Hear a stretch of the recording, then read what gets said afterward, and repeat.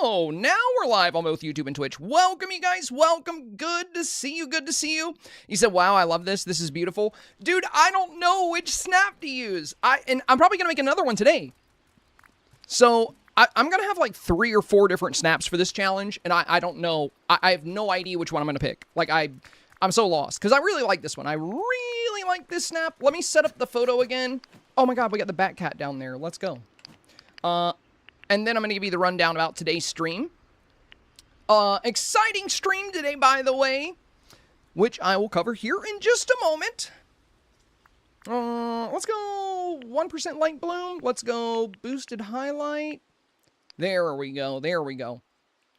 Okay, so here's what we have going on today, you guys. Today's stream is sponsored by Gameloft and Disney Dreamlight Valley. So not only did we get Twitch drops, but they're going to be sponsoring 2 of our streams here.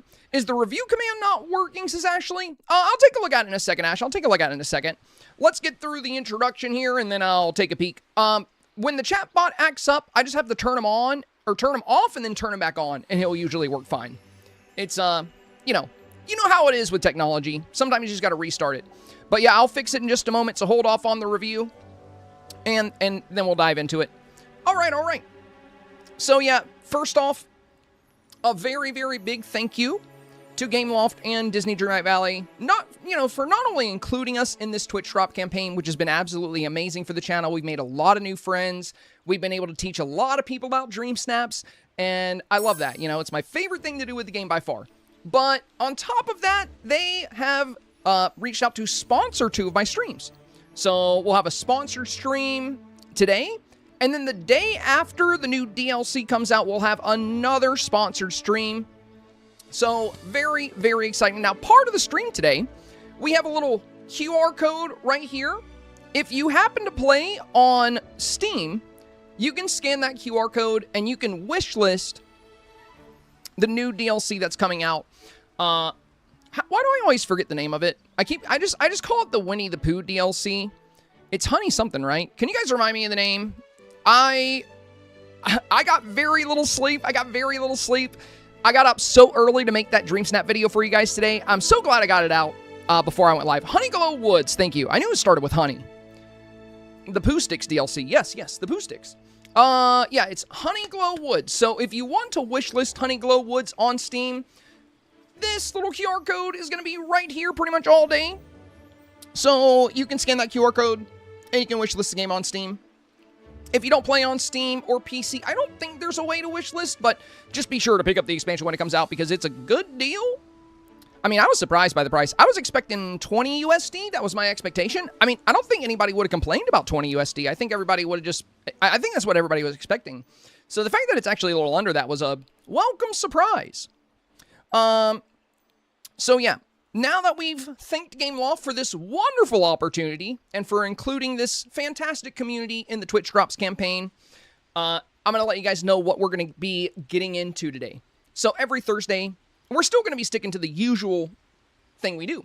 So as you know, Monday we do Dreamsnap Reviews, Tuesday we do Dreamsnap Reviews, Wednesday we build new example scenes for the Dreamsnap Challenge, Thursday morning I make a new Dreamsnap guide, and then Thursday afternoon or evening when we go live, we get into the Dreamsnap Q&A.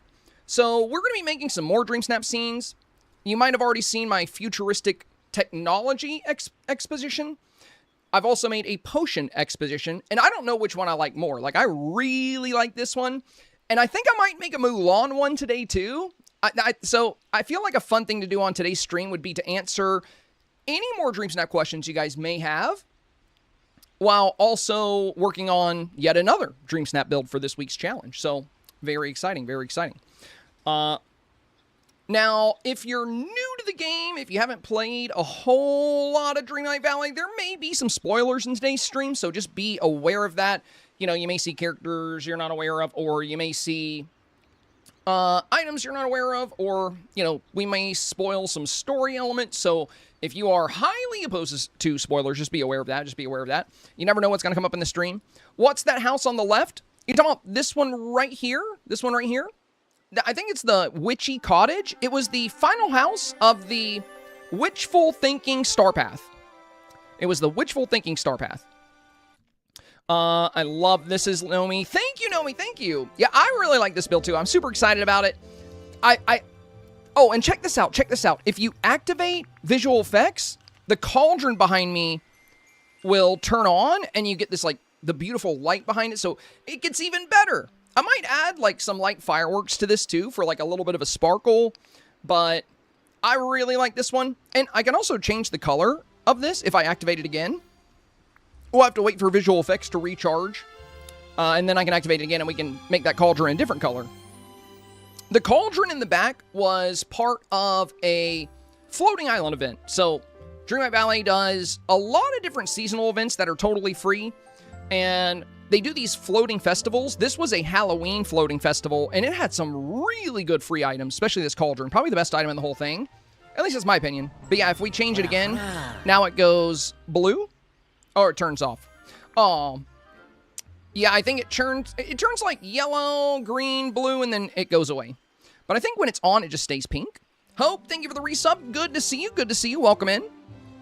Okay, me too. And this, his game character looks so cute. Oh, thank you, my friend.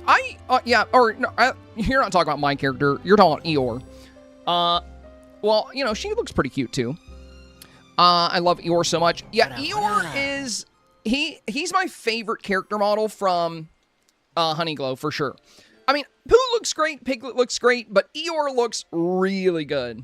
Oh, we got another Prime sub here. So Hope coming in with the 46 months of support, and Kinley coming in as a brand new member of the supporter family. Thank you so much, my friend. Thank you so much. Welcome to the family.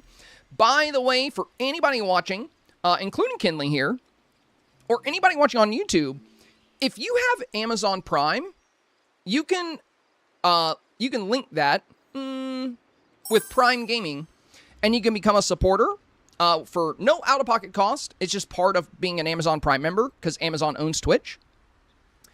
And if you do so, you can participate in our weekly Dreamsnap reviews. I used to review Dreamsnaps for followers and supporters, but it got so busy that it was impossible for me to get through all the reviews. Even now, just doing supporters and just doing YouTube channel members, I usually have to stream like an extra several hours, and 3 out of 5 of my streams are just Dreamsnap reviews. That's how many snaps we review now. It's so many. It's so many. But yeah, if you're ever interested in participating in the snap reviews, yeah, I'll set it up. I'll set it up now. Actually, give me 1 second to go over to my chat bot. Yeah, I probably just need to turn it off and turn it back on. It's, you know how tech is. Let me turn CloudBot off and then turn it back on. Okay. And let me do the same for YouTube just to be on the safe side because it's probably not going to come up on either. There we go. Okay, now give the chat bot about 30 seconds and then try again. It should be working now. So little taters, whenever the chat back online, just type !review. Yeah, chatbot's late to work today. By the way, if I seem a little off my game today, I did not get much sleep. I went to bed at a decent time, don't get me wrong. But I made sure I got up really early today to get that Dreamsnap guide video out to you guys on YouTube. Because I knew we had the sponsored stream today. I didn't want to push that back or be too late.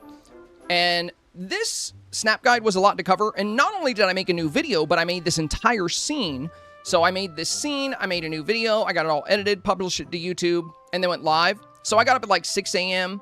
and I was having some nerve pain in my foot last night. So I went to bed at like 10, but I probably didn't fall asleep until like 12:30 or 1. So I'm running on like 5 hours. So if I seem a little off my game, that's probably why. A little eepy, but doing good, Lunaire said, congrats on getting the VIP slots. Yeah, I was so excited. I was so excited when I checked that today. It didn't refresh yet this morning. I checked it again before going live, and they were there. Is the chatbot still not working? What? Whoops. That's odd. Yeah, not sure. It might just be down today, guys. We might not have the chatbot today. Which is unfortunate, but Yeah, I mean, you can always use a copy paste for the snap reviews. I can put it in chat now, actually, if you want to copy it, and you can just paste it for anybody. Let me pull it up. Let me pull up the command. Yeah, because I turned it on and turned it back off, and it's still not working. So, you know, it's just Streamlabs. Sometimes there's a communication issue. Hopefully our alerts and stuff are working. I think they are. I saw an alert pop up earlier, and usually when the chatbot goes down, the alerts are down too. Give me 1 second here, and I'll get you the review command. Wait, where'd it go?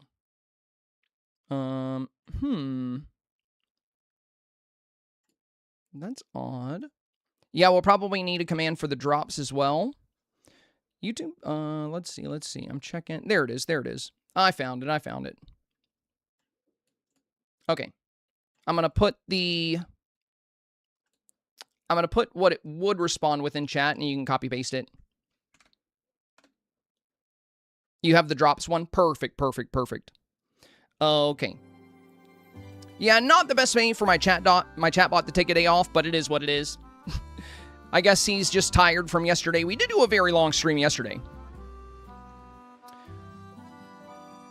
Shayla says, I linked my Prime account. How do I subscribe? So if you're on the Twitch app, if you're on the Twitch app, when you go to subscribe, sometimes the Prime sub option won't show up.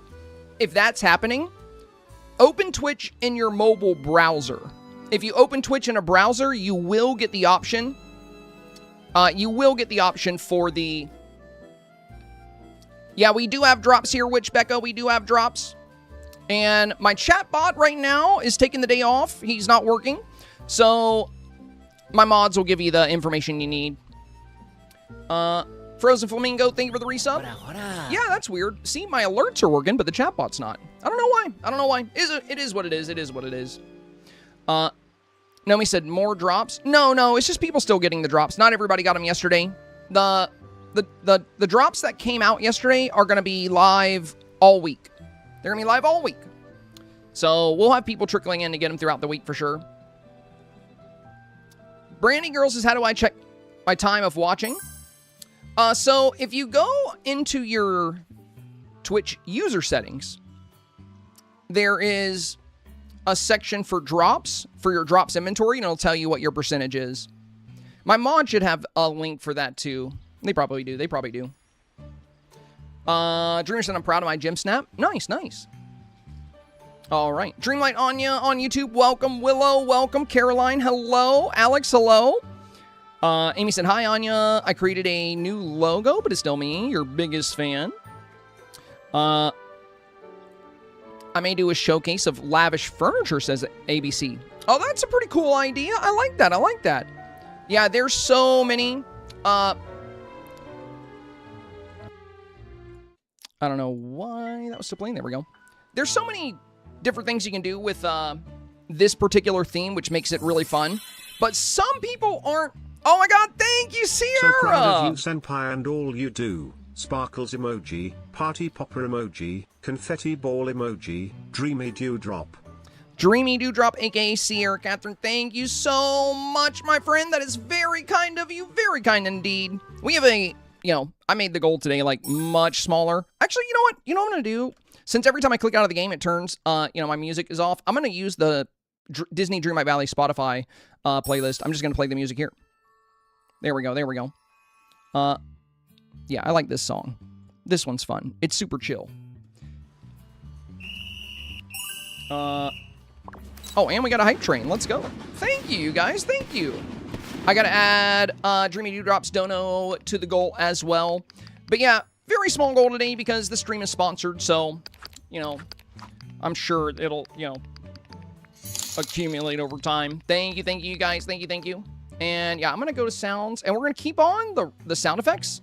And I'm going to play music on I'm going to play the music through Spotify. That way, if I have to click out of the game for anything, the beautiful music will still be playing. There we go. And let me do a quick update on the goal here.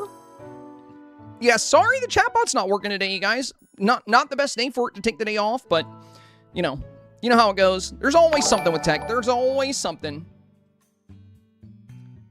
Nomi, thank you, my friend. The on-screen celebration, I think,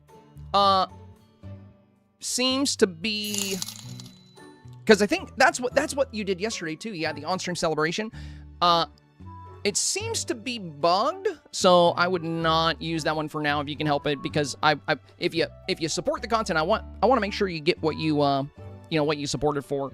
I mean, you're welcome to do it, but since it's not showing, is it showing on your end? It doesn't show on my end. Hopefully, it shows on your end. Is it working on your end, guys? I just thought about that.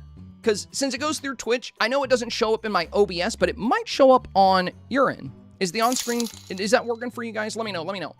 Okay, so I'm going to add my goal real quick. 411 plus the 999. Thank you, my friend. 1410 on the board. Let's go, let's go. Very much appreciated. And another 45 from Johnny. Thank you, Johnny. Thank you. I'll add that too. I'll add that too because I think I 1410 plus 45 and 1455. Okay. Okay, now I got it. Now I got it. We're all good. We're all good. Everything is copacetic here. Goal number 193.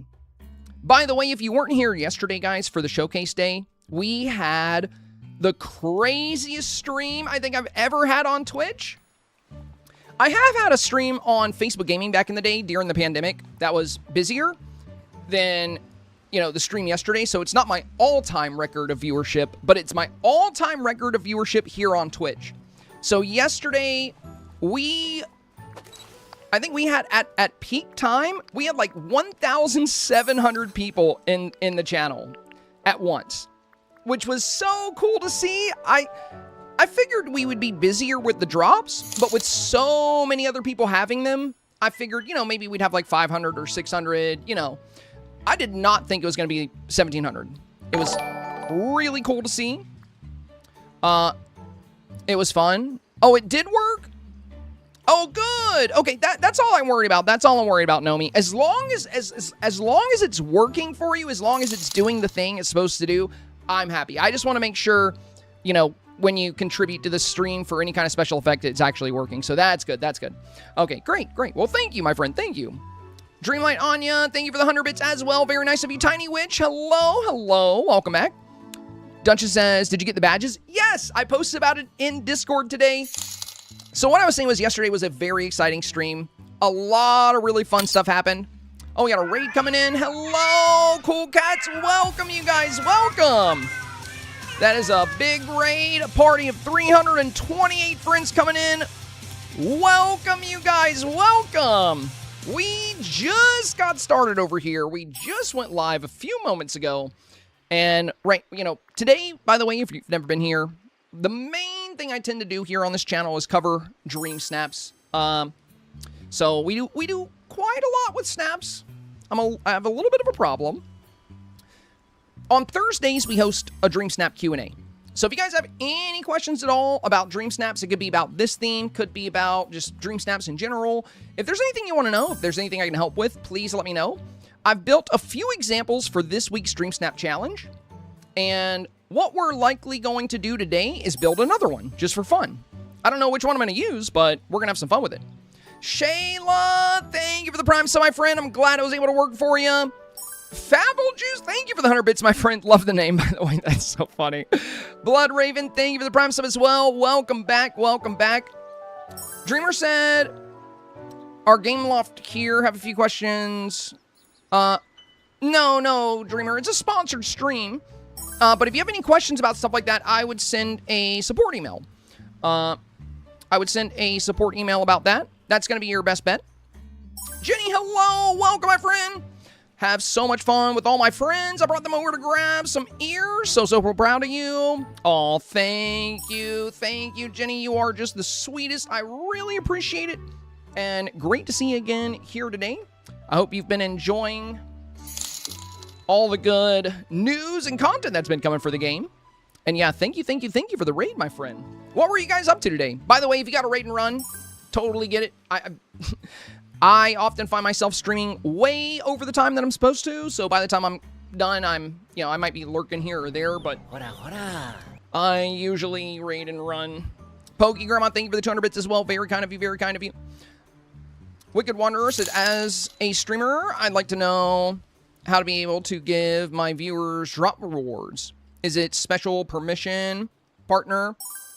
So that's a great question. That's a great question.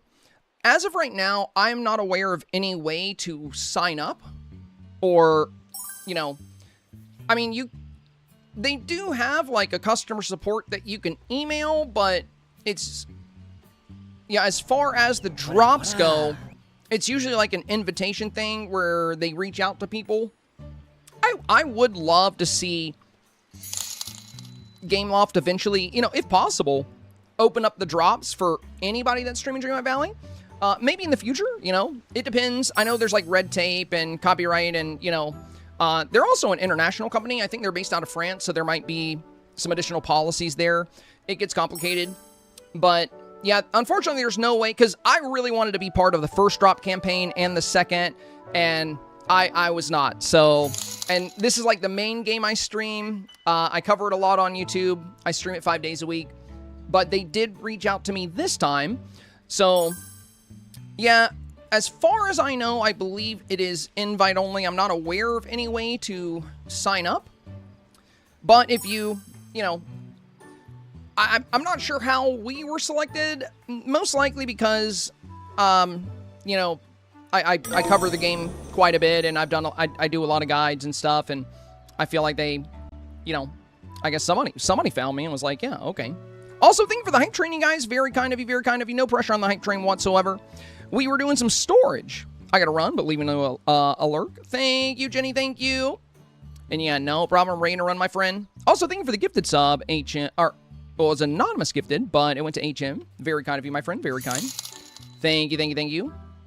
My question is, can you build my snap this week? I hate this theme. Oh, you don't like the theme? I love this one. Well, here's the thing. Here's the thing. Hope, if you're not enjoying the theme, I think you might not be approaching it quite the right way. Because here's the thing, you guys.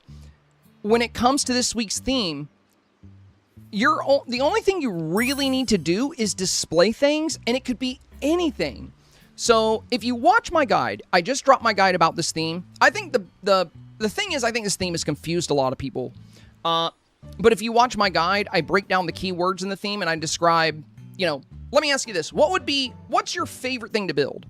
What's your favorite thing to build? Is it nature stuff? Is it magic stuff? Is it technology?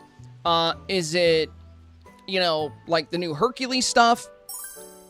Companion stuff. Okay. So, hear me out, right? Let's say your favorite thing to do is to work with companions. You could have houses and buildings that fit that vibe. You can set up things like the companion play park, and you can put inauguration ribbons around them so they're on display.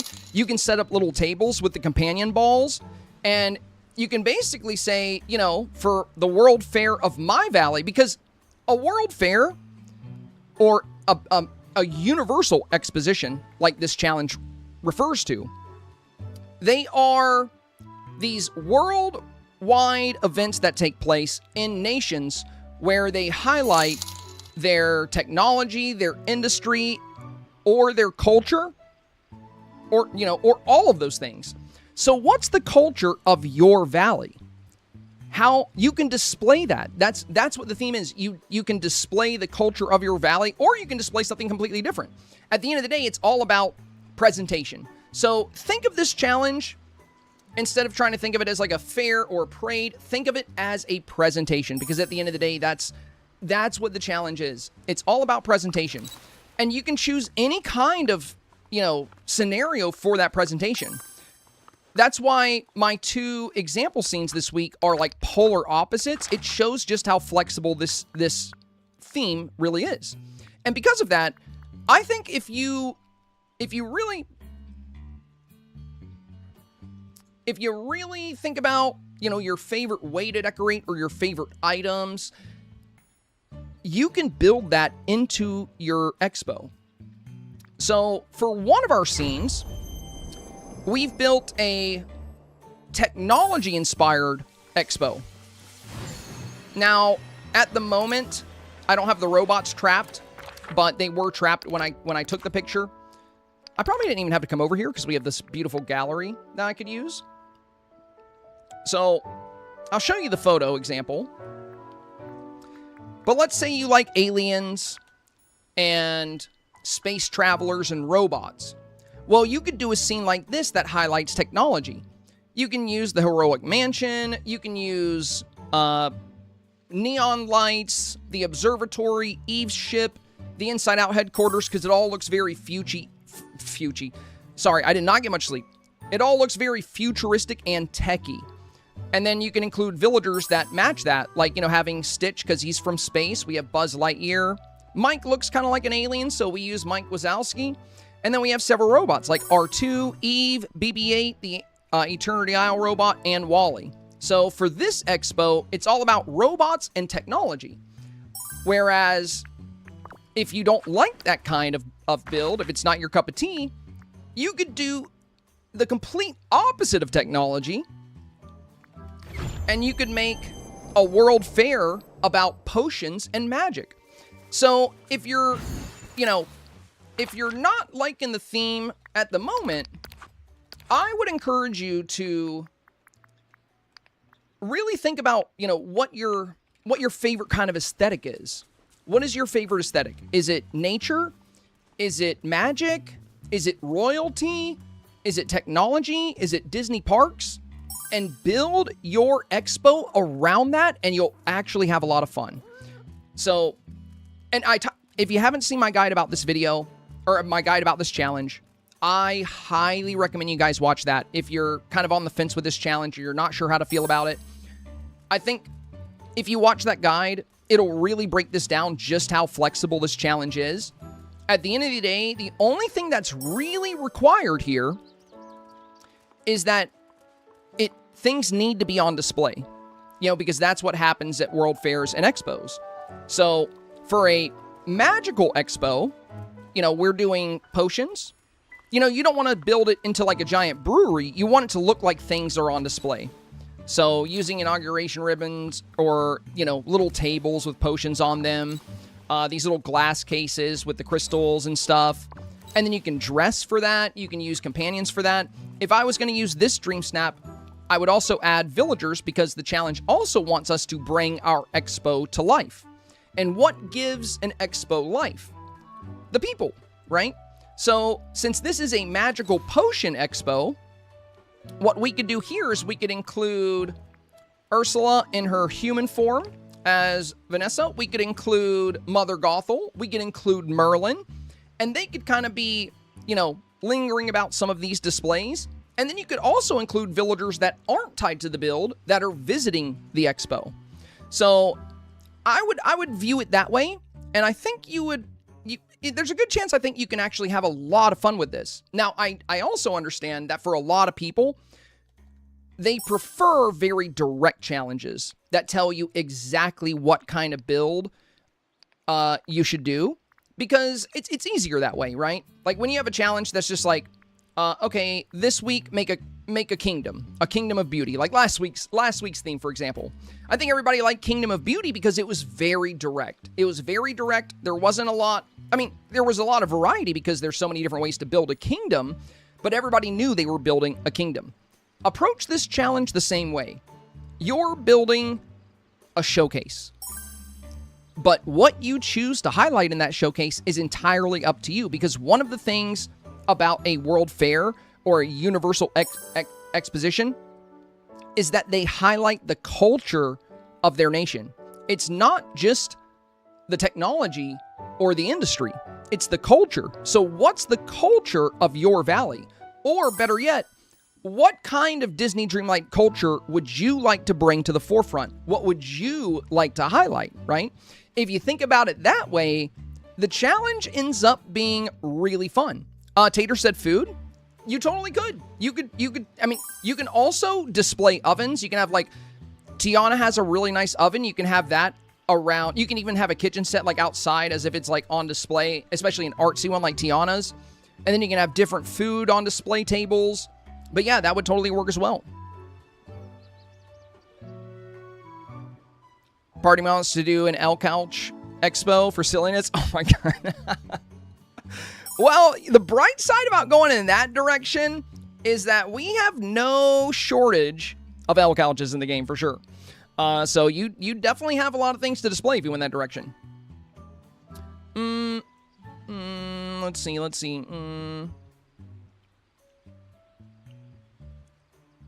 Where is this guide found? On my YouTube channel. So if you're Eyes of Sorrow, you found us yesterday, right? You're a new friend, aren't you? So I think you probably heard me say this yesterday because I said it so many times. The main thing I cover is stream snaps. That's like my #1 focus in the game. So Mondays and Tuesdays, we do the snap reviews. Wednesdays, I start building new scenes for the challenge to give examples. And then on Thursday morning, I take those example scenes and I bake them into a guide every single week. So every week on my YouTube channel, on Thursdays, there will be a guide for every single challenge. And it focuses on dissecting the theme. Like, I'll actually pull the definition of keywords from dictionaries, and I'll show them on the screen. Like, I think one of the things that confused a lot of people this week was they weren't sure what to make of a universal exposition, or how to approach like a world fair with so many different concepts and ideas. So I focused on defining those words in the video, and then I discussed several different ways you can go about this.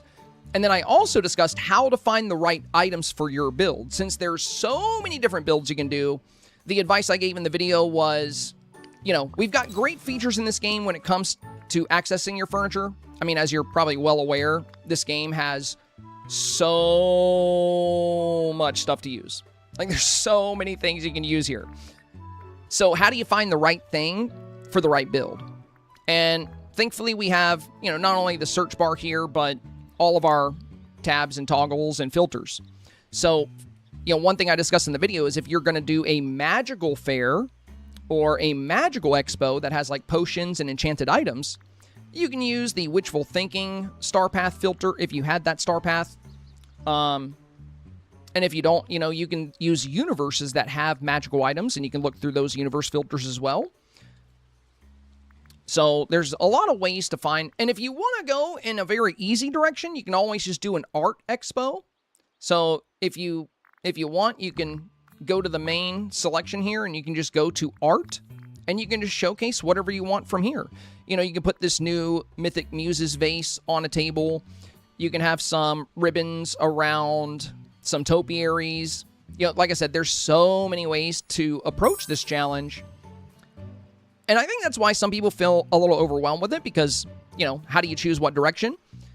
But my advice when it comes to choosing what kind of expo or fair to make this week, if you want to make the best Dream Snap possible for you, and if you want to have the most fun possible while doing it, choose something that you really love making, something you really love working with anyway.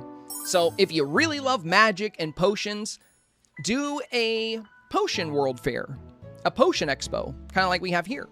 If you really like the sci-fi and tech stuff, do a robot expo or a technology expo. If you really like art and painting, you can do an art expo. I know we've had people talk about how they're going to do gemstones. So if you really like all the different gems and diamonds in the game, you can highlight mining and gemstones. I will say, though, with whatever you choose, I would try to choose something that you have some good houses for. That way, you're not only putting the items on display and some of the decor on display, but you're also putting really cool houses on display at the back of your World Fair. So a lot of really fun ways to approach it. But hopefully that helps you guys. For anybody that was feeling lost or stuck on this challenge, or, maybe you weren't enjoying it just yet, I'm hoping with, what we covered here, you'll end up having a lot of fun with it. Because at first, I wasn't sure how to feel about this theme. I didn't really know what I was going to do. And then once I started looking up the keywords yesterday on stream, once we took a look at the challenge, and I started building my scenes, I was like, wow, this is actually a really cool challenge. It's also a very unique challenge. I don't think we've ever had like a expo or like fair before. We've had a lot of challenges where we've displayed things. Like there was the Dreamlight Diamond Showcase, right? Bethany said, what about astrology?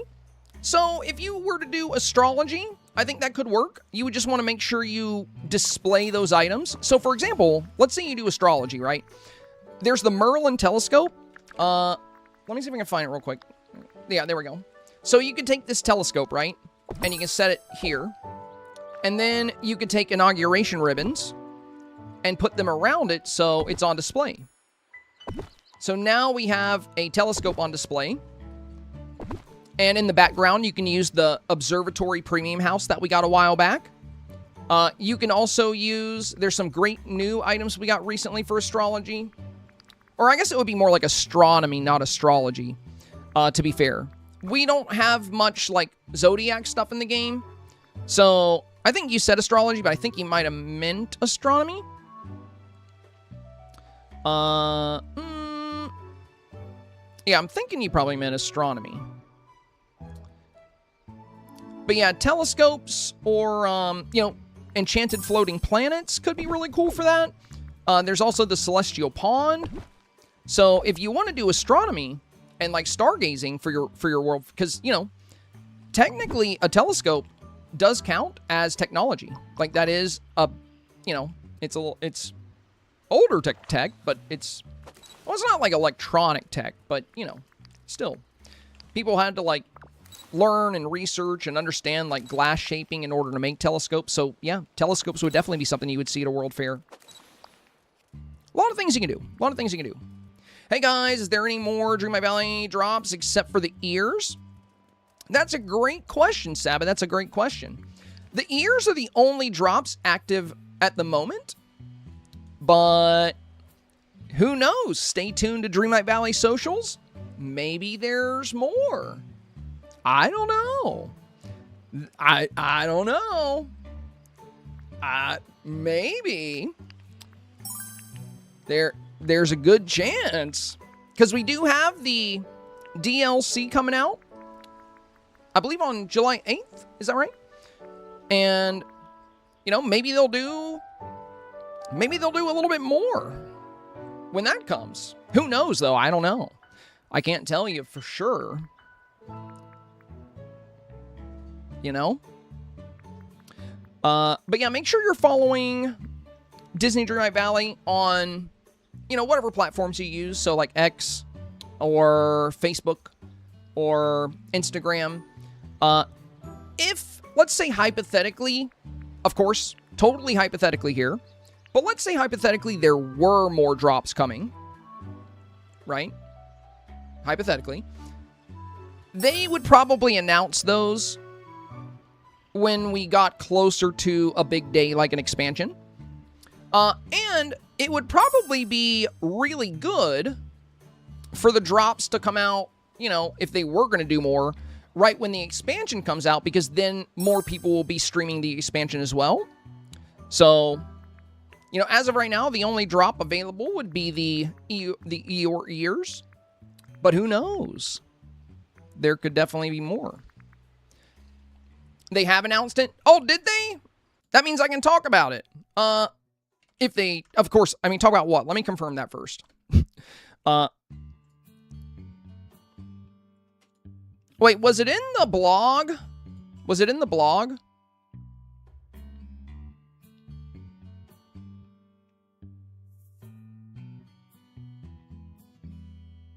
Only thing I see right here is the ears. It's on their site. Oh, it was in the blog? Oh, good. Nice. That means I can tell you there's more drops. Samantha.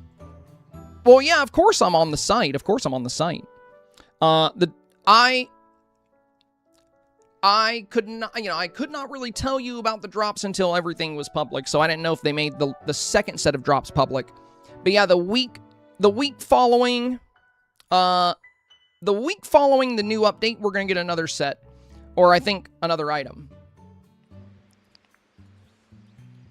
I can't tell. Have they revealed what it is?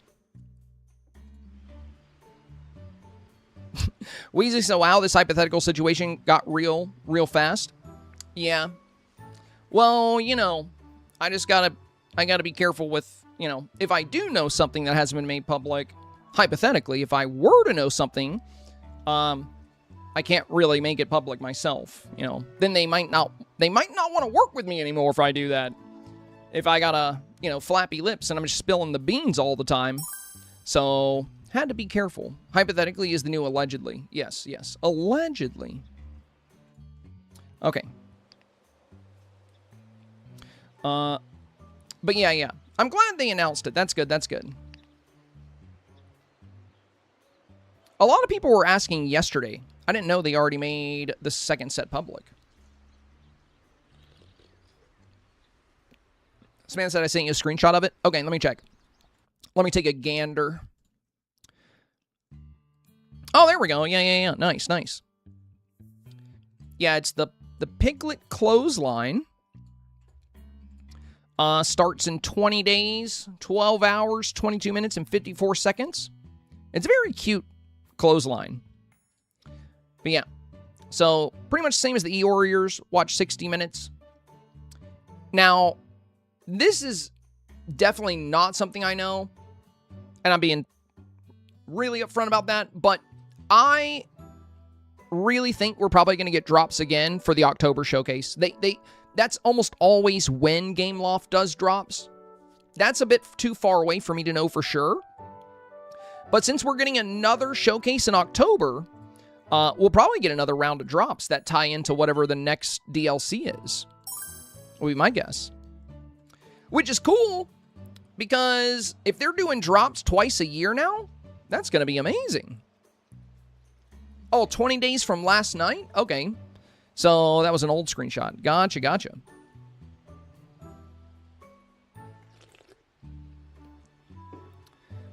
Bethany said, so could I, like, do a Hercules build and have, like, all the statues and stuff behind me with the ropes? Yeah. Statues are considered art, so you can have a statue expo. Like I said, you know, as long as you build a world fair and you are showcasing things, you're going to be on theme. Now, that doesn't mean you're going to automatically get 4K, of course. Voters, as we've discussed, you know, we tend to see what is popular within that 4K range, what is popular within Dreamsnaps. And what we typically see in the 4K range, you know, voters do really like to prioritize really beautiful builds. So with whatever you choose to highlight in your expo, I would just try to make it a gorgeous, you know, a gorgeous build. And I would also highly recommend having, like, some things on tables. You know, maybe if you're going to do statues, maybe some little statues. And then, you know, having, like, the inauguration ribbons around things, I think is going to be really good. And if you do a Hercules type of build, and that's your World Fair, then you can have buildings that work with that. You know, you can use some of the Athens stuff. But yeah. Yeah, like I said, that's the cool thing about this challenge. You know, if we look at the theme here, it's called Journey into Imagination. It says, your valley has been chosen for the Universal Exposition. And I have the actual definition of a Universal Exposition here.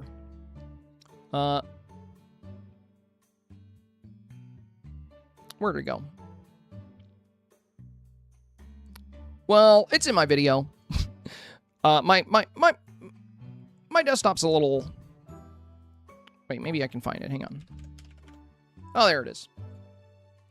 So a Universal Exhibition, commonly known as a World's Fair or Expo, is a large-scale global event designed to showcase the industrial, scientific, technological, and cultural achievements of participating nations.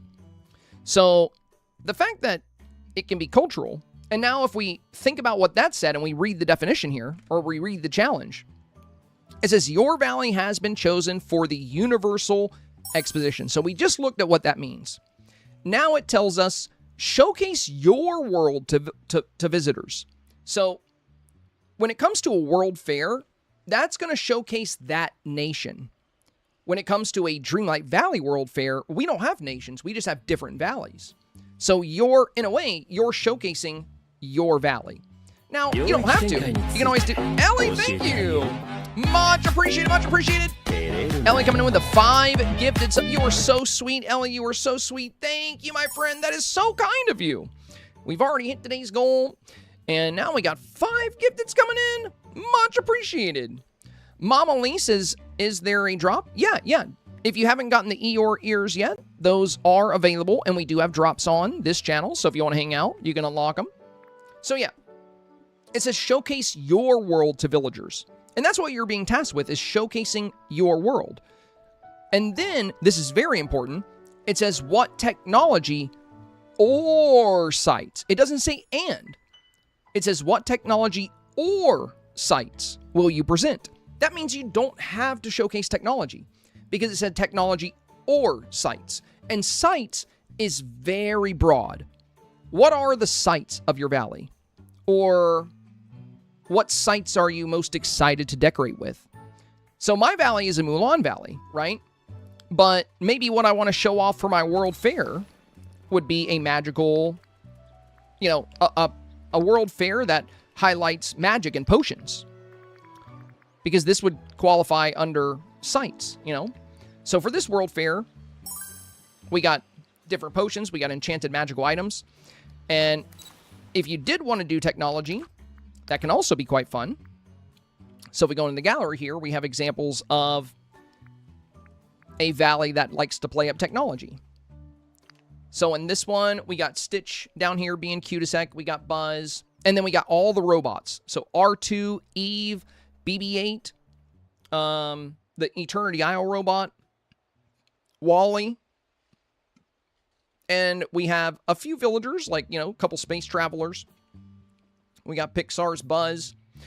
And then for the buildings, we're using a lot of buildings that have neon lights or a futuristic / techie vibe. So you could do something like this.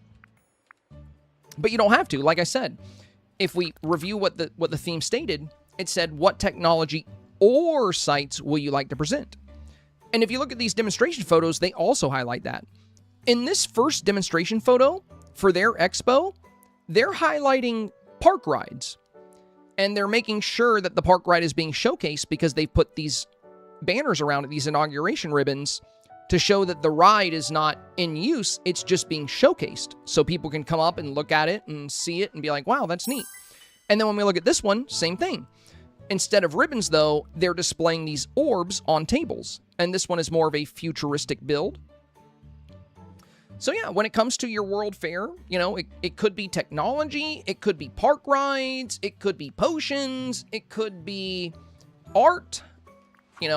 What's the culture in this game that resonates with you the most? What's your favorite thing to decorate with?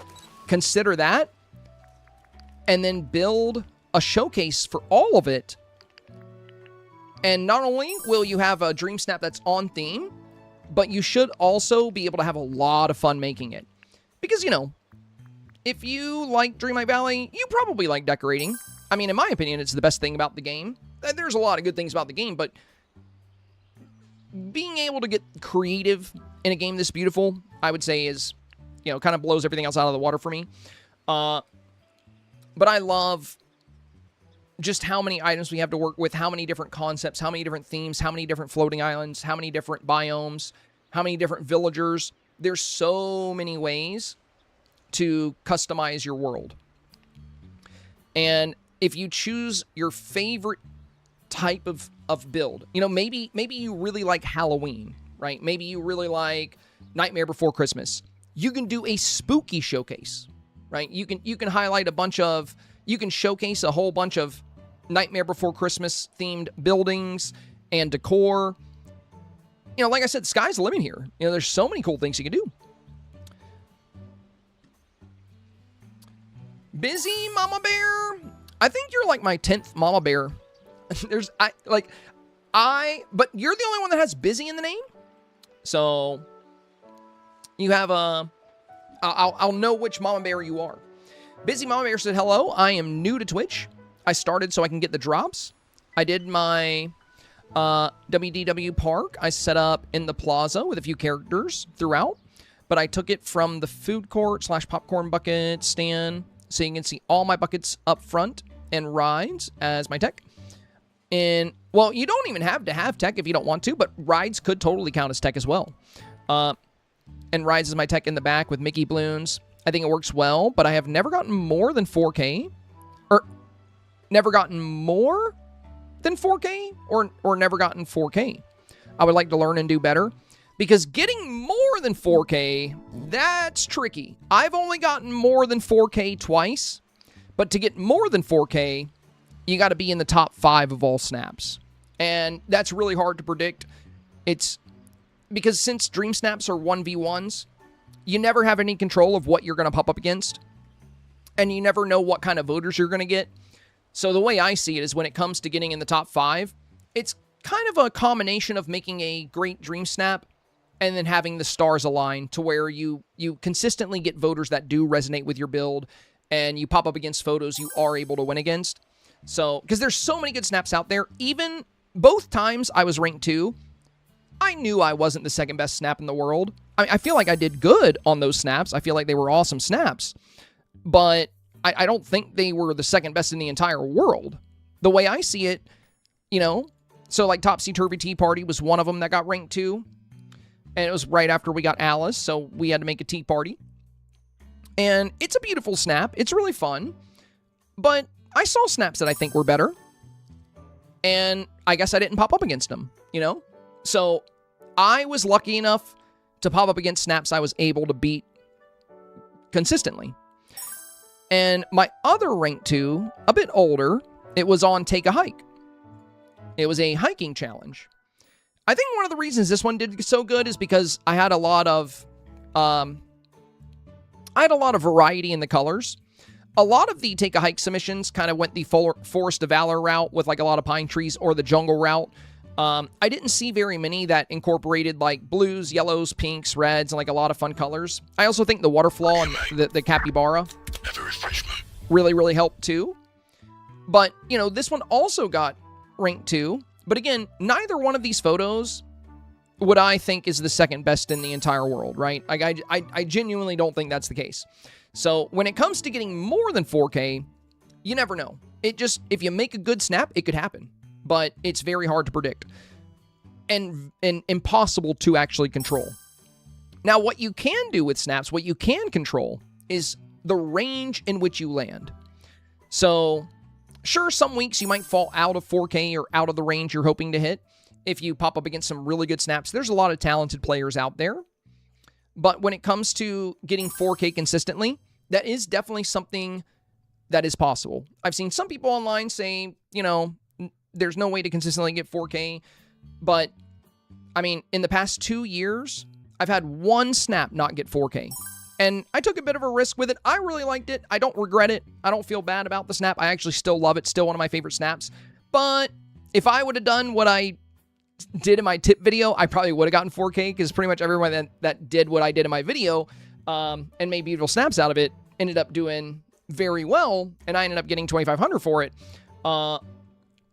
because I did a much smaller portal. And yeah, I wanted to do something different. I wanted to do something super fun. And I understood that, you know, maybe it wouldn't do as well. But you can definitely control, you know, like where you land when it comes to Dream Snaps as far as the range. But as far as specifically getting in the top 5, it's very, very hard to predict. Sour Lemons. Hello, my friend. Welcome, welcome. All right, let's see. Ellie, welcome, my friend, welcome. Ashley, thank you for the pinned comment. I appreciate that. Katie Boo says, I'm new to Twitch. Can someone explain how to get the ears? It's in the pinned comment there, Katie Boo. So, if you haven't done so yet, the first thing you're going to need to do is visit dreamlightvalley.com/twitch-drops. You can click the link right here in the chat or in the pinned comment. Once you're there, you're going to link your Twitch account with your Dreamlight Valley account. Once that's done, all you have to do is watch a partnered streamer for a grand total of 60 minutes. And that can be divided amongst multiple streams, by the way. You don't need to spend 1 hour in just one place if you don't want to. Like, if you think you'd have more fun somewhere else, be my guest. There's a lot of great creators covering their drops. And yeah, once you hit your 60 minutes on Twitch, in your settings, there is a drops inventory. you'll be able to go to that inventory and you'll be able to select claim drops. And then from there, you'll be able to get the drops mailed to you in Dreamlight Valley. They'll show up in your mailbox. D says, how do you receive gifted subs? Thank you, Ellie. Oh, it's just random. So, yeah, Ellie gifted 5 subs, and Twitch just kind of chooses 5 people. I think there's a better chance of getting them if you're here in the stream. But sometimes they go just, you know, all over the place. Cole says, loving your character. Thank you, my friend. Thank you. This was an outfit I specifically made for this build. And we're probably going to work on another build here in a moment. For my other build for this challenge, we have a couple of world fairs right now. If we go to the Plaza Island, oh, that's where we are. If we go to the Meadow Island, again, I did not get much sleep, guys. I'm sorry. If we go here, I got a different outfit. And I love presets for Dreamsnaps, dude. I'm so glad they expanded how many presets we can use. For the tech build, I'm using the Tron outfit, which I really like. And I hide the dragon. Now, when this build is actually set up, I have the robots trapped in these display sections. And I actually like this build a bit more at nighttime. So if we bring the moon down right about here, and focus is already adjusted, we'll boost saturation. We'll boost our character lighting. Actually, let's turn character lighting back down. We're going to go highlight first. And let's turn light bloom to 1%. That way we can boost the highlight even more without getting overwhelming. And now we boost the character lighting. There we go. So for this build, I'm using the Tron outfit. I haven't touched the presets yet, says Night Owl. Oh, are you talking about the sliders? Oh my gosh, so Night Owls, if you're getting into Dreamsnaps or you've been doing Dreamsnaps, I highly recommend playing around with your camera tool. They've really improved it over the years, but there's so much you can do. And if you... One of the things I do each week, I know I've mentioned this a lot, but if you're new here, you might not know. The main thing I cover on my channel is Dreamsnaps. I am really into Dreamsnaps. I make like multiple builds each week. I do a weekly YouTube guide about every single challenge. I've participated in every Dreamsnap challenge this game has ever had. And I've got a really good track record when it comes to Dreamsnaps. So every Friday, Monday, and Tuesday, my entire stream is dedicated to reviewing community Dreamsnaps. So what happens is people in my Discord will submit their Dreamsnaps in a special forum, and I will open and review these Dreamsnaps, and we'll talk about, you know, ways to make them more competitive. We'll talk about theme relevancy. We'll talk about lighting. We'll talk about color composition, all these different things. With that said, the advice I give on Dreamsnaps is never really rooted in my preferences. It's not about what I like, because I'm just one person. If the advice I gave was just about what I like, it might not help you get 4K. So the advice I give on Snaps is based off of what we see doing well. And the way I'm able to know that is because, you know, ever since we've been doing this for years, every single time a challenge ends on Wednesday, once voting is closed and everybody has their results, I share my Dreamsnap on Facebook, and I ask everybody that follows me over there to share their snaps and their results. And we get hundreds of comments. And most of the people sharing there are in 4K. A few people, you know, will end up with 25 or 15, but a lot of people, they're very Dreamsnap enthusiastic over there. And a lot of people here in the community are too. So what we do on Wednesdays on refresh day when I go live is we look through all of those snaps and we look at what is doing well on average within Dreamsnap challenges. And there are a lot of things you're going to see every single week in Dreamsnaps. So, one of those things would be pushing the camera closer to the avatar. So if you use things like the Vizier's Alchemy table, getting closer to the avatar so you can really make the most of your beautiful outfit and your beautiful accessories. And, a lot of people vote on small screens like Nintendo Switch, or maybe they're voting on Steam Deck or ROG Ally or Apple Arcade.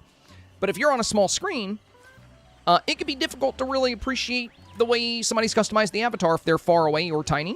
So one of the big metas, one of the things you'll see in most of the 4K snaps is the avatar a little closer to the frame.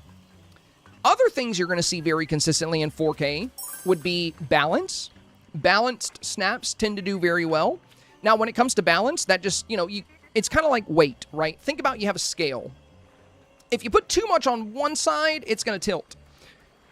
Now, there are circumstances where that's just going to be how it is. Like if the right side of your scene is a beautiful open ocean and the left has castles, that's fine, But for standard snaps like this, where you're kind of taking it in a flat zone, having a nice balance, a nice centerpiece, like for this build, we have the V8 Flo's V8 Cafe here, and we have this diorama with the R2-D2 hologram, right?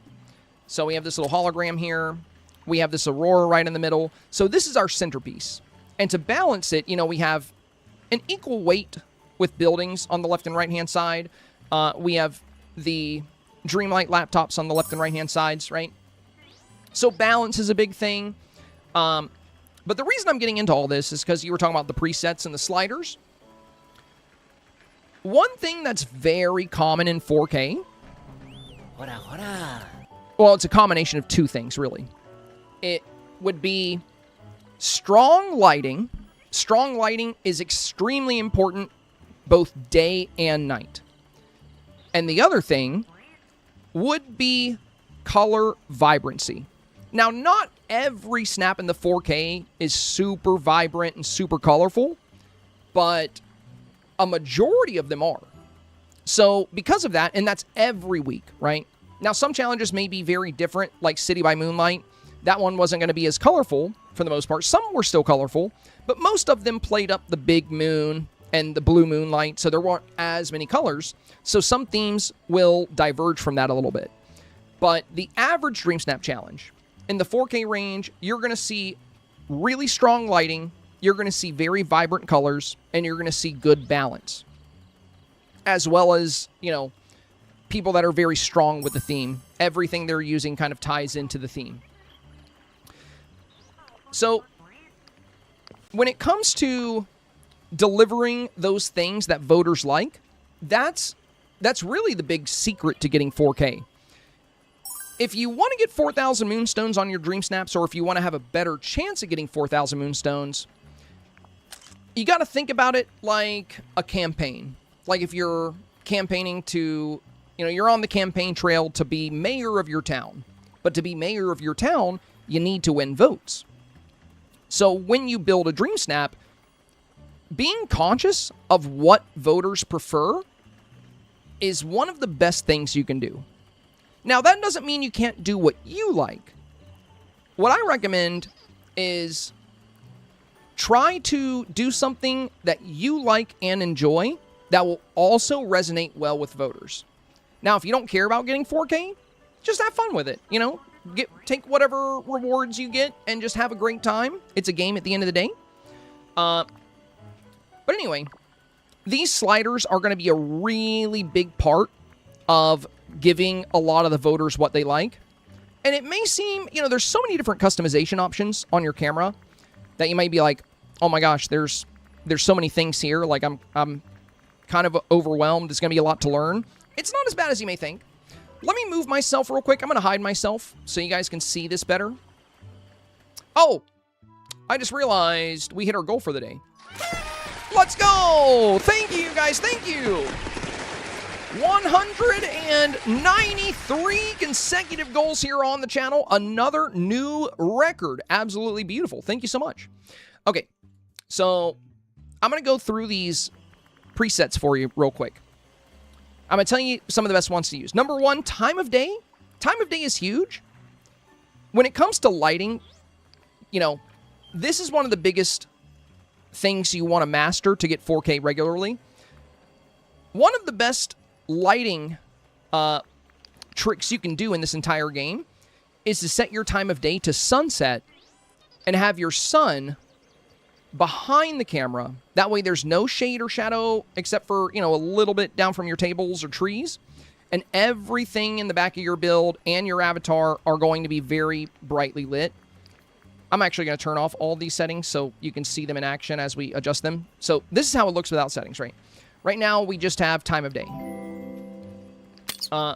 Hey, thank you, my friend. Another raid. Let's go, let's go. Thank you. Welcome in, Chloe. Welcome in. Hope you're having a great day. So, time of day, very important slider, and also very easy to understand, right? The other cool thing with time of day is if you go late at night, you can actually get your moon to descend into your scene. So if you're doing a nighttime shot and you want to have a beautiful moon in the scene, you can do that with this. Or you could just use the moon setting here. But this one does change the lighting quite a bit. Now, while we're on the topic of night, I'm going to show you one of the most important sliders for nighttime shots. You can see we have some great moonlight.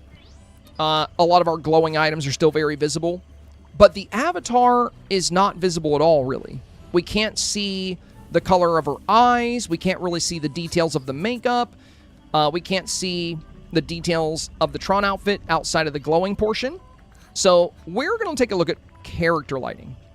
So this slider is crucial for night snaps, or if you're in the shade or you're in the shadows, this is extremely helpful. Another very easy slider to adjust and learn. The nice thing about character lighting is not only does it brighten your avatar, it also brightens your villagers. Sadly, it currently does not brighten pets, but maybe they'll add that in the future. I really hope they do. But yeah, character lighting will brighten the avatar and any villagers in the scene. Okay. Now let's keep working through the list here. So we've discussed time of day. The next thing we're going to discuss is focus. Now when it comes to focus, anytime you're in portrait mode, let's say you're really close to the camera, see how blurry I am? Because portrait mode makes things in the background blurry and things in the foreground blurry. But if you adjust focus to 2%, it'll fix that. Hey, Fireside. Oh, hello, Mom. Welcome. Hello. I read your name and I was like, it's my mom. Welcome in, Mama. Welcome in. Good to see you. Good to see you. Thank you for the super chat, by the way. Very kind of you. Let me pop up on the stream so I can say hello. Welcome in, welcome in. Today's stream is sponsored by GameLoft. We have right now, we have about 600 people on Twitch watching because we have Twitch drops. There's a lot of people that have been getting their drops from Twitch, which is really fun. I think there's actually, surprisingly, we still have like 60 people over on YouTube too because I think you guys have all got your drops already. So now you're back to YouTube. Oh yeah, and today's stream is sponsored by GameLoft. I don't know if you saw my Facebook post about that, but I was wanting to tell you about it. Brandy Steiner said, will this help me get the ears, the Twitch drops? Yeah, you can get them here. You can watch here, and you can unlock them. Also, that's my boy. It's been a really busy week. I actually got partnered with GameLoft for this Twitch drop campaign, which is awesome. Yesterday, we broke our record on Twitch. We capped out at around 1,700 concurrent viewers. I don't know how many overall views we got. I haven't checked that. I don't know how many views we had on the stream overall. But shortly after the showcase ended, we had like 1,700 people in here, which was really cool. And then yeah, also they're sponsoring today's stream. So GameLoft ended up sponsoring my stream today, and they're going to sponsor another one when the new DLC comes out. I think my next sponsor stream will be July 9th. Yeah, it's been very cool. I'm going to have to check out the YouTube channel later so I can see past snap advice. Yeah, you can look. So I actually have a playlist, Alex, for all the previous Dreamsnap tip videos. So if you're curious about older challenges, not to mention, in each video, I usually highlight something kind of cool. Like, for example, in the Forested Book Nook tip video, I showed players how to zoom, how to get close to the avatar in portrait mode while sitting. So there's a fun little thing you can do with items that push the camera. We're going to use a pet that lets us sit. We're going to use this robot. So if you go into selfie mode and then you crouch, and then you uncrouch and move your camera back, now the camera's lower than normal, and we can sit on the ground, and we can get a really good shot of the avatar up close while seated. And again, you can find this in the Forested Book Nook guide, but if you watch my previous snap guides, I'll always go over some neat tips and tricks there that work in other Dream Snaps as well. The reason it was in that guide in particular is because since the goal of that challenge was to make a book nook or a reading area, I wanted to be nice and cozy, and I wanted to reach for a book, so I used the robot pose. The avatar reaches out to pat the robot on the back, so I hid the robot, I put a stack of books here, and we got this nice scene of her reaching for the book, and we have our really enchanted little forested book nook here. But yeah, all of the previous Dream Snap guides are available on a playlist called Weekly Dream Snaps Advice on the YouTube channel. On top of that, I do have some kind of general Dream Snap guides as well. I'm planning on making a new and updated one, though, because it's been a while. Anyway, let's dive back into the filters. I think I got a little distracted there. That is my bad. That is my bad. And thank you again, Mom, for the super chat. Very nice of you.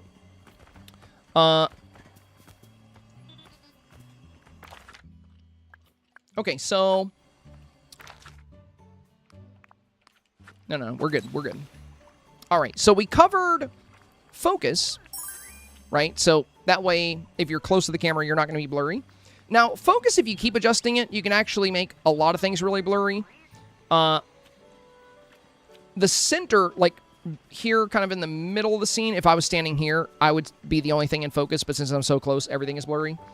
Usually when I adjust focus, I either keep it at 0% or I just go to 2% to make everything crisp. Now, aperture, you don't really need to worry about if you're using focus, because once you adjust focus, aperture is not, it won't do anything at the time. Contrast makes colors a lot more bold. Now, I typically don't use contrast. And the reason why is because it's a heavily boosted contrast doesn't seem to be very popular with voters. I've seen a lot of really well-made snaps that have good composition, good balance, good theme direction, and I see them getting 1,500 or 2,500 very often when the contrast is really high. So instead of contrast, because contrast is going to make your colors a lot more bold, I prefer to use saturation because it gives a natural elevation to the colors and the details. And it lets, you know, if you're using contrast, a lot of these colors can actually end up bleeding together and you lose a little bit of detail.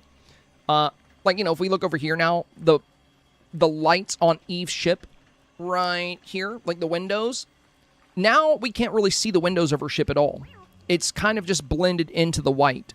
So contrast can be so strong that certain elements of your photo can disappear. So, and if you want to use contrast, that's fine. You can play with it, you know, have fun with it. I prefer saturation over contrast. If I am going to use contrast, I use it very lightly, unless I'm doing something very advanced, like trying to make my character look like a ghost. So, you know, for Ghostly Gala, if you combine light bloom, character lighting, contrast, you know, and you make your skin blue, and you give yourself white hair, and then you boost saturation, if you do all those things, you can give your character this very ethereal glow where she's actually like putting off blue light and she looks like a spirit. So I usually don't mess with contrast, but it does have its uses. So, you know, just keep that in mind. Now, vignette. The interesting thing with vignette is it's actually on by default. Even if it says 0. Let me hide myself again so you guys can see the sliders. Vignette says 0.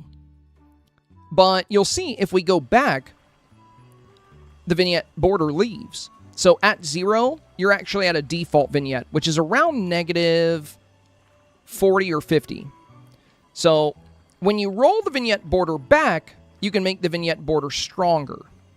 When you roll the vignette border forward, you can create a brighter vignette border where it's brighter around the edges of your scene. Now, what I like to do very often with vignette is if I have really dark corners in my scene and I want to get more color into them, I'll just turn it off by going to -1 or -2. Now, if I have very bright corners in my scene and they're a little overwhelming, I'll actually roll the vignette border back and crank it up a little bit. Or if I'm trying to do a shadowy, villainy kind of snap, you know, the deeper vignette can be good for that too. But yeah, vignette can be very, very useful if your corners are too dark or too bright. So keep that in mind. Color temperature is not one I like too much because rather than changing the colors of everything, you know, within the environment, what it does is it kind of adds an extra layer to your photo. It's like if you had a really thick piece of blue plastic that you could see through and you put that in front of a camera lens. That's kind of what this is doing. Same thing for yellow. It's like a thick yellow lens that you're looking through. So we lose a lot of lighting. However, there is a way to use this. And I showcased this when we did our... Oh, thank you, my friend. We got another Prime sub here. Dumpling Bell, much appreciated. So, is it still broken where you can't use both temperature and tint? I've never tried to use both. But it seems to be working for me here. Oh, wait, or did it turn off the temperature? Oh, it did turn it off. I never knew that. Well, I don't really know if I want to use both, but yeah, I never knew that. I've never tried to use both at once.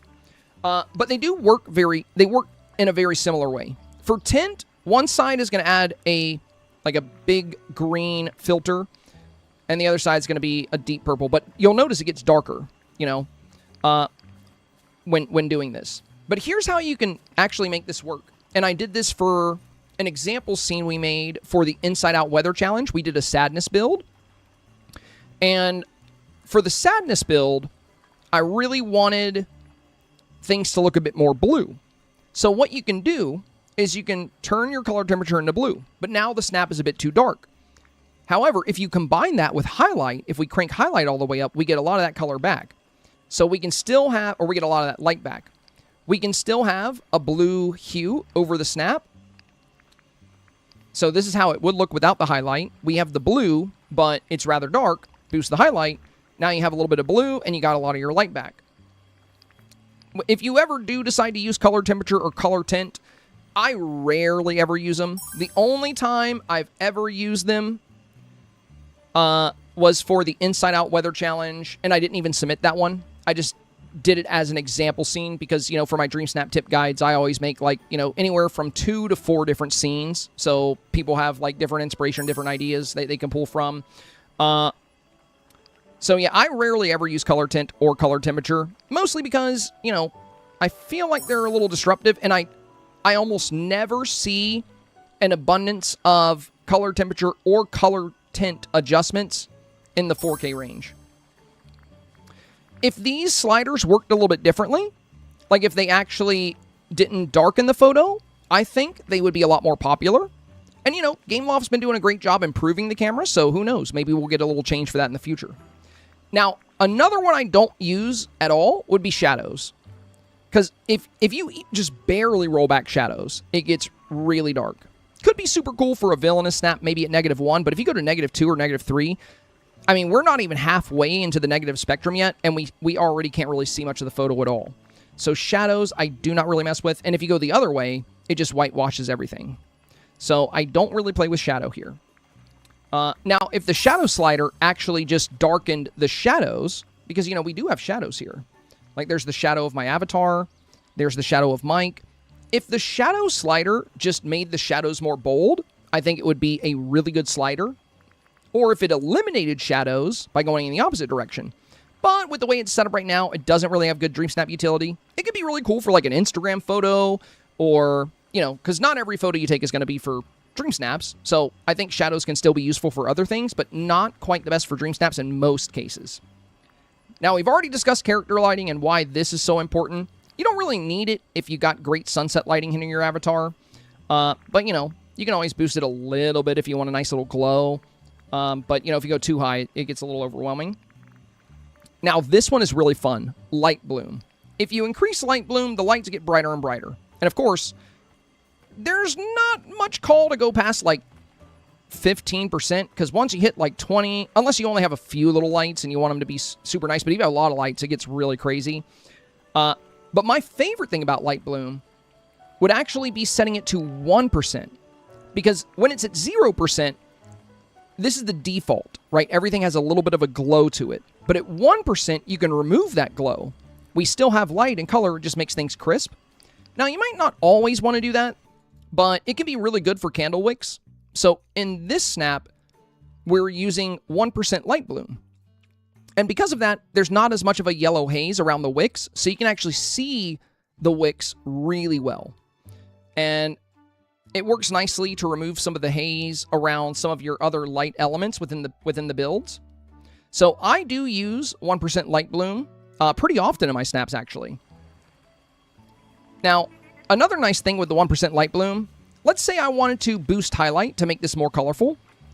Well, we got more color and more light now, but when you're combining that with the fact that we have so many glowing elements, now it's a bit too much. But if we set that light bloom to 1%, now we get the extra lighting of the highlight, we get extra color, but by disabling the light bloom and setting it at 1%, we're not getting that harsh, haze anymore.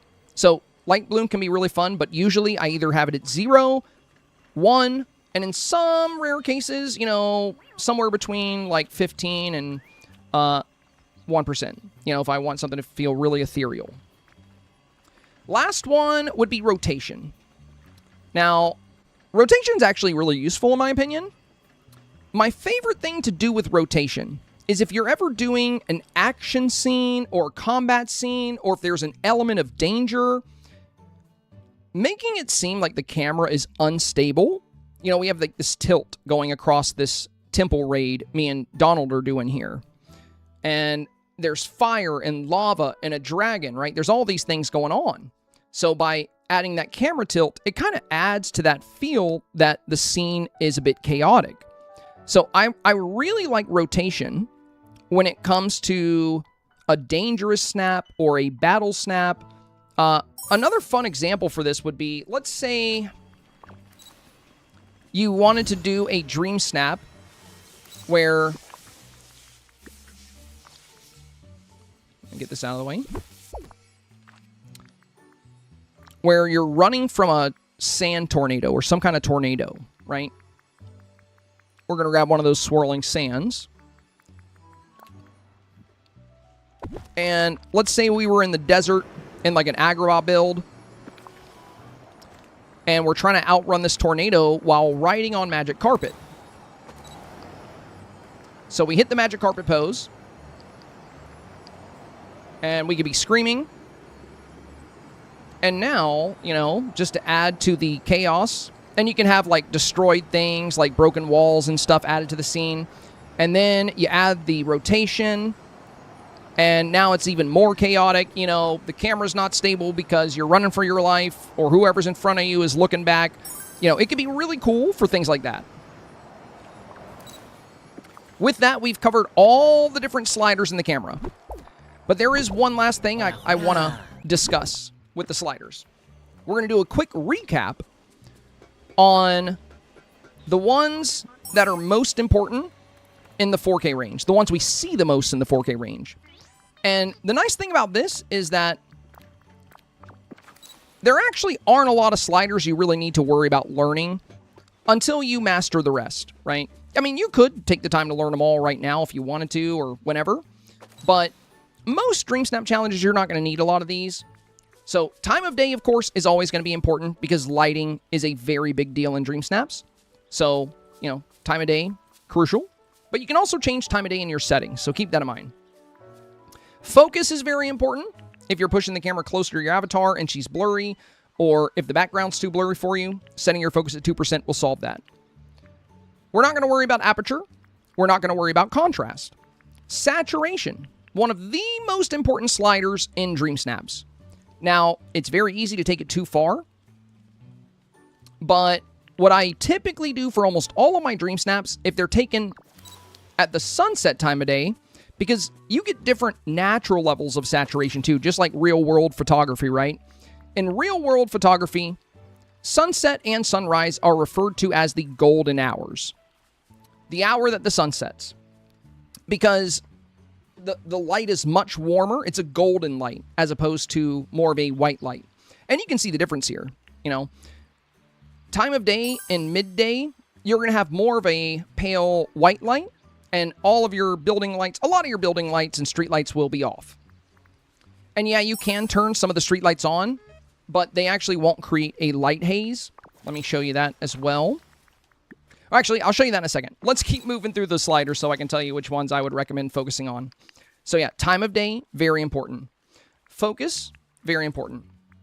Aperture, don't worry about it. Contrast, don't worry about it unless you're doing something more advanced. Saturation, very important. For sunset, I usually go either 0.2 or 0.3.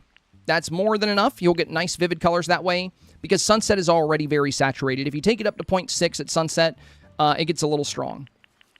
Now, if you're at daytime, you can go all the way up to 0.6 and still have it look pretty good because the daytime lighting has less natural saturation than the sunset lighting. So if you're doing a photo in the middle of the day, you can take saturation all the way up to 0.6 or even 0.8 if you wanted to. Or, I mean, you can dial it all the way up too. But I would not do that at sunset because it gets a little, you know, the colors get a little bit off because now you have the sunset saturation combined with the saturation slider. So again, quick recap. Daytime, 0.2, 0.3. Or sorry, regular daytime, 0.6, 0.8. Sunset, 0.2, 0.3. All right, so time of day, important. Focus, important. Saturation, important. Brightness, not important. Brightness really whitewashes your photo. If you want more light, if you want more brightness, I recommend focusing on highlight. So this is what highlight looks cranked to the max, and this is what brightness looks like cranked to the max. Now, if it's really dark, like really, really, really dark, maybe you could use both. If you're not getting enough light with your highlight, like if this isn't enough, then you can also boost brightness a little bit to get even more. But in most cases, when it comes to getting more light into your scene, highlight is going to be your best bet because it doesn't whitewash the photo. It brightens the photo quite a bit while still keeping a lot of your colors balanced. So, time of day, focus, saturation, highlight. And if you're doing a photo in the dark, character lighting. Light bloom, either 0%, 1% if you want the light bloom off, or if you want a nice ethereal glow, 10 to 15%. Rotation can be really fun, but most of the time you're not going to need it. So when it comes to these preset sliders, there's only a handful you're going to want to use for a lot of snaps. Sure, pretty much every slider has a purpose, and there will be times where, you know, a slider you don't usually use could come in really handy. Kind of like what we said with, you know, making your character look like a ghost. If you give her blue skin, white hair, you boost character lighting, you boost light bloom, you boost contrast. You can get some really cool, you know, kind of ethereal effects this way. But there's not a lot of challenges we're going to need to do that. So most of the time of day, focus, saturation, highlight, character lighting, and light bloom are going to be your best friends. If you can master those 6 or so sliders, you can really elevate a lot of your Dreamsnap submissions, at least in terms of what the voters appear to really go for. Because again, it's not as much about my personal preference as it is about what we see very consistently in the 4K range. Because the advice I give on snaps, you know, if I was just telling you guys what I liked, that wouldn't really matter because I'm just one person. You know, what I like isn't going to get you 4K. But understanding what the average voter appears to like, that's really good to know. And the best way to know that is to always seek out Dreamsnap results. If you want, you can follow me on Facebook. I have the same name on Facebook if you just search probably space Senpai. Every Wednesday, I make a post sharing my Dreamsnap after voting closes. I don't post it on socials until voting is done. And then once I share my snap in that post, I ask everybody to share their snaps in the comments. We always get hundreds of snaps on there, and we discuss them on the stream the same day. So if you would like to share your snaps there and share your results with us, we could talk about your snaps as well. But I also look in places like Discord and Dreamers Portal, and I try to really keep up with what is very common in the 4K range. When it comes to the top 3 public snaps, I wouldn't put way too much stock into that, because again, as somebody that's been in the top 3 a couple times, it's not always going to be about, oh, that's the snap the voters like the most. It just means that's the snap that got the most votes, and that doesn't necessarily mean it was liked the most. It just means it popped up against things it could consistently beat. So, you know, for all I know, you know, let's say for one of my rank 2 scenes here, for all I know, the reason this got rank 2 was because it popped up against a bunch of selfies. I don't know. That could have happened. So rather than just looking at the top 3 and saying, well, I guess that's what everybody likes, try to look at a bigger data set. Try to look at a lot of photos in the 4K range. Find a place where you can scroll through them, and you can really look at what's doing well week after week, and you'll start to see some very common trends. One thing you're going to see a whole lot of is the avatar pretty close to the frame. You know, voters do appear to really like a clearly visible avatar. And if not an avatar, villagers. You don't always have to use the avatar. There's so many weeks where you'll see a lot of 4K snaps where the avatar is not visible. Like for Cozy Holiday Cheer, you know, instead of the avatar close-up, we have Belle close-up. And we have all the holiday villagers included in our little Christmas party. So, yeah, don't put too much stock in the top 3 if you want to know what does well. Try to look at a lot of snaps in the 4K range. And like I said, there's you're going to see a lot of consistent things. So you're going to see a lot of snaps that have a great avatar presence. You're going to see a lot of snaps that have very bold, vibrant colors. You're going to see a lot of snaps that have exceptional lighting. And again, the best way to get lighting like this is to treat the sun like a photo camera. You know, like if you're at school, you're getting your yearbook photo taken, they always have those big photo lights pointed at you to get the best possible photo. That's how you want to view the sun in this game. We can't set up camera spotlights, but we can build our scene facing the sun. Now, maybe you want the sun in your background. That's fine too, you know, but you will need to adjust character lighting because you're not getting any light on the front of your avatar. And, you know, oh, thank you for the raid, my friend. Welcome in, welcome in. And when it comes to a scene with the sun in the background, these do get 4K, but it is a bit more technical to set up because you're not going to have any light hitting the items facing the camera.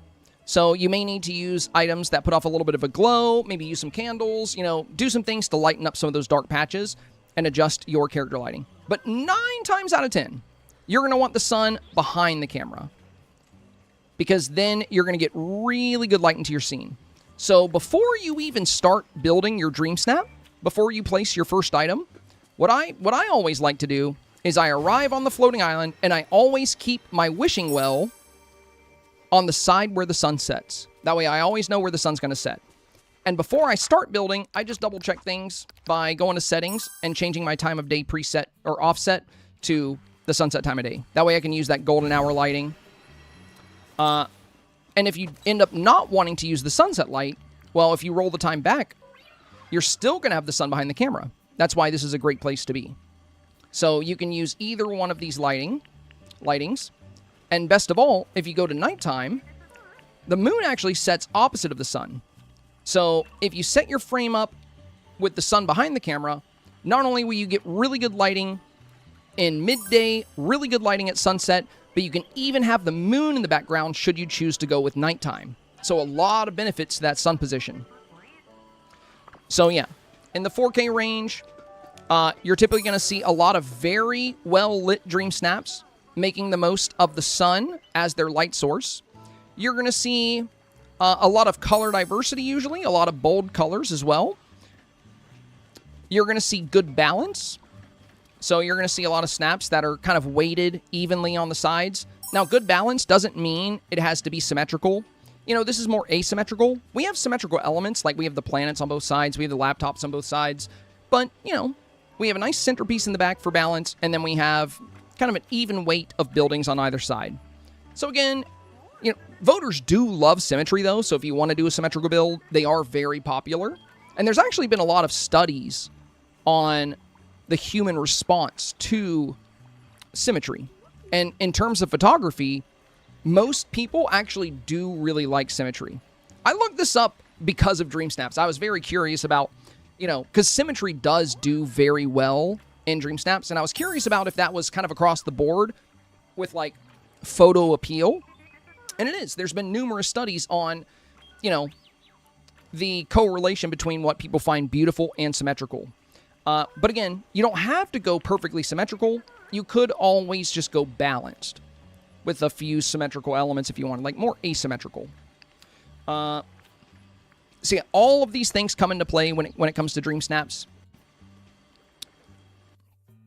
When we are voting for snaps, are we only voting for the North American interior, or are we voting for the whole world? 1 million entries each week?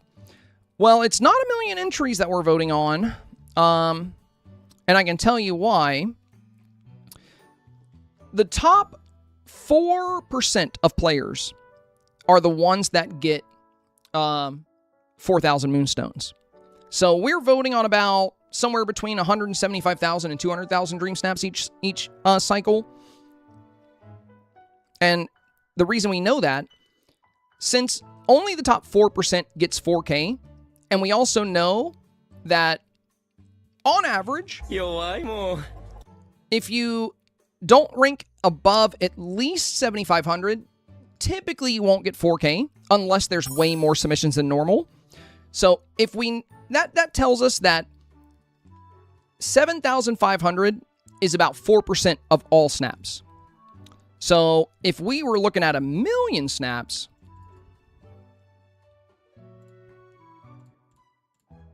that would be the top 40,000. The top 40,000 snaps would get 4K. So let's see, 175,000, 4%.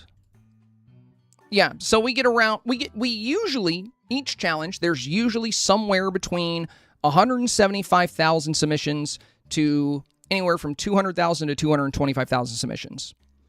That's typically, you know, so I don't know how many submissions there are total. LOTs, I wish there was 1 million. It would be so much easier to get 4K. Oh my God, I know, right? Imagine 1 million Dreamsnap submissions. But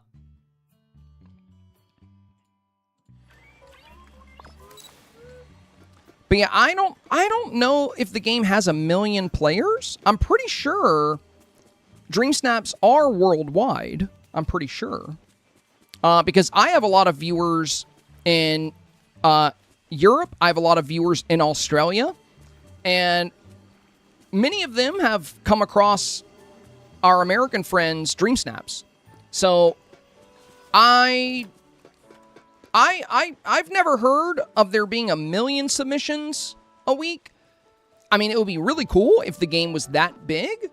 But the fact that we get, you know, around 200,000 submissions every week is still really good. But I'm pretty sure that's worldwide. Ronald says Game Off would lower to the top 1% if that were the case. Yeah, they'd be giving out a lot of moonstones if that were the case, so yeah. Miss Aria, thank you for the resub, by the way. Much appreciated. Navarius, are you doing reviews today, too? No, not today, not today. We're gonna kick off the reviews tomorrow.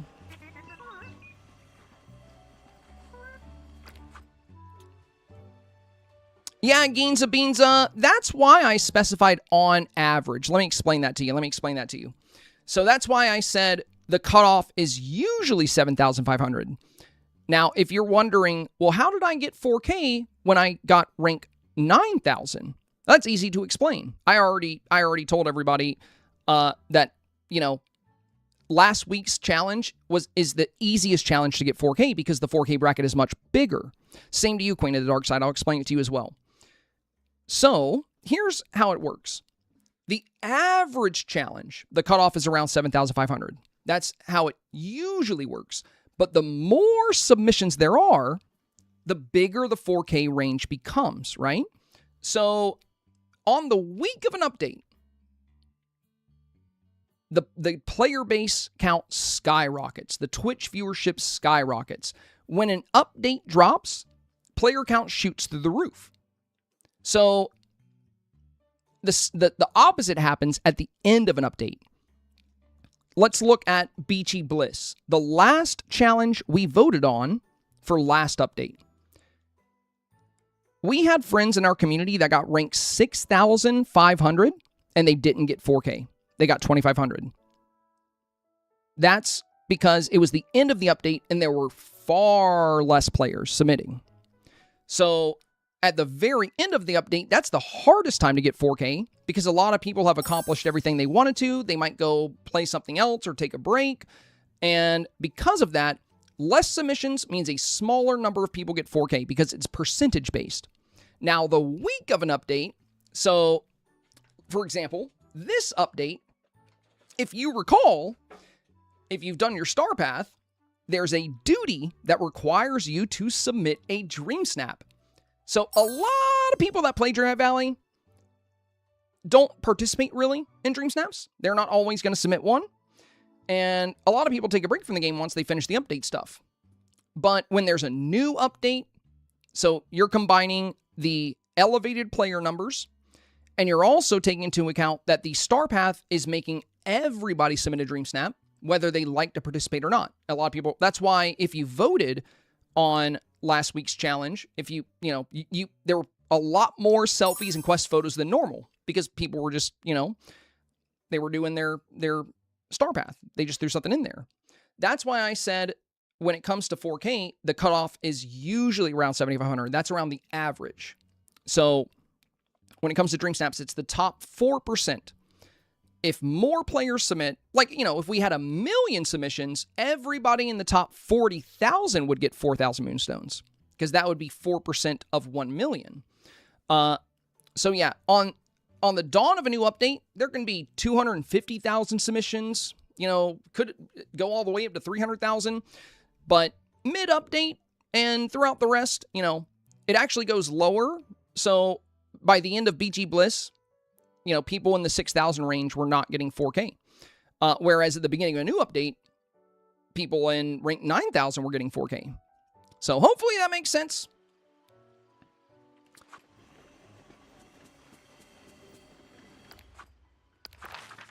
And yeah, now I think I want to work on...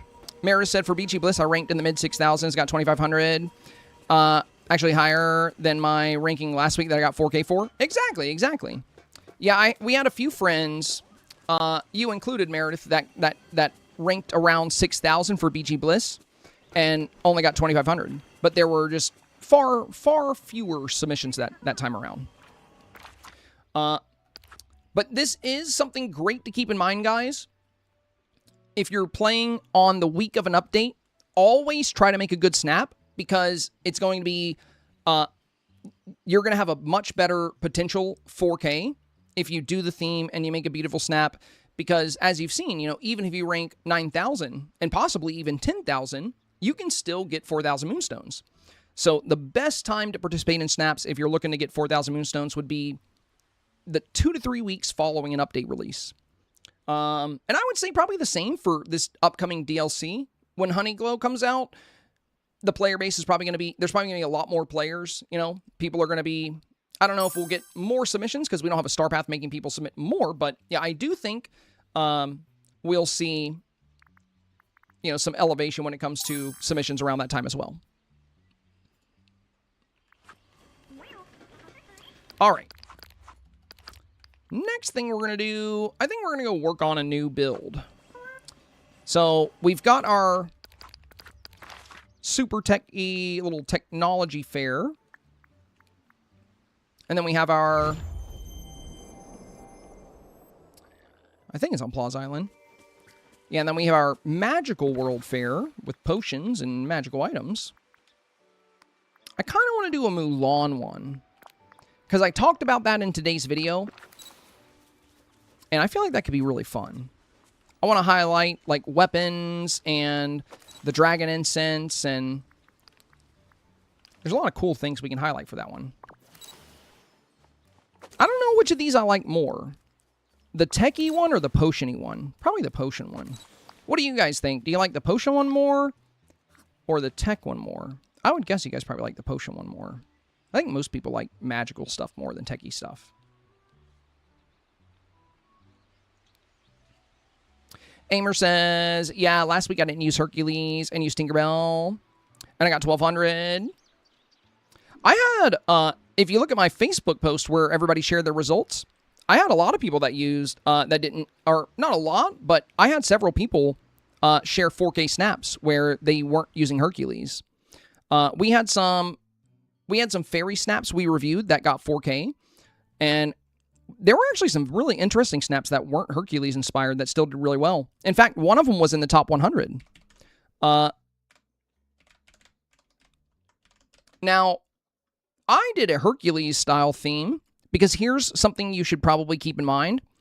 I hear a lot of people say when they're choosing what to do for their dream snap, they'll say, I would have done Greek mythology, but that's what everybody was doing.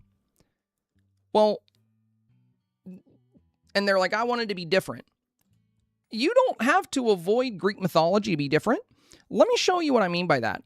And also, I think one thing that messes people up on getting more moonstones is they get really caught up in wanting to be different. Again, what I recommend is always do your best to do something you'll enjoy while simultaneously trying to appeal to voters. If a lot of people are doing a certain concept, then it's very likely going to be popular among voters because the people submitting are the voters, right? Another thing you're going to see is when an update first comes out, we usually get a theme that correlates to that update. So with this one, it was Legendary Moments. If we go back to the Pocahontas update, the challenge we received on that one was Marvels of Nature. Now, you'll notice in both of these challenges, I'm utilizing a lot of the new update stuff. This got ranked 94. We have Blossom Trees. We have the new Willow Trees. We have Pocahontas. We have her house. We have this new outfit. We have the new earrings. We have the new Spirit Fires. We have the new Glowing Algae. We have the new Canoe. We have the new Rushing Leaves. We have some of the new Screwed Shop items, like the little baskets with the pumpkins and corn. So we're using a lot of the new items. This is very popular with voters when a new update comes out. When there is a new update and new items to use and new villagers to use, people love to see them. They love to see them. So let's say, you know, you want to use the new stuff, but you want to be different at the same time. You can do that. You can do that. Now, if you really just want to do fairy because you like doing fairy builds, I say go for it because, you know, as I mentioned, we actually had a lot of snaps within our community that still got 4K without doing the Hercules-inspired builds. Let me find Mama Dukes because she did a really cool-looking one and was in the top 100. It was a really good rank. Gonna have to scroll for a little bit here. Oh, this person got their first 4K. Look at that. They got 4K. We have a fairy. We have a horse. Beautiful moon setting here. Now, when it comes to the Greek mythology theme, there were a lot of different levels of variety. Like this one, you know, Caitlin here said I got my best rank ever, rank 192. But this doesn't look anything like the other Greek mythology-inspired snaps, because instead of going in the Hercules direction, yo, Cynical Sins, thank you for the resub, my friend. Instead of going in the, you know, Hercules direction, they highlighted Medusa, and they still included Phil. And we had some really cool Medusa scenes in the community for this challenge. Again, if you guys aren't following me on Facebook, I highly recommend it, because we always go through a lot of these snaps, and we can go through yours as well if you ever want to upload them here.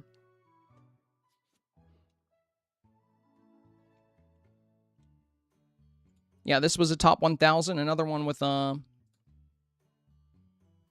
also, some of the best ranking ones were like romance scenes with Meg.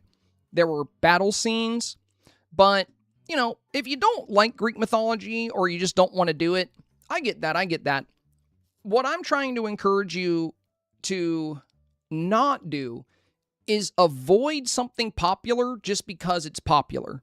Like, that is a trap. It is a trap that really throws a lot of people off. They'll say, well, I wanted to do a Greek mythology snap, but that's what everybody's doing. And I got to do something else. No, you don't. You can still be totally unique. Like right here, I haven't seen any Greek mythology snaps quite like this. You know, we have Hercules and Phil trapped in a little dungeon over here. This one's a lot darker. We have Hades, you know, giving the thumbs up. This is super unique. It doesn't look anything like, you know, this does. Very different. So there's different ways to be unique. As long as you're not avoiding a particular style just because it's popular. Because again, if it's popular, that means it's likely going to be performing well because these are your voters too. You know, if a lot of people are doing a certain concept, it's probably a safe bet to go with. Now, that doesn't mean you have to, though. Like I said, there were plenty of snaps. Oh my God, this one I really liked. Look at this Medusa snap here. Look at the way they played up green and yellow. The outfit, the vampire teeth, the sharp nails, the green lights glowing in the back, the silhouette back here. And then they tie in the gold with glass flowers, cornucopias, candles, and fireflies. The aurora as well. Stunning, you know. I didn't see any quite like this. Also, here's another thing voters really love is when you can tell a story with a Dream Snap. I see a lot of snaps that struggle to get 4K, and it'll just be the avatar kind of standing there, hands by their side, no pose, no storytelling, or, you know, voters, they love beautiful snaps, but they'll like, you know, if your snap is beautiful and that's it, well, if you have a 1v1 against another beautiful snap and they're equally beautiful, the voter is likely going to end up choosing which one to vote for based on, you know, if this one has villagers, if this one's telling a story, it's going to be more likely to get the vote. That's why Medusa here, giggling to herself, with Hercules turned to stone in the background and Phil screaming, is such a cool way to play the challenge. And that's why this is in the top 500. It not only is it beautiful, but it also tells a story. This one's super unique. This one, another top 500, ranked 342. Doesn't look anything like the Medusa builds we've seen so far. It's one of the only Medusa builds I've seen that's not using any of the marble stuff, really. You know, the only marble item they really have here is the Muse statue, and then we have the Hercules statue, but everything else is nature-inspired.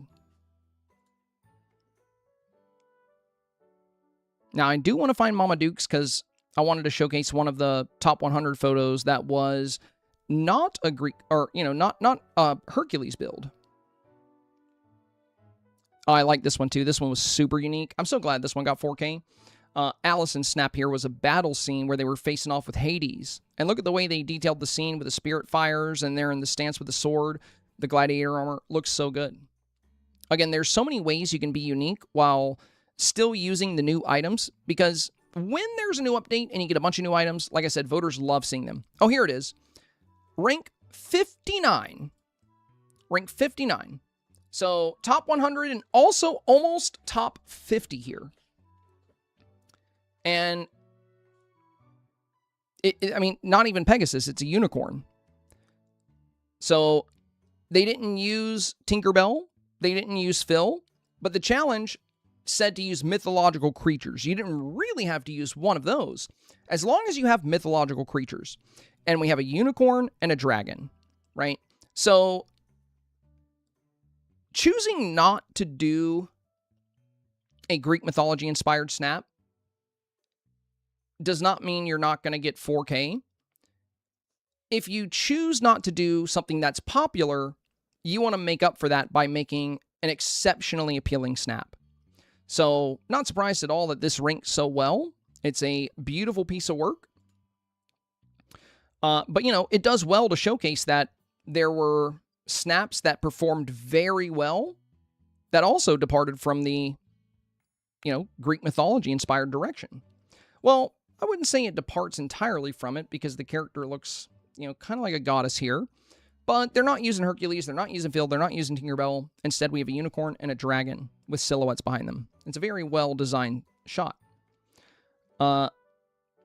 So I wouldn't say the reason anybody missed 4K was simply because they chose not to use Hercules and Phil. Because there's plenty of snaps that didn't, that still did well.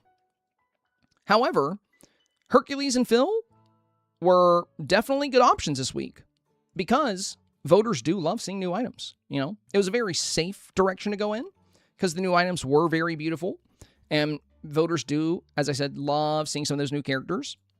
For me as a player, I kind of prefer to make snaps that play up the new theme because I love decorating so much.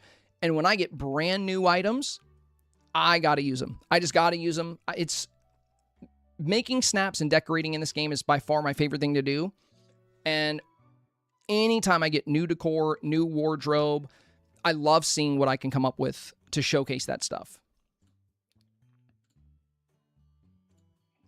So yeah, you know, just be wary of, and I'm not saying you did avoid the theme because it was popular, but I do see that a lot. So that's not necessarily directed at you by any means. It's more or less just, you know, a public service announcement that just because you see a lot of people going in a certain direction doesn't mean you need to avoid that direction or pivot away from it. If anything, if you were to embrace it, you might have fun using some of the new stuff, and you might get, you know, you might get voters that really vibe with the concept. But you don't have to. At the end of the day, the most important thing to do with Dream Snaps is to have fun. That's the most important thing. If you are having fun while you decorate your scene, while you build it out, while you put things together, and you're like, oh my God, I'm loving how this is coming together. Everything is looking so good. This is so exciting. You're much more likely to see good performance. But if you're forcing yourself to do something you're not going to enjoy, and you're just kind of throw it together and get it over with, and it feels like a chore, that's usually going to be reflected in performance for sure, I would say. So yeah, however you decide to approach the theme, try to find something you'll genuinely enjoy making while simultaneously keeping the voters in the back of your mind. Because at the end of the day, doing well in Dream Snaps, the only thing that determines your rank and your score is votes. That's the only thing. And every round of voting is you versus one other photo. It's all 1v1s. You never know what you're going to pop up against. You never know what kind of competition you're going to face. So I like to always plan as if I was going to be popping up against really good snaps.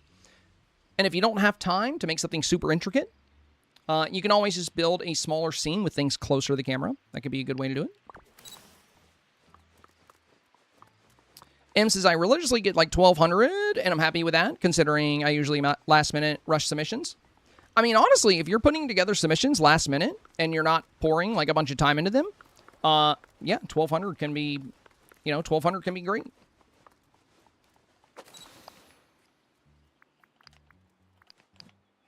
What I do when I'm like low on time, if I don't have, you know, a lot of time to sink into a snap, I do things like this, where I don't have a lot of depth of field. So by depth of field, I mean, you know, if we look at this snap, we can see pretty far back into the scene. We can see, you know, a big house up here. We see the trees in the background. We see the aurora. We have this lotus bloom house, you know, several yards away. We have enough room for several houses on the sides. There's a lot of space here. This takes more time. This takes far less. It took me 25 minutes to make this snap, and it got ranked 112. So if you're limited on time and you're just trying to crank something out, a great way to approach that would be by condensing your snap. You still want to have a foreground, a midground, and a background, but you can squeeze them all together like a sandwich. And as long as you still have good lighting and some good beauty factors, the photo can still do well. For the foreground, you know, this was Pattern Party. So we have party hats because it's Pattern Party. So we put some party hats on display pillars. We're only using villagers with patterns. So we have Minnie with the polka dot dress. Tigger with the stripes, and Cheshire with the stripes. For the avatar, we're also wearing a polka dot dress. We have a checkerboard path. And, you know, all of this here is in the foreground, as well as the 2 rainbows here. And the rainbows also have stripes. So, another little pattern there. We have a little circular pattern on these rugs. And then when we get into the midground, we have these wheelbarrows, you know, and the rugs I just mentioned, and these little plants.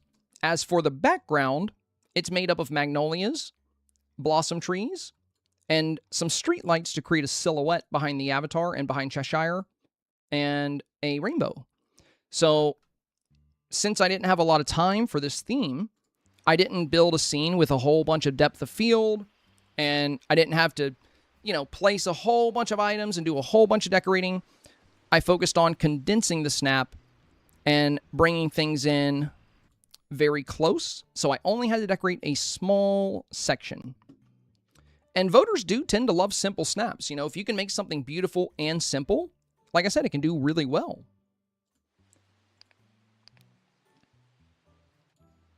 Ron said, where are the big, where are those big old green potion bottles from? I really need them.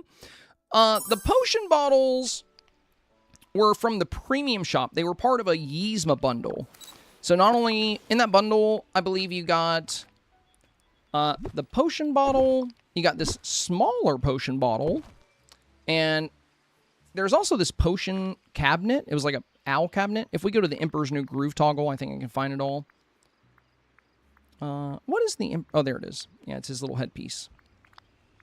Yeah, it was also... I think it also came with this. And this. So this is part of a little premium... Oh, and Yzma's secret lever as well. So Yzma's secret lever was in there too. This usually comes back around Halloween. But since they have the recommended tab now, Ronald... keep your eye on your recommendeds. You never know. You never know when it's going to show up. So just check your recommended each week and maybe it'll pop up in there. It's a super cool set, though. But yeah, I love the giant potion bottle. Kate says, hey, I need to watch for the drop. Welcome, my friend. Welcome. Well, enjoy your stay. Kick back, relax. Get your drops. Welcome. And hopefully after you have your drops, maybe you'll still want to watch. I don't know. I don't know. Depends on how entertaining you find the content, you know. If you're not super into Dreamsnaps, you might not like what I do too much. But if you love Dreamsnaps, you'll probably feel right at home. That's pretty much all I talk about. Gryffindor Panda said Game Loft is going to run me out of the house and home with all these cool premium items. Yeah, there are a lot. Wait, we're supposed to enjoy being here? Not you, Ashley, not you. You're forced to be here. I want you to be miserable, you know? But everybody else, except for Samantha, well, even Samantha can have some fun. Samantha said, I'm never happy here. That's the spirit. Chewy said the futuristic tag is throwing me off this week, when the theme seems to be more open-ended. Chewy, tags don't really play much of a role anymore. You know, I didn't even place a futuristic item for this. And I have something here, I think. Yeah, something here is futuristic. I don't know what.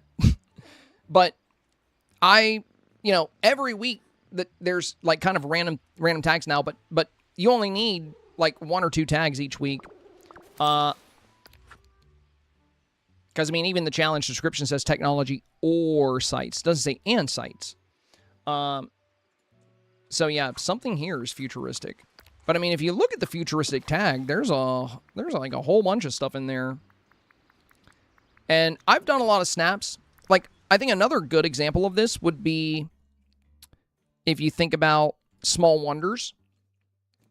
This challenge was all about appearing very tiny in a big world. And one of the tags was art. The challenge had nothing to do with art. Nothing. But it required 1 art tag. So, yeah, the tags aren't always going to directly correlate. They're just required for submission. So, like, this has the art tag, so I put that in there. But when I first made this and I snapped it, I couldn't submit it because it said I needed an art tag. And I was like, oh.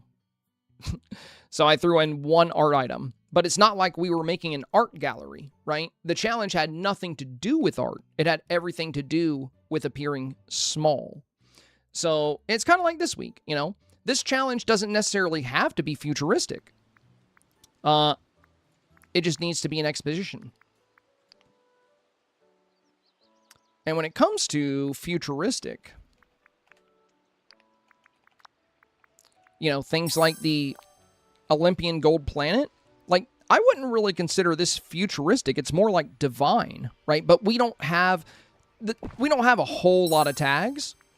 You know, if you think about it, we have these style tags right here. Like, we have one for Halloween, but we don't have one for Christmas. So it's kind of, it's interesting to me that the only holiday tag is Halloween. But, you know, if casual, cute, elegant, modern, traditional, sporty, rustic, professional, quirky, futuristic, bold, and Halloween. There's no tag for a magical style. There's no tag for a divine style. So a lot of things will just end up under those tags that may not necessarily, you know, like, I can see the Tatooine wall. I could see, like, the moisture vaporizer here working. But, you know, crystal paving stones, this could be more of a nature-inspired tag, if they had that. Like, what's futuristic about Lava River, right? I think for a lot of these items, they put them in those tag zones because, you know, they don't have enough tags to describe everything. So they're like, let's put futuristic on that one. Because, I mean, it could work in a futuristic build, right? Like, I could see this working for an alien planet. Maybe you do a scene where you land on some, you know, volcanic alien world. So this having the futuristic tag makes it a good item for a scene like that. Maybe that's what the devs were thinking, and that's why it's in there. Same thing with, like, the little lava crack, right? But yeah, there's a lot of items that are under the, you know, the rusted street lamp. Like, that doesn't look very futuristic, right? Maybe an apocalyptic future. The Monsters, Inc. park ride. It doesn't really feel like a futuristic park ride. But yet here it is. So yeah, I wouldn't really put too much concern or emphasis on tags. Now that tags don't apply to our score or rank, I never, ever care about them. I never check them. I never use them for my snap. I just build based on what the theme says. And like I mentioned, there's a lot of themes where I'll make my build, and then I'll realize I can't submit because I'm missing one of the tags. So then I just add the tag, and it still does just fine. So yeah, I wouldn't put too much stock on the required tags to submit beyond your need to use at least one of those items to submit your snap, if that makes sense. Hopefully that makes sense. What does the score mean for your results? Is that something to do with the number of votes you get? I just saw the first place scored 100. Yeah, it's first place is always, I think, always 100. So it's like if you get the most, and yeah, score is directly tied to votes, and score ultimately determines rank. So if your score, if you rank 99 and your friend ranks 100, your score will be slightly higher than theirs. Like, you might be 88.9 and they'll be 88.8, right? Now, score used to work differently. It was a combination of two factors. Score was originally determined by both votes and tags. So, items that had all 4 of the challenge tags would give you a big boost in your score. But there was like a descending return on that. So like if you used 100 4-tag items, it's not going to make a difference. You just needed to use like 4 or 10, somewhere in there. And you would get like the maximum benefit. It was like a soft cap.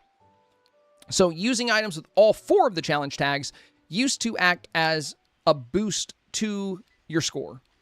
So you would get your score points awarded from your votes, and then you would get score points awarded from your tags. However, there was a lot of confusion in the community about tags and what was increasing the score.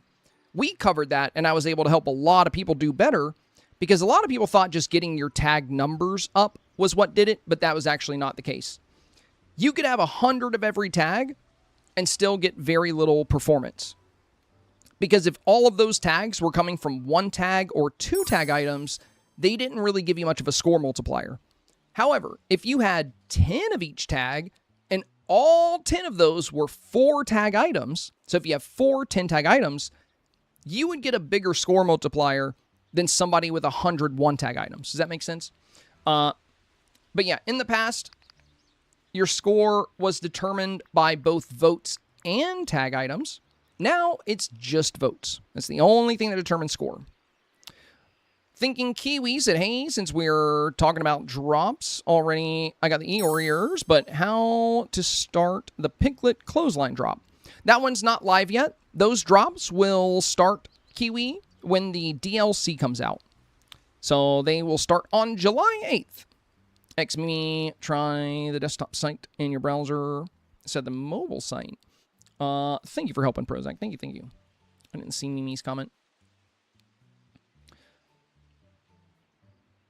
Yeah, I can't remember what score I got for my rank 2 submissions. I think it was like 98 or 99 or something like that. I'm out of the loop. I had no idea about the DLC. No way. Have you not seen the showcase? Oh my god, dude, you gotta watch the showcase. So, by the way, everybody, the Disney Dreamlight Valley showcase that came out on Wednesday for Honeyglow Woods, it is permanently up on their YouTube channel. Do you want me to give you a link to it, Kiwi? Like, even if you gotta leave, like, you know, you gotta watch that showcase, my friend. You gotta watch that showcase so you see what's coming. You can always come back after you watch it. I'm gonna give you a link to it. Give me 1 second.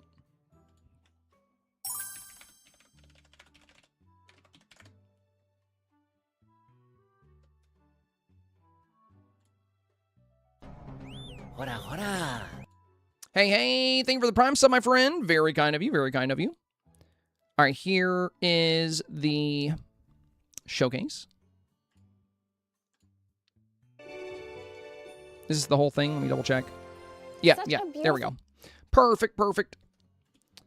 Here's a link to the showcase, so you can check that out. You can see what's coming. Some good stuff on the way. C. Davis, thank you for the Prime sub, my friend. Much appreciated. Welcome in. Thank you for joining the supporter family. I really appreciate that. Also, C. Davis, if you're ever interested, all supporters, whether you're a YouTube channel member or a Prime supporter or a recurring supporter or even a gifted sub, no matter how you're a supporter, if you're a supporter of the content, you can participate in our weekly Dreamsnap reviews. So if you really like Dreamsnaps, every Friday, Monday, and Tuesday, we will be reviewing your snaps. If you're curious about participating in the Dreamsnap review process, you can join our Discord, and there is a channel in there called How to Get Reviews. It'll walk you through the steps if you want to do that.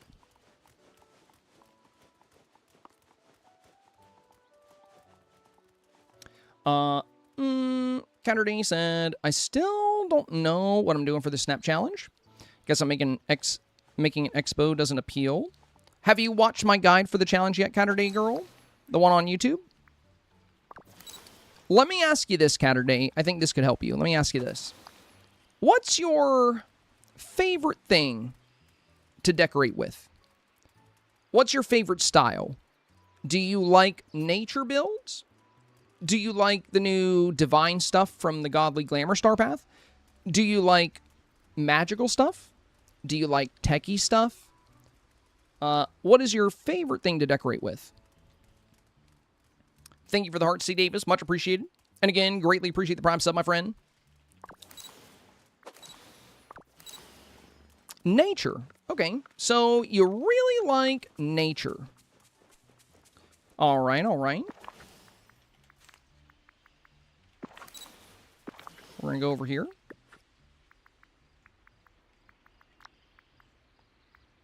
So there's nature pieces in the game. that are also works of art, right? If you're going to be doing a world fair or a showcase, again, it's about the culture of your valley, right? And it doesn't have to be, just like what you built your valley to be. You can also do your own thing. Like, let's say you want to showcase magic or technology. So if your favorite thing to do is nature, you can make a world fair centered around very good nature art. So hear me out. For your backdrop, your houses and such. Like how in this build, we're going with a lot of houses on display that play up the potion maker kind of vibe, right? We have the potion brewer's house. We have the witchy cottage. We have this lotus bloom house. We got this new tall tree house. Then we have this bluebird house. They're all very magical. So if you want to do a world fair that can play up elements of nature, for one, this house could be very good as a centerpiece. But for your background, for the setting of your world fair, you can focus on really good nature-inspired homes. Like the Pinecone House or the Golden Bloom Cottage. And then once you get a little background set up, you can have beautiful trees. And then for the area of your showcase, it's all about displaying items. And, you can have houses on display in the back as well. But if you want to go in a nature direction, going through your decor options, going through your foliage options, let's say you took these horses, one of these horses, and you surround it with these ribbons. Now you got a good nature option on display. And you can use little tables in different areas of your build, maybe around the avatar. Like you can surround yourself with a few display tables, and you can highlight some really cool looking nature items. It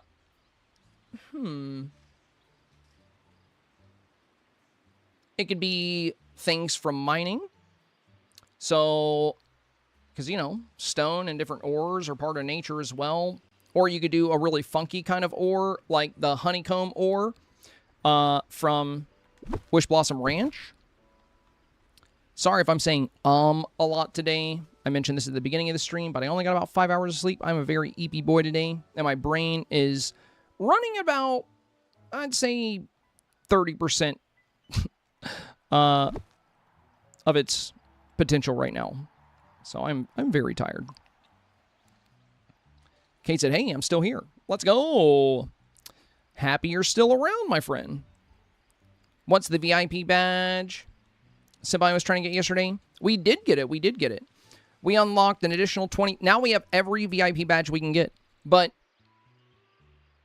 we have 20. And once those are gone, we have no more. There's no way to unlock more. The inauguration ribbon, it's from the Scrooge shop. It's a Tiana item. Now, if you don't have these, you could always find another way to display this. I mean, you don't really need the ribbons around it, honestly. You could do little fences. At the end of the day, you just want to make it an expo. I do think nature might be a more, might be a bit of a trickier direction for sure. But yeah, if your favorite thing to do is nature, I would still go in that direction, even though it might be trickier, because if you choose a direction for your expo that you're actually going to enjoy, it's likely going to turn out much better. But yeah, these are all really fun items to display.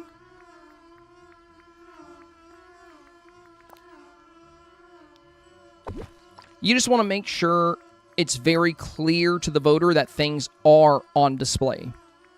That's going to be really important. So I would be sure to kind of add some fences or those ribbons around things. And I would have a few nature-inspired tables with some good nature-inspired showcase items on them. And I would use villagers that work well for a nature-inspired showcase, like Pocahontas. And for your houses, you know, you can use Pocahontas' house. You can use the Lotus house. You know, the Widget Cottage. A lot of the same stuff we have here. Or some of the other houses we discussed. But I would focus on things like the Foliage tab. Also, the Decor tab. So Foliage and Decor would be good options here. And you can even add in little dioramas, too, because this would be like a little art piece that works with a nature build. So the Glade of Trust Mushroom diorama. I mean, honestly, you could do a nature build with a bunch of these dioramas around on display. I think these could be super cool. The Flower-Filled Cauldron could be really fun. That feels like a good display. And you can also put some fun items on this Hercules Trophy pedestal.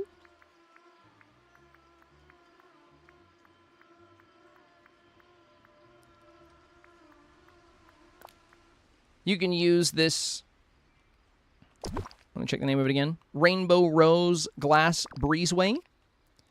And maybe have something in here with some flowers on it or some other kind of decor. Or this could be like, you know, you can have one on the left and one on the right as like entrances into your expo.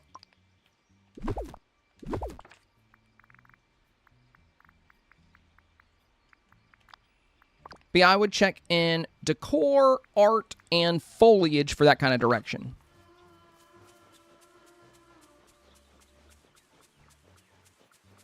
Eeyora's my fave, says Tamika. Yeah, definitely agree with you there. I love the way Eeyore looks. I think Eeyore is going to be super popular in any, like, Winnie the Pooh-inspired Dreamsnap challenges we get, for sure. But yeah, Eeyore looks good. All right, well, let's go work on a Mulan-inspired. We'll go to a different floating island here. I want to make a Mulan-inspired build for this challenge. We don't have a lot of time left in the stream. I think we got about 40 minutes or so. 45 minutes. I've already used Plaza and Meadow, and those are my favorites.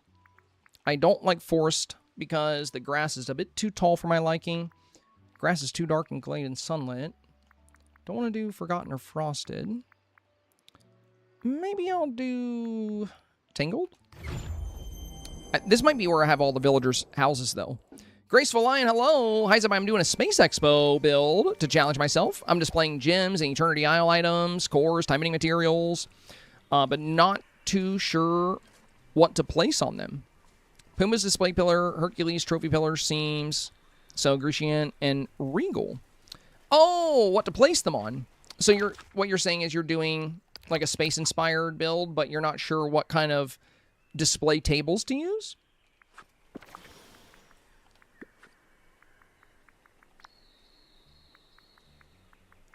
Very modernized tables could be really good. So I think this one could be super fun. So this black glass mod coffee table, I think would be a great display table for that kind of concept. The anti-anxiety coffee table could be fun.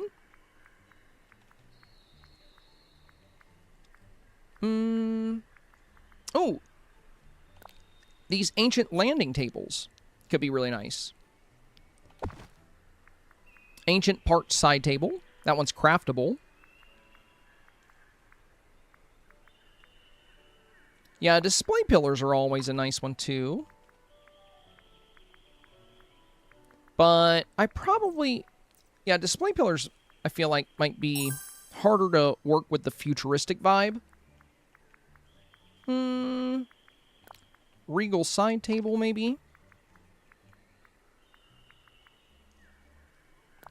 The Lido deck table. I actually used these, I think, in my art gallery build a while back, and that one got, like, rank 19.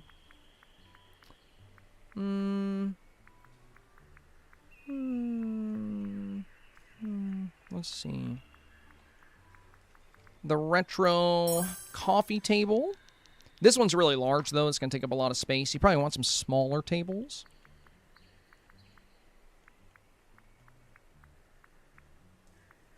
Look for some small options for you. See, I really like this one, But a lot of people don't have this table because it was part of the very first round of Twitch drops like many years ago. But I am obsessed with this table. I have like 80 of them. The golden-eyed coffee table could be fun too.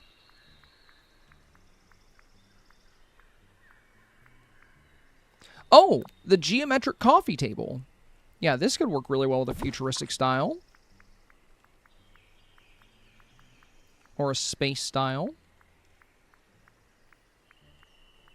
I would focus on anything that has like a otherworldly feel or a very, very modern feel.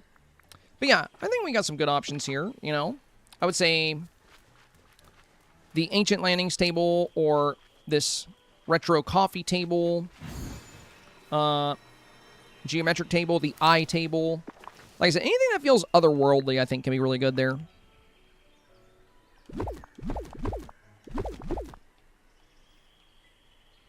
Well, I was going to build here, but this is where all my villagers live. I might build it in... Yeah, let's go to... I guess Ancient Island is the only spot I got. Gonna have to go here. Oh, I still have my jungle build. Alright, well, time to get rid of that. There we go. Problem solved. I did the same outfit as yours today, even down to the earring and necklace.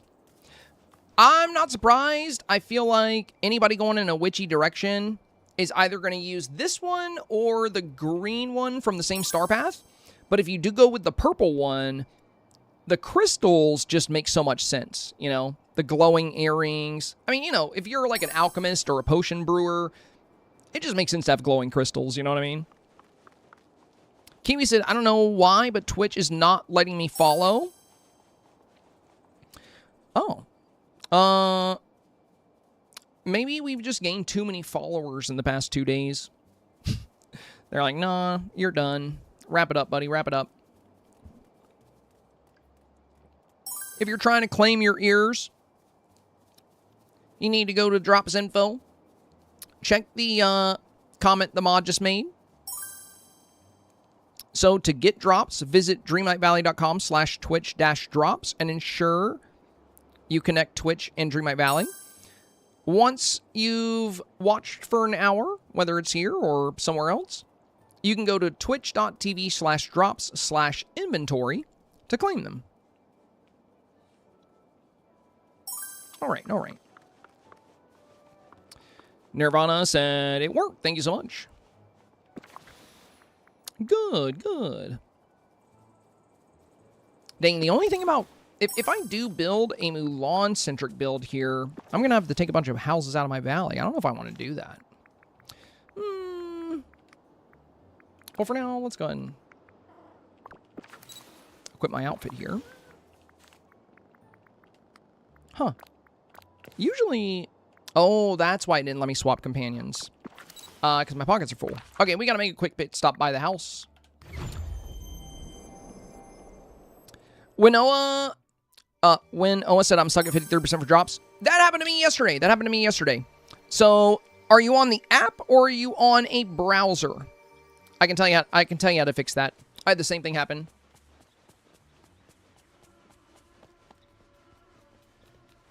In the app? Okay. So, if you leave the app, if you sign out, and then you reopen the app and sign back in, and then come back to the stream, double check it after about 3 or 4 minutes, you should be cooking.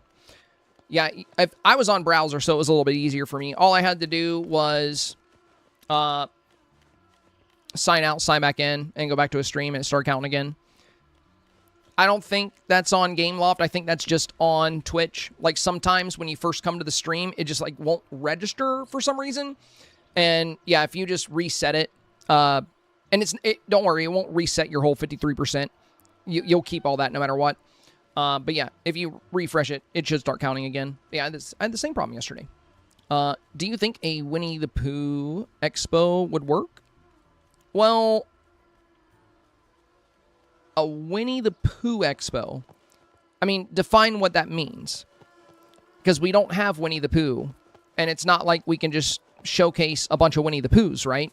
So, do you mean like an expo on some of the items?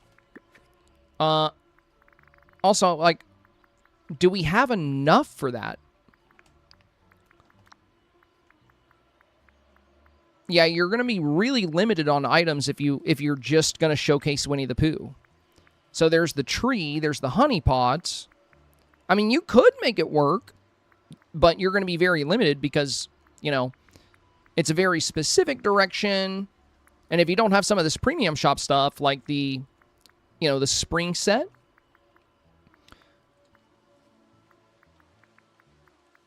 could be tricky. I'm at a loss, but I was thinking like a riff off of one of Disney's food and wine festival things. Any suggestions? Yeah, I would say if you're gonna do food, I think it could also, we actually talked about this earlier. I think it would also be a great idea to include maybe some really cool cooking appliances as well for the expo. So if we go Princess and Frog, right? You got like the Jazz Age kitchen stove. Like if you have this, you can have it like on a display floor. And, you know, you can have it kind of sealed off with these inauguration ribbons. And, you know, then you can have tables with different food and, you know, just like you mentioned, like food and wine kind of deal.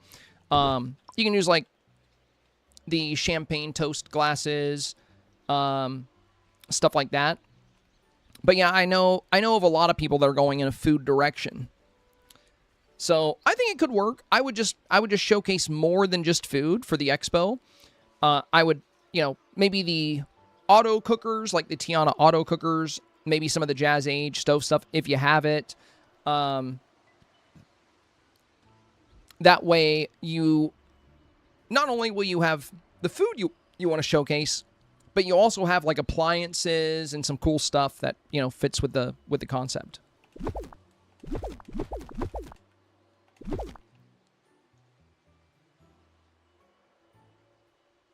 Silvertab said, the Flower and Garden Festival, I think I might go that way, feature topiaries. Yeah, topiaries, topiaries are artworks, you know? And a lot of world fairs feature topiaries, so that would also work really good for nature builds. Why did I come back here?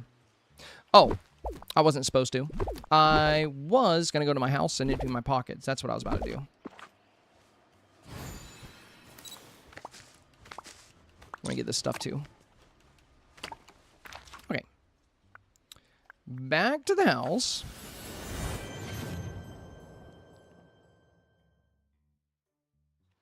Well, little taters, whether or not it's enough on its own will depend on your voters. So, it might be fine, you know.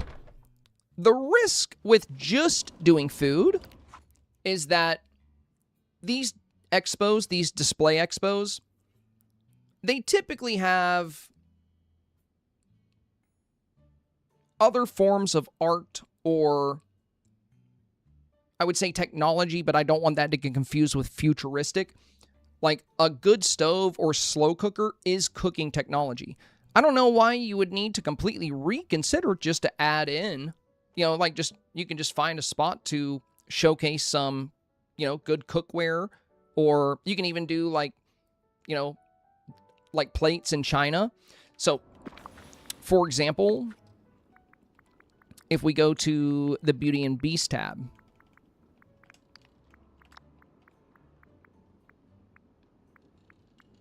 let me see if I can find it. Where's that? Yeah. Like, you can do a dining set on display. So you can display dining sets. You can display... I would just be cautious to only do food. I think it'll be okay for a lot of voters. But I would be worried if it was just food. For my personal snap, The main reason why is I wouldn't, I always try to make sure that the theme is very, very clear and direct, and I try to feature like a, for an expo, I would try to feature a bit of a variety, like things that tie into the concept that you're doing. Again, it may matter, it may not, but I would say to play it safe, I would add some kind of things that go along with cooking. Otherwise, it might just look like a banquet instead of a world fair. You know what I mean? I would, so you can do plates or cookware or, all kinds of stuff. But I would have something in addition to the food, just to be safe.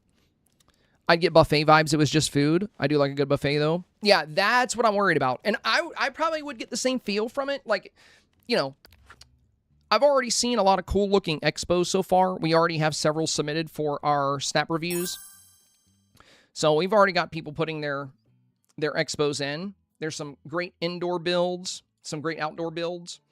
And there's a lot of variety in the expos, too. Like, this is cool. This one is a toy expo. Like, that's pretty neat. I haven't seen anybody take this approach. So, yeah. There's all kinds of different directions you can go in. And this one's tech.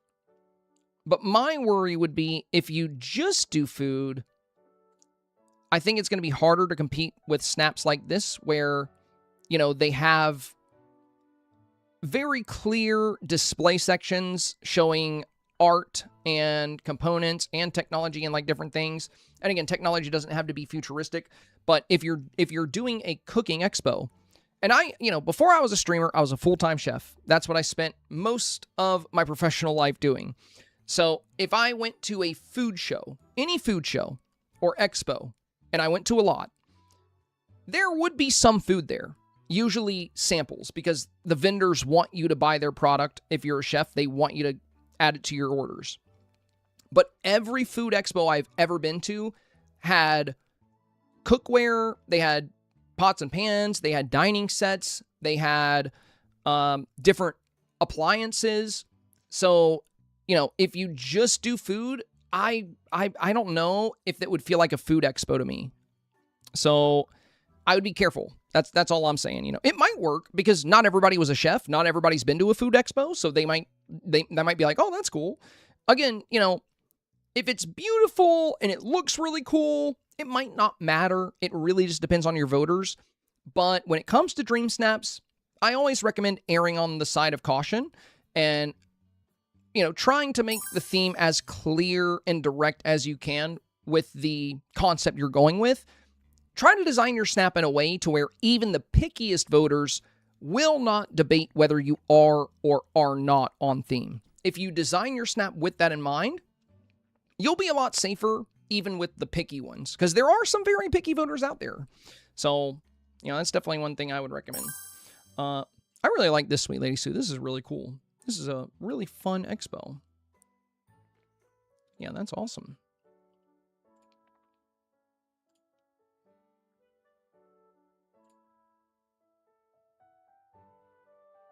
Lean more into like a Parks Expo. Very cool, very cool. Yeah, there's going to be a lot of variety this week.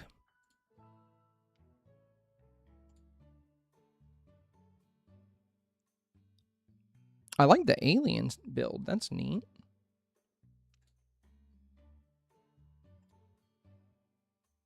I love the outfit here. Very cool. See, this one has food. A lot of expos will have food, but it's more of an art expo. So they have all this art on the wall, and then the inauguration ribbons are in front of statues and stuff. So that way the expo visitors can dine and eat while they take in all the sights. Very cool.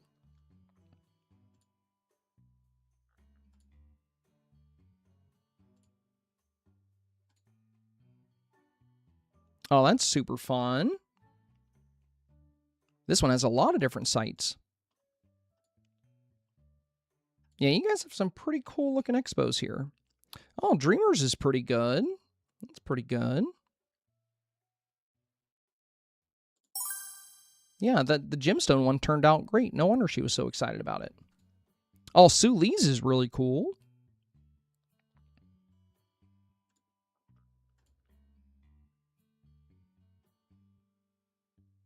Yeah, there's some pretty cool ones out there.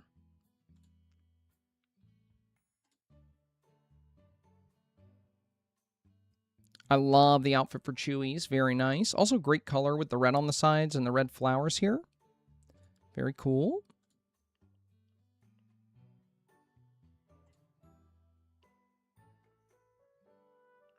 This is fun. This looks like the entryway into a world fair. We have the ribbons on the side. Though aside from the buildings, I don't see much being showcased. You probably do have things being showcased, but with all the villagers, I can't really see it. But it still feels like an expo to me, so I'd still vote for it. It's also very pretty.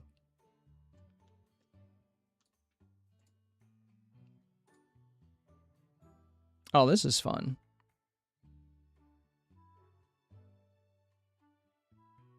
Yeah, this is a really great display. Displaying, like, ancient outfits. Like, all the Grecian outfits. And then we have, like, clay-made goods. We have different gemstones. We have the vase over here. Wall art. We have, like, this old music player.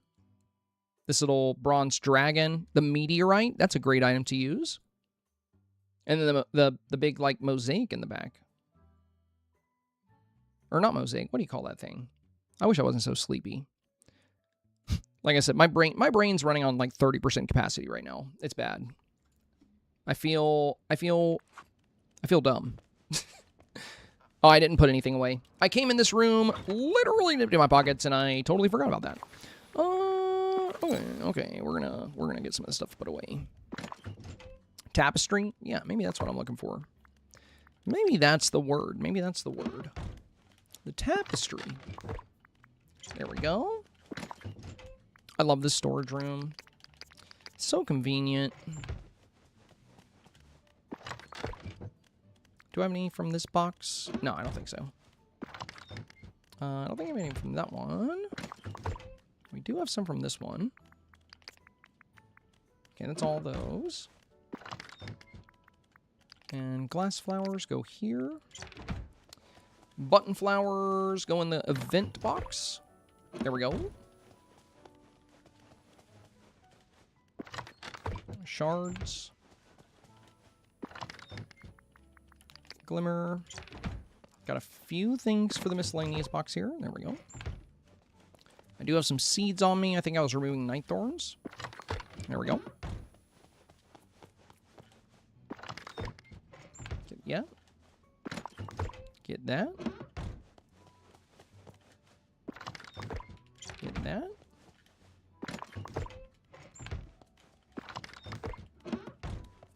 This is my everything storage room, so no matter what item it is, no matter what meal it is, it has a home in this room. Very convenient. Makes emptying my pockets during a STARPATH or, you know, just midway through the day very easy. Very fast.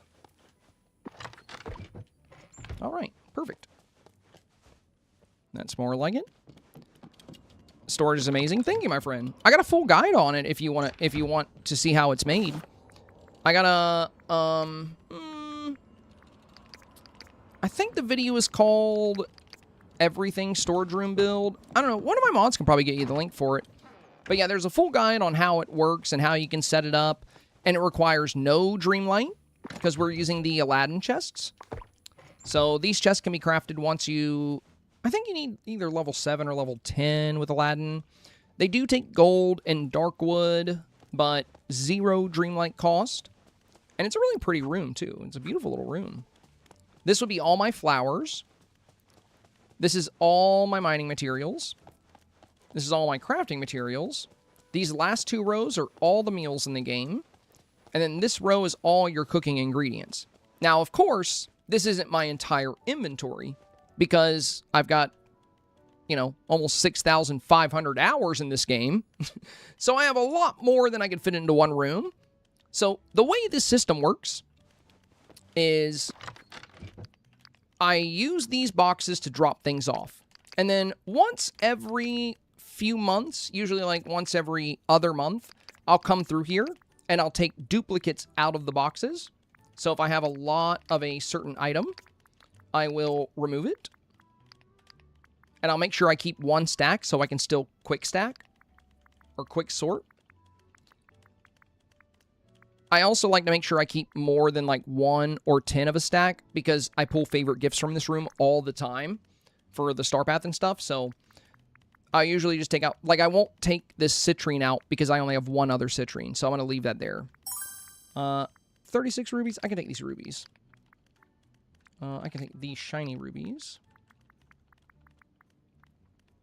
Okay. So essentially what I would do is go through here and any of the boxes that are starting to overflow or fill up, I'll take the items out, and then I take them to my overflow storage. So this way, I have like all of my items in between these two sections. The first floor is where the drop room is, because I want it to be very easily accessible. I am usually trying to advance through DLCs and through STARPATHs like very quickly. I typically knock out all the new STARPATH duties within about 2 to 3 hours. And usually when a new DLC comes out, I finish the storyline on the first day if possible. Just to get back to making Dream Snaps, you know, since that's like the main thing I do. So I try to get the rest of the stuff done rather quickly. And having a drop room and also having a room where I can pick up any favorite gift somebody would need, because all the meals are in there. Anything somebody could want as a favorite gift is in that room. And anything I would want to empty my pockets can go in that room. Once those chests fill up, the excess is brought up here. So this is all mining overflow. This is all crafting overflow. And this is all cooking overflow. So we just grabbed a bunch of our gemstones. So we're going to go to the mining room. And now we just drop any of the remaining mining stuff in here. So we got some amethyst to drop off. We got some tourmaline to drop off.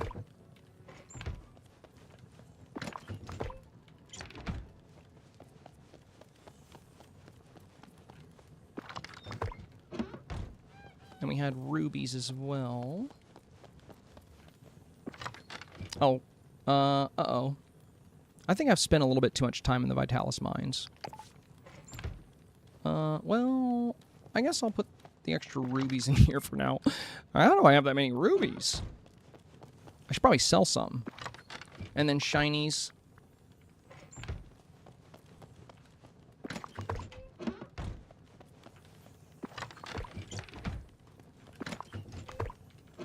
Level 10 with Aladdin. Okay, yeah. I knew it was either level 7 or level 10. It was a while ago when I got that. Thank you for the link, Hope and Ashley. Or just Hope. Yeah, thank you, Hope. Thank you. We're just going to pretend Ashley didn't do anything. How do you recommend folks make star coins? I'm not early game, but I always seem to need money for furniture for Dream Snaps. Well, don't forget, if you've spent a lot of money, do not forget about the Scrooge Shop return policy. You only get 75% of your money back.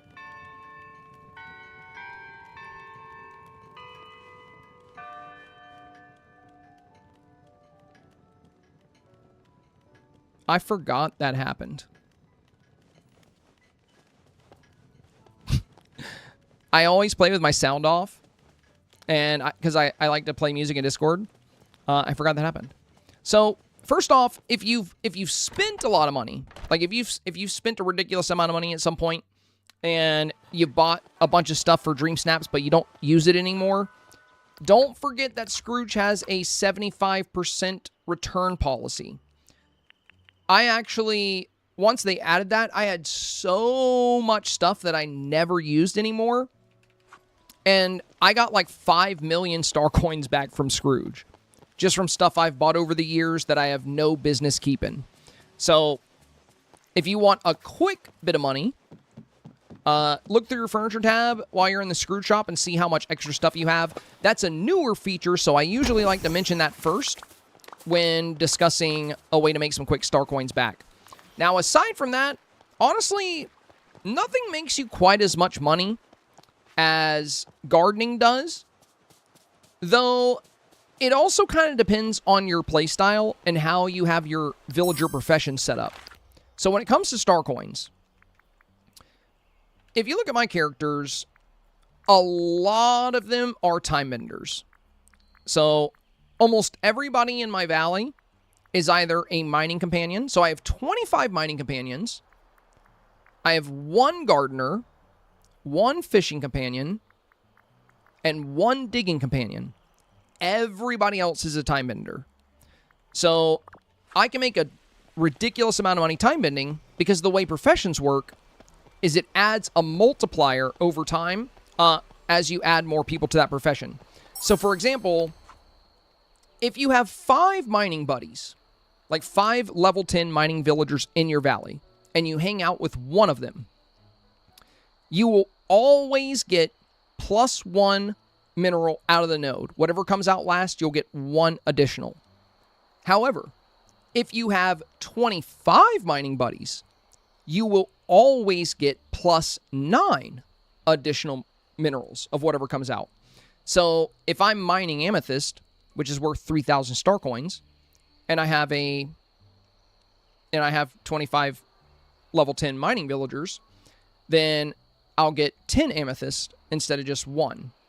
And those shiny amethysts, I think, are worth, I don't know, like 3,000 or 4,000. So it could be a good chunk of change really fast. So time bending can make you a lot of money. Mining can make you a lot of money.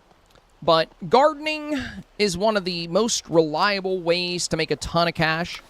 You do have to reinvest some of that cash, or star coin, because you got to buy more pumpkin seeds. But if you... And then you can make even more money off of the pumpkins you grow, or whatever you grow, whatever that may be, if you cook it. So if you take your pumpkins and you make pumpkin puffs or pumpkin soup or just veggie platters, it's going to be worth even more money. So you can use auto cookers, or you can just spam cook, you know. But yeah, gardening pumpkins is usually my go-to. The nice thing about pumpkins, they take a while to grow. But if you do a play session where you just buy a whole bunch of pumpkin seeds and you plant them all, and you can water them with your horse too, which is very nice. Or you can use the ancient gardeners from Eternity Isle. So if you have Eternity Isle and a lot of mist, you can always use your auto gardeners to plant the pumpkins really fast and water them automatically that way as well. If you don't want to burn through mist, you can always plant the pumpkins by hand, and then you can use your horse to water all of them very quickly. And then you just wait till the next day, or if you're going to be playing for a few hours, you know, you can just let them grow and come back and pick them on the same day. What I usually do is, if I'm getting low on star coins, I'll spend like an entire play session planting pumpkins, and the next day I'll go and harvest all of them.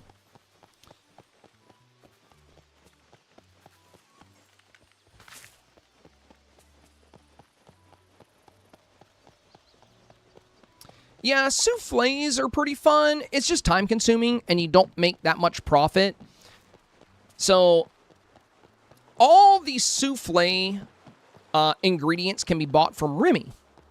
And then you can cook the ingredients and sell the soufflé for more than you paid for the ingredients.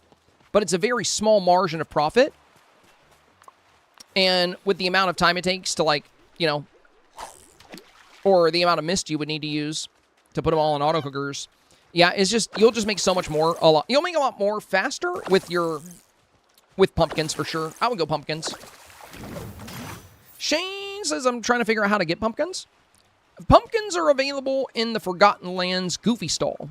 So if you head over to your Forgotten Lands biome, if it's not unlocked yet, I would focus on progression. If you don't have pumpkins yet, there's other good crops you can sell. You know what's really funny?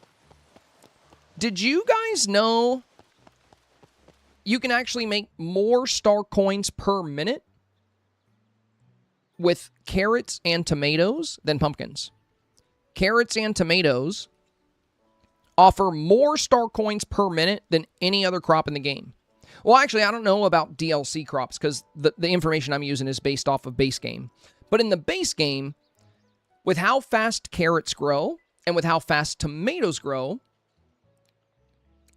in order for you to make more money than pumpkins, though, you would pretty much have to be like harvesting nonstop for hours. So pumpkins are still better, in my opinion, because you plant them, you water them a couple times, you pick them, you're done. In order to make even more money off of carrots than you could off of pumpkins, you would have to continuously plant and harvest every time they're ready. But the star coins per minute generated from one carrot is higher than the star coins per minute generated from one pumpkin, interestingly enough. And same with tomatoes.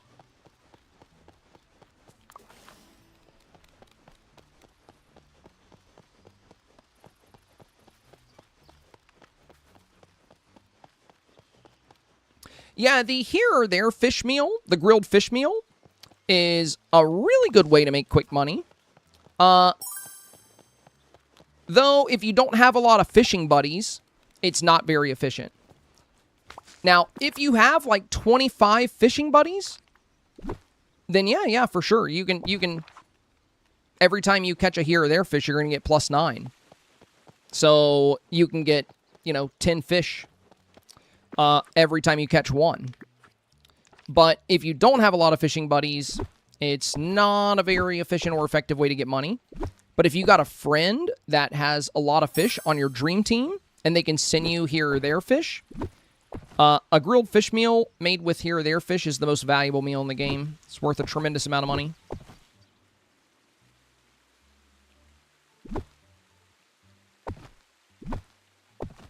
I just don't really enjoy fishing, to be honest. I'd rather just plant the pumpkins and be done with it. If you haven't encountered the here or there fish yet, Summers, guys, can we get some here or there fish in the chat? Can you guys drop some here or there fish emojis? We have a friend that doesn't know about the legend. You don't know about the legend of the fish. Yeah, that's the here or there fish right there. Beautiful little fella. So, if you haven't found the here or there fish yet, it means you need to progress with Nala. In Nala's questline, you will catch your first here or there fish, and then you'll make the graceful lion dish for her out of the here or there fish. But yeah, they're caught specific times a day. And they can be caught from gray circles. They're pretty easy to catch, as long as you're fishing at the right time of day. But yeah, they're very valuable. They're very valuable. But that's why when people ask about star coins, I always like to point out that a big part about, or a big thing to consider about the best way to make star coins is going to be your villager distribution. Like, how have you set up your villager roles? Since I have so many time benders, I can harvest a bunch of mist and at the same time, make a ton of star coins. In fact, I kind of want to, since I'm not going to be doing the build, I don't have time to do the Mulan build. Let's do some time bending, because I think I'm down to like 50,000 mist.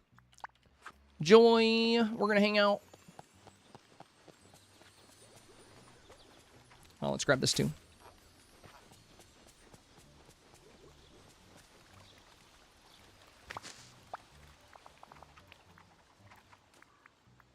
Yeah, okra can be really good, Alex.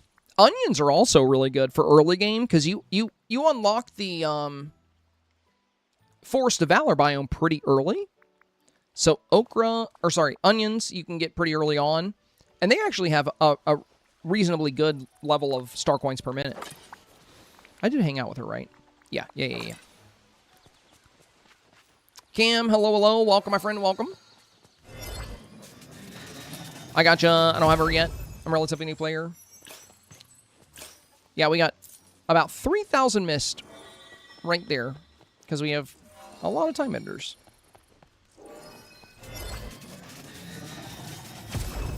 I agree, Belle. I really like time bending because you get to see your valley. You get to kind of go all over the place. I think time bending is probably one of the more enjoyable, like, professions to do.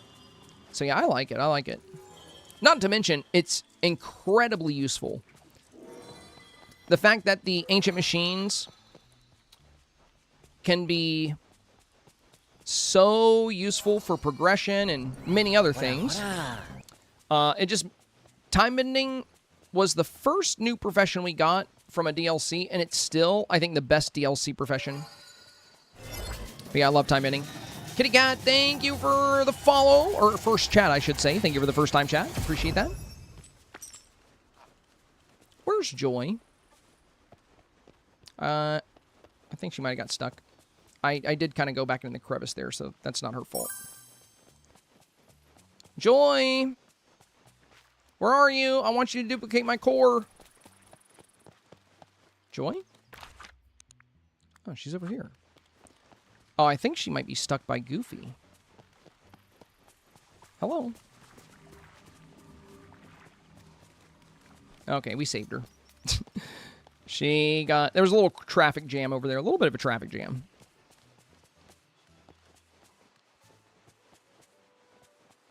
Wendell said, I'm not a big fan of time bending, but it's so useful for certain benefits. So we just got plus 16. Okay, so look at this. That's 17,000 star coins right there, and it took us, like, no time at all to get that, you know? Like, all we had to do was time bend once. So yeah, however you distribute your villager professions will play a big role in your money making for sure.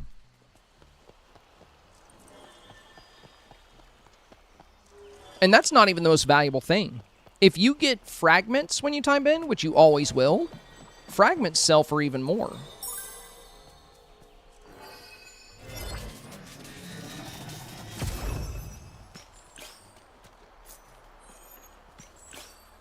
Dang, we got almost 4,000 missed that time. That's awesome.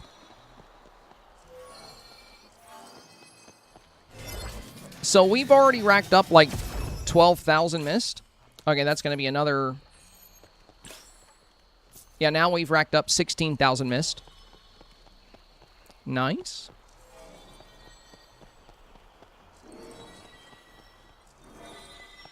I want to do this just to get the mist. That's the main reason why I did it. That's the main reason why I make everybody a time ender. It's just because I use the ancient machines a lot. I use the vacuums a lot. I use the RO gardeners a lot. I love the ancient machines. But yeah, just like what, 3 or 4 minutes ago, we had 50,000 missed, and now we have like 74,000. It's crazy how fast you can get it. I need to count how many villagers I have as time enders now, because there's a lot more than it used to be. The reason I do enjoy time bending, though, is it's kind of a great way to see your valley, you know? I like that you kind of just go all over the place. And I do find tracking down the hidden treasures to be pretty fun. By the way, if you don't have this expansion, like if you don't... Oh, I think that's a fragment. Oh, never mind. Never mind. That's a friendship item. If you don't have Rift in Time, I'm pretty sure all the DLCs are on sale right now. And I think Rift in Time and Storybook Vale might be the cheapest they've ever been right now.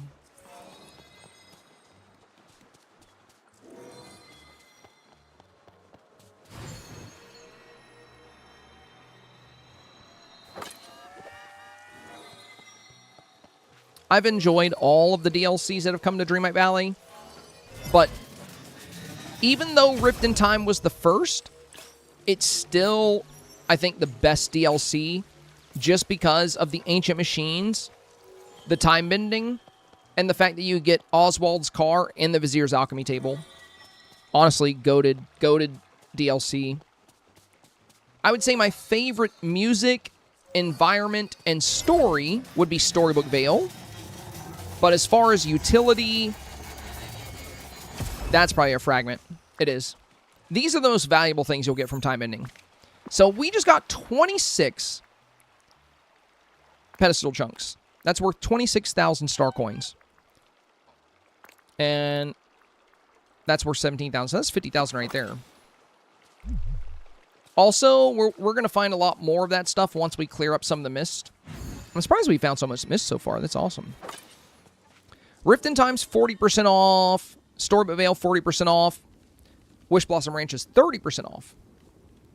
Nice. Yeah, good deal on the DLCs right now. Yeah, if you don't have the DLCs, it's probably one of the best times to pick them up. But yeah, 40% off? That's wild, dude. That's awesome. That's a great deal.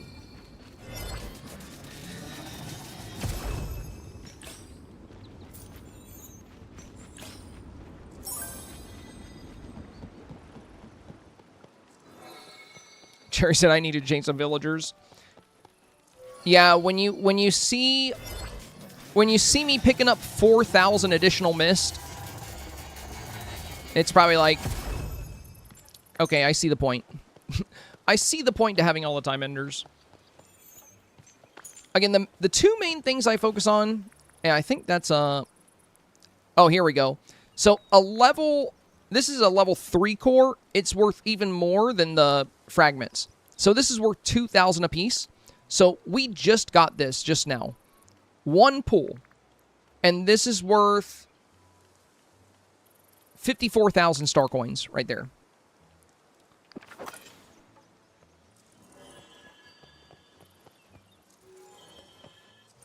Yeah, you can change their level. I think Zaddy is right. I think they need to be level 10, though. I've never tried to change their level under that. But yeah, you just have to craft a training manual.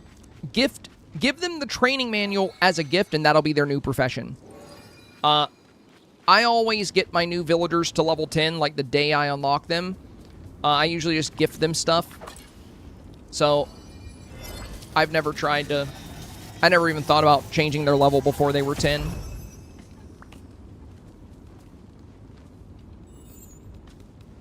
Why would you do that? Why would you throw it on the other side of the wall? That is very mean, Joy. That's not very joyful of you. It's okay, though. Okay. Got all of them out of this area. Let's go over to the Frosted Heights region.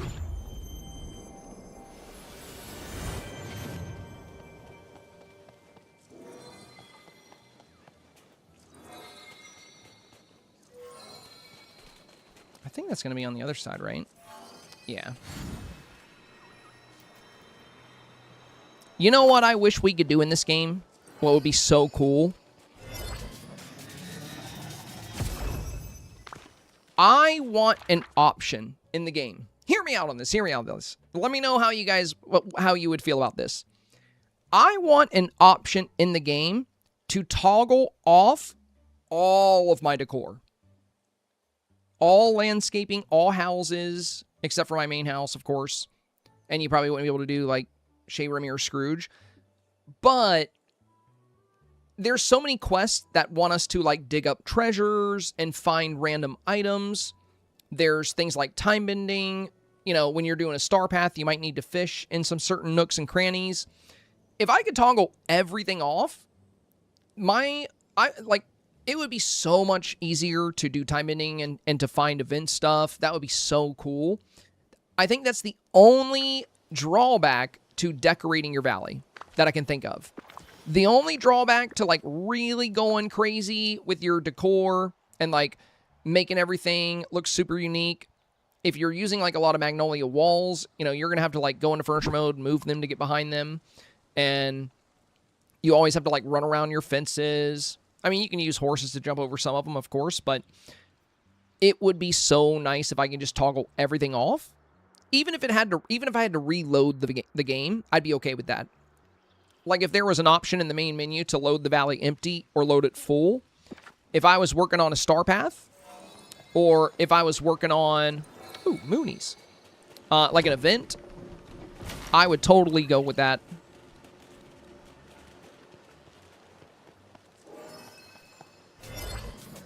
I demolished my entire decorated valley because of the Cheshire event. Haven't decorated ever since. Oh my god, that event! Oh god, finding the pink glowing Cheshire spots. I did not have the most fun with that one. But you know what? That's why I really prefer the newer floating island events. I'm so glad they've started doing that. Because, you know, you can find everything from those events. You just pick up on those floating islands. It was a great direction for events. But yeah, the Cheshire event was probably my least favorite. Because it was just so time-consuming to go into furniture mode and zoom around looking for those little spots to dig up.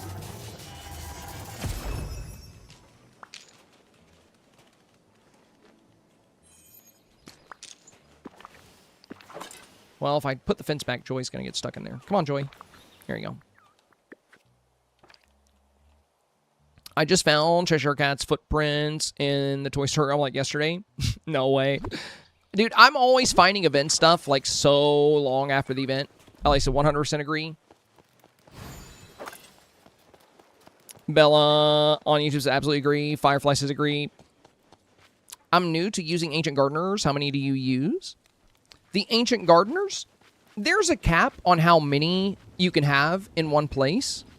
So I think it's, what is it? Is it 4 or is it 6? Do you guys remember? So for the Ancient Gardeners, the game won't let you use like unlimited ones. So yeah, it's 4 max per biome. So you can have 4 per biome. What I usually do, to answer your question, Cherry, is I'll place 4 of them and make them into one, because each one is a corner piece. So let me show you. Let me show you what I mean by each one being a corner piece here. We'll go to my utilities. Oh, I might have them all placed. I think I have them all placed. Okay, well, I'll show you in a minute. But if you put them all together, they form like one big gardener. And what I'll do is I'll use them, I'll dig, I'll plant, and then I immediately move them and do it again. So you can use 4, and you can fill up an entire floating island with crops. Now, of course, they're not going to water everything if you do that, but there is a pretty neat little trick you can do. The way they designed the auto gardeners is if you move them, even if they're not done watering, if you go into furniture mode and you move them somewhere else, they'll water everything that was there.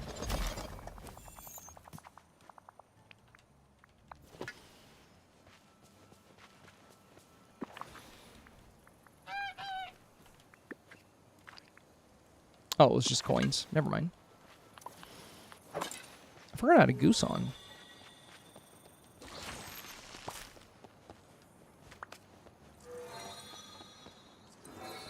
Also, again, you guys, thank you so much for being here for the sponsored stream today. It's been great. So cool. Big shout out to Gameloft and Dreamlight Valley for sponsoring this stream. And don't forget, you know, in the QR code on the screen here, if you have Steam, you can scan that QR code and you can wish list Honeyglow Woods.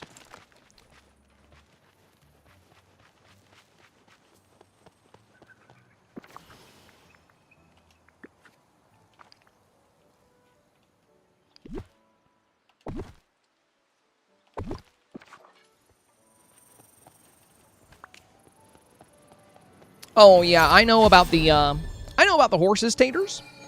Yeah, they'll dig up a 3x3 zone if you give them the magic glow. So if you pet them, brush them, and feed them, you'll get the magic glow, and they'll dig a 3x3. But you can see, you know, from watching me do this, how fast I get missed. It's like insane how fast I get missed, because we got like all the villagers in the game, and we got a pretty absurd number of time benders.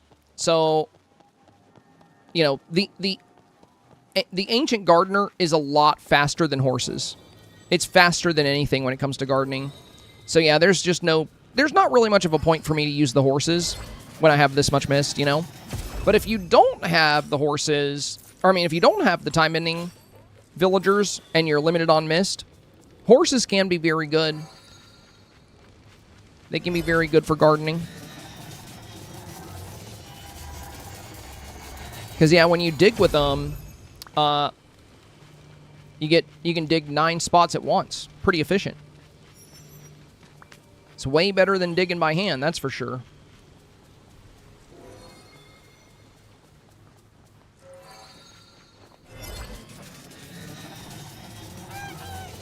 Demi said, also want to say thank you so much, everybody, for all your tutorials that you do. They've been super helpful.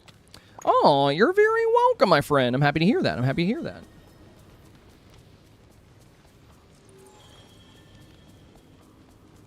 I'm thinking the Dreamsnap guide we made today is probably going to be particularly helpful and popular because I haven't seen this many people confused about a theme or a challenge, or lost, I should say, since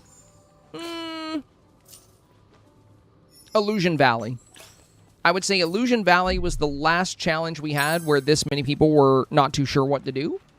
So I think this week's Dreamsnap guide that we released today is probably going to help a lot of people.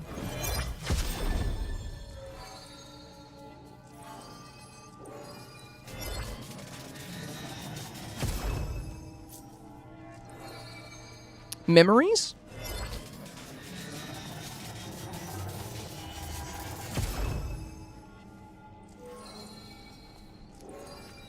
The most efficient way I found to get memories is speed cooking crackers. I can fill like a whole chest with memories with like a play session of just like making some crackers. It's a great way to load up on memories for sure.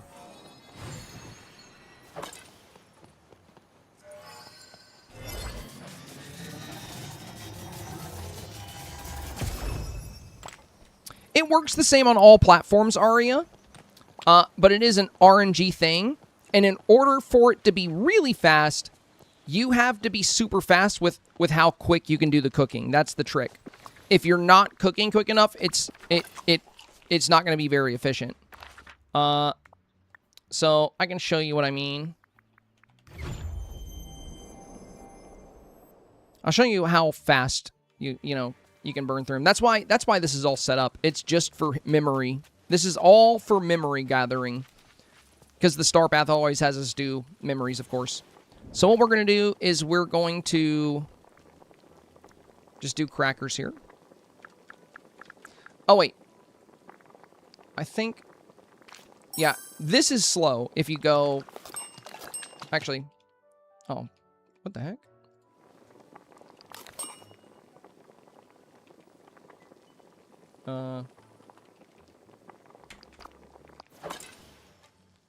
So you don't want to use crackers that way. Like, you don't want to go with the recipe. If you go with the recipe, it takes ages. Because you add and you cook. This is as fast as you can go, I think. Yeah, see how it's not cooking when I spam it? Now, when we go down here, instead of going to the recipe, what we're going to do is we're going to go to wheat here. And now that we've selected wheat instead of the recipe, we're just going to toggle really quickly between cooking and adding. Oh, wait, did they patch this? No, we're good.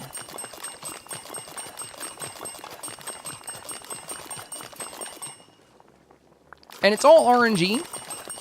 You might cook 200 crackers and not get a memory. And then your next 100 crackers, you get like 20 memories.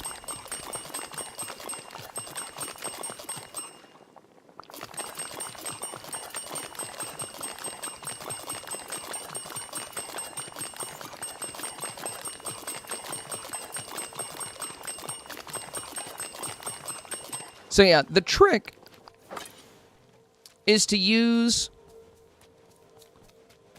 The trick is to use your, not use the recipe. Oh, Stunna. No, our rewards are working, my friend. This is a common bug with Twitch and rewards. So, we've had a lot of people claim their rewards today, so they are working, but if your percentage bar is not going up as you're watching the stream, what you're going to want to do is close your app. Well, first, log out of Twitch, and then close your app, reopen your app, log back in, and come back to the stream, and the bar will start moving. I actually had the same problem last night after my stream when I went to get my drops. It doesn't have anything to do with me or Gameloft. It's just Twitch. It's a Twitch thing. Essentially, Twitch is not recognizing that you're here for whatever reason. So if you restart your app or you sign out and sign back in, that'll refresh it, and it'll start counting. But yeah, it's just one of those random things. Twitch be twitching? Yeah, it do be twitching. But no, they're working, my friend. They're working. We've had a lot of people claim their drops today. It's just kind of an annoying thing sometimes with drops, where they, will just like spaz out and not count. I had the same thing happen last night in a different stream, and I just, re-signed in and I was good to go.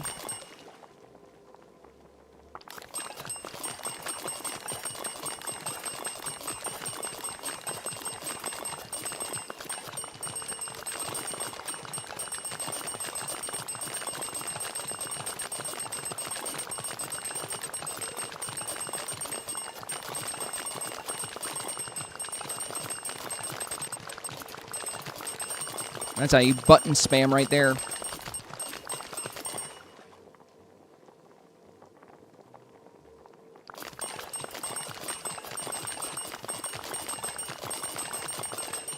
There we go. So, yeah, there you are. 1, 2, 3, 4, 5 memories. And this took us what? What'd that take us? Like 5 minutes, maybe? It's like a memory a minute.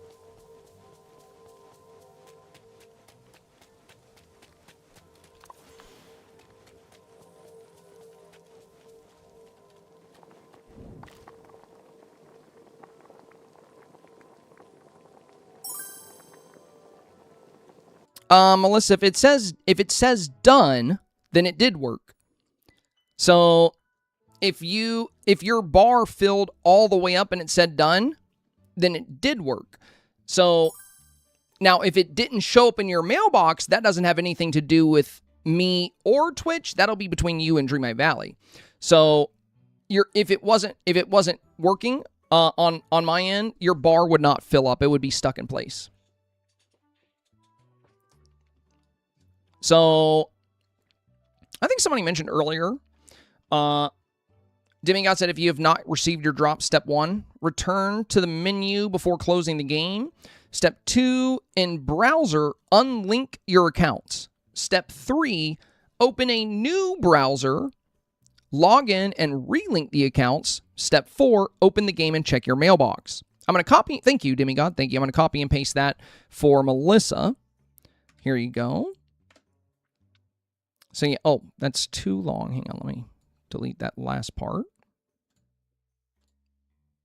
So, yeah, that's kind of an issue between Twitch and Gameloft. It's not communicating or something.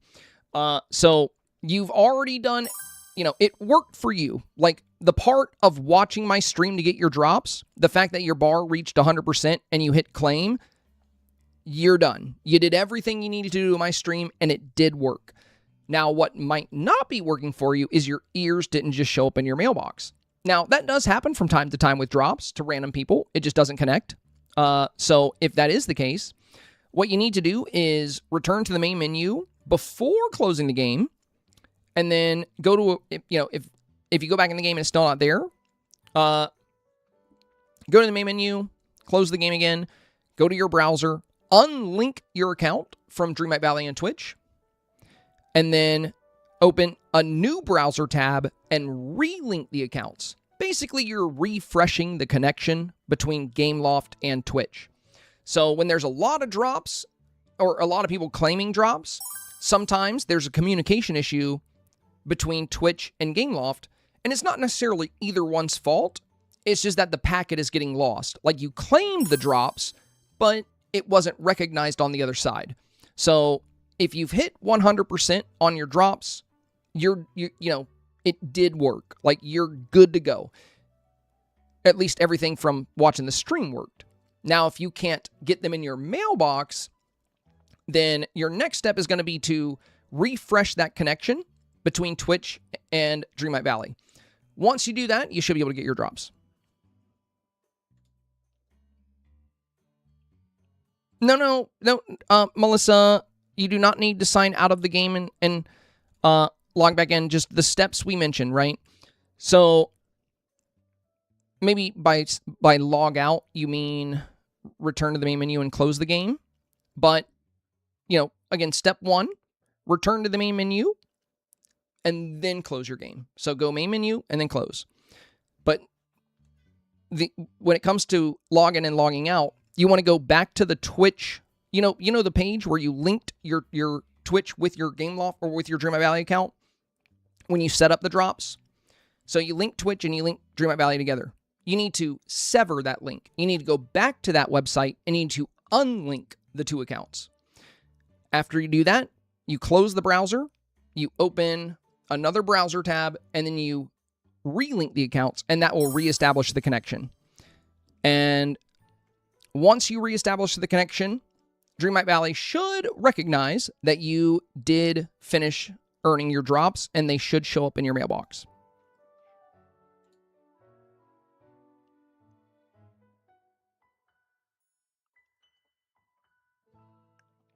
Blood Raven said, I had to use my phone, unlink Twitch to my game, reset my game loft password, change my avatar name, upload it to the server, and then close and relink and log back in. My goodness. Lally Dagger says, click on. Oh, yeah, no, don't worry about that, Lally. We have a, we already have like a command for that, and we, you know, you don't even have to go through your settings. You could just follow this link for that. So we're not talking about the progress bar. This is something different. So yeah, if you want to check the percentage of the ears, you can just go to twitch.tv/drop/inventory. We're talking about something a little different. So a small number of people each drop scenario every time we've had drops, not just for Dreamlight Valley, but for mini games. Once they claim their drops, they don't show up in the game. So they're already at 100%. They already checked their inventory. They're past all that stuff. They did all that. So the issue is they've claimed their drops, but they never showed up in their game. It happens, I think, usually to like 5% of people during drop campaigns. The issue is that Twitch and the host are not communicating. So Twitch knows the drops are done, and they're trying to tell Dreamlight Valley, but there's packet loss in between the two, and the message is not getting through. So that's why we're talking about, you know, relinking your accounts. You know, we're not really talking about like or maybe you respond to Priscilla. I'm not sure. But yeah, there's a link here, Priscilla. If you check twitch.drops/inventory or twitch.tv/drops/inventory, you can check there.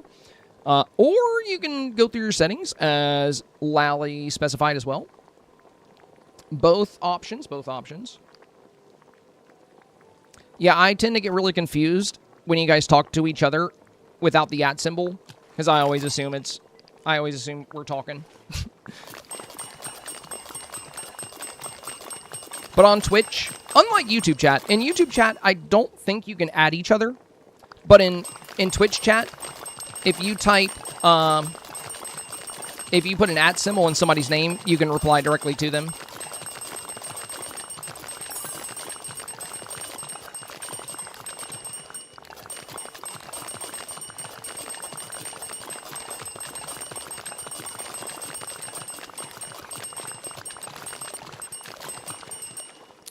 I didn't get a single memory that time. What the heck? The game was like, nah, you got enough.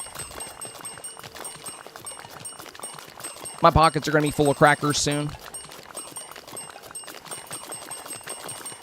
Joe Candy, you're fine on phone. You can open a browser. Or no, I think maybe you're talking to Demigod here. Try a different web browser. If you use Chrome or Safari, clear the cache. I only have my phone at the moment. You should have a browser on your phone, Joe Candy. If you're on iPhone, it'll be Safari browser. If you're on Android, you know, you'll probably have either Chrome or Explorer or Edge anyway. I think it's Edge now.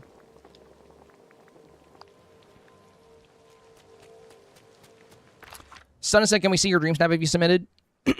I have not submitted, my friend. I have not submitted. I usually don't get time to make my Dreamsnap until pretty late. And I also usually don't show them on stream, just because I want to be fair. So I keep my Dreamsnaps somewhat confidential, unless it's like a really small group here. Like at the very end of a stream or something. But I don't post my snaps on social media or anything until voting is closed.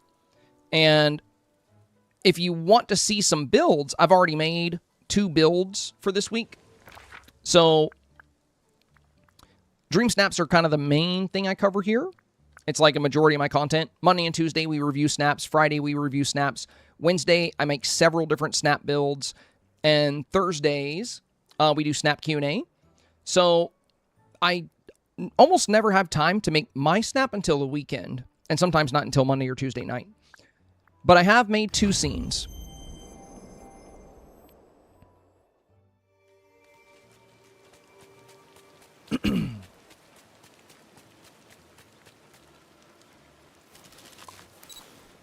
I also need to reestablish my drops didn't come in the mail today either. So I actually have the same problem as you guys. So I got to reconnect my Twitch and my Discord too. Or not, sorry, not Twitch and Discord. I got to reconnect Dreamlight Valley and Twitch as well. So this is one of the Dream Snaps we made. This is a expo or world fair that focuses on potions and magic. So this is more of a magical direction.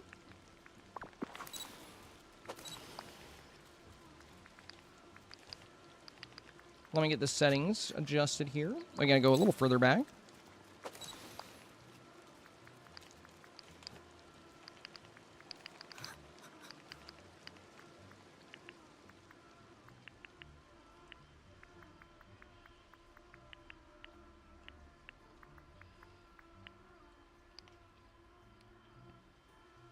So we have this World Fair build. This one is based on, like I said, we're displaying a lot of potions. It's an expo focused on magic and potions. Now, the other one is in the opposite direction. It's about technology, and it's a futuristic build. So if we go back to outfits, get on our futuristic outfit, and now I'll show you the other one we made. Yeah, Sunshine. I think that's why they put the parade float in the shop this week. A lot of world fairs will have parades as well. So you can totally do like a parade on the side. Or have it part of your world fair. World fairs are like really big, like, you know, global events. So there's usually all kinds of celebrations.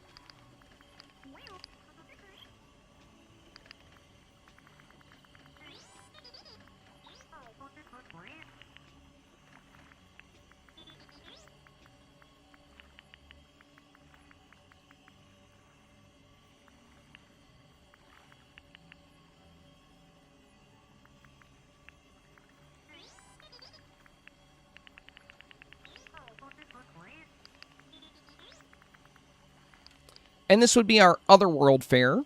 Now, I haven't set up, I don't have the villagers set up here, but when the scene is all set up, I'll show it to you in my gallery. We have all of the robots in this display section here. Right now, they're just behind it. And then we have like Buzz and Stitch and Mike and, you know, a lot of spacefaring or villagers that look a bit like aliens. So the way it looks when it's all set up properly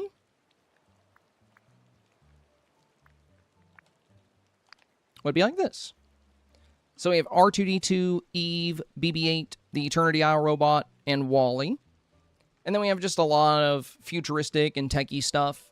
So this is more of a technological-based world fair. And we also did the magical one, too. Stun said, do you have any tips on getting followers on Twitch when you first start? Absolutely, absolutely.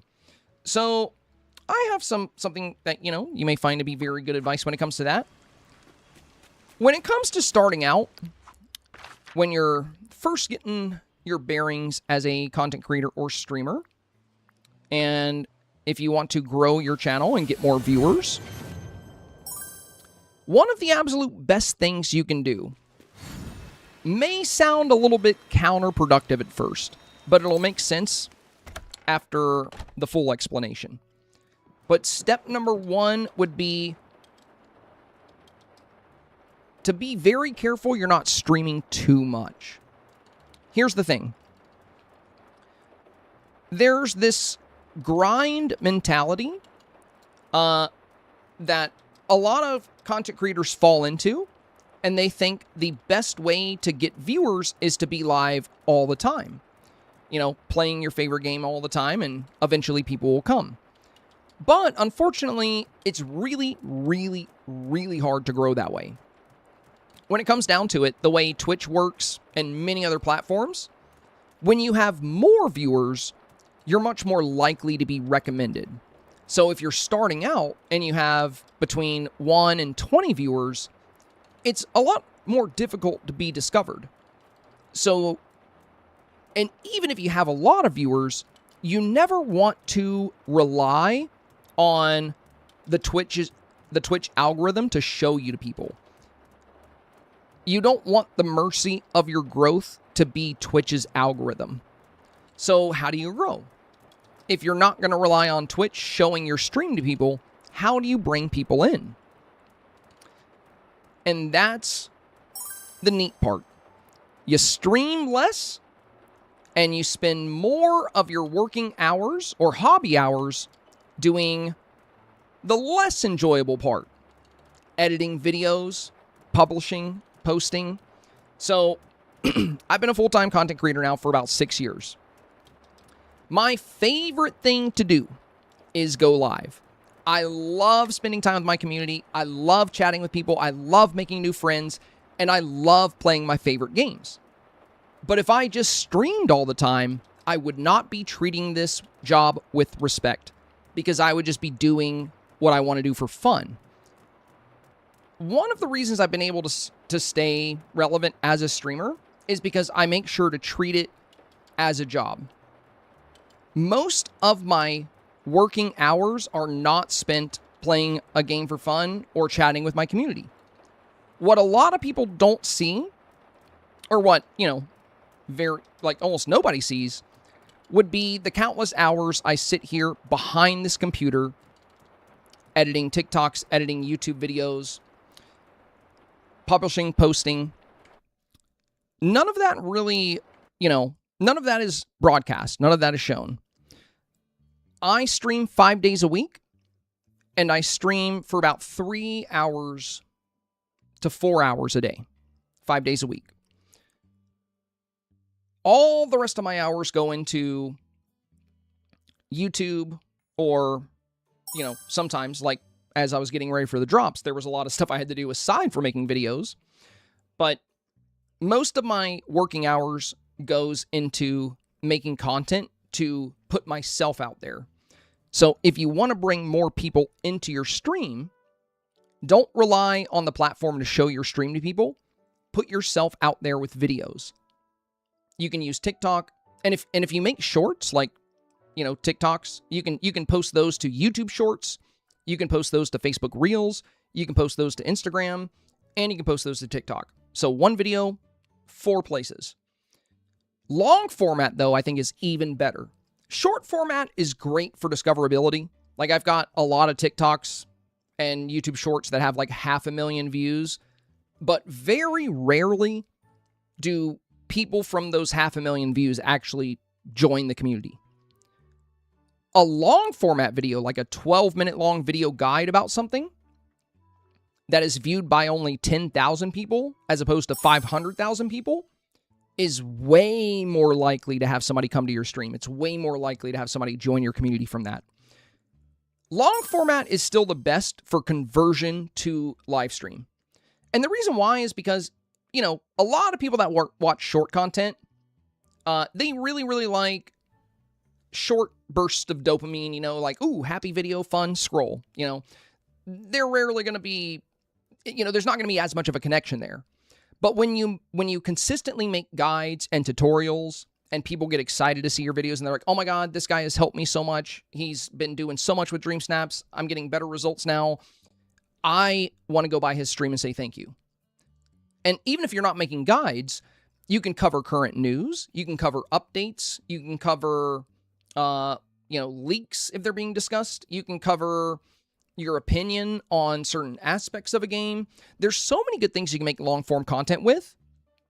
But one of the biggest keys to surviving as a content creator and continuing to grow as a content creator is putting a lot of those unseen hours into the profession. That's one of the biggest keys. Now, if you're not worried about a lot of growth, if you're just streaming as a hobby and just for fun, then you do not have to do any of that stuff.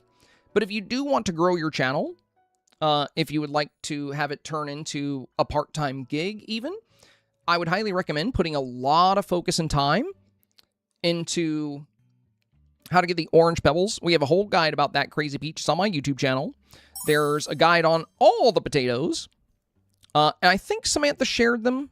So the pebbles are in the orange potato guide. So yeah, it's all on the YouTube. But yeah. So, and if you don't know how to do editing, we all start somewhere. When I first started streaming, I had a little bit of editing experience from classes I had taken in high school and college. Like I took program broadcasting. So I knew a little bit, but most of what I've learned with editing has been self-taught over the years. You know, the more videos you make, the better you're going to get at it. And if you put out a video and it doesn't get a lot of views or it doesn't do well, don't simply give up.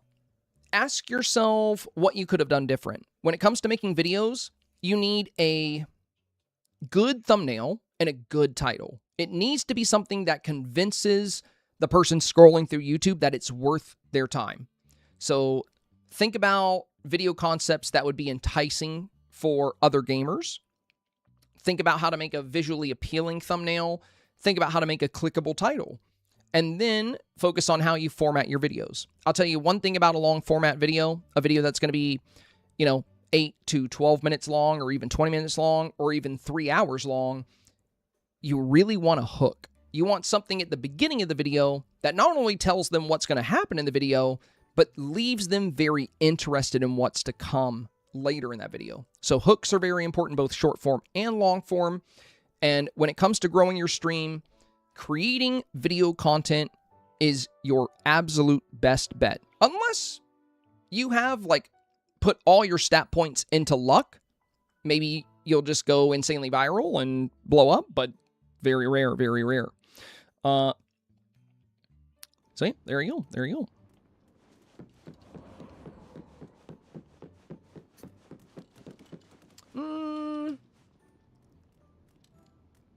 I forgot what I was doing. I was doing something. I don't remember what it was. Do you guys remember? Do you guys remember what I was doing?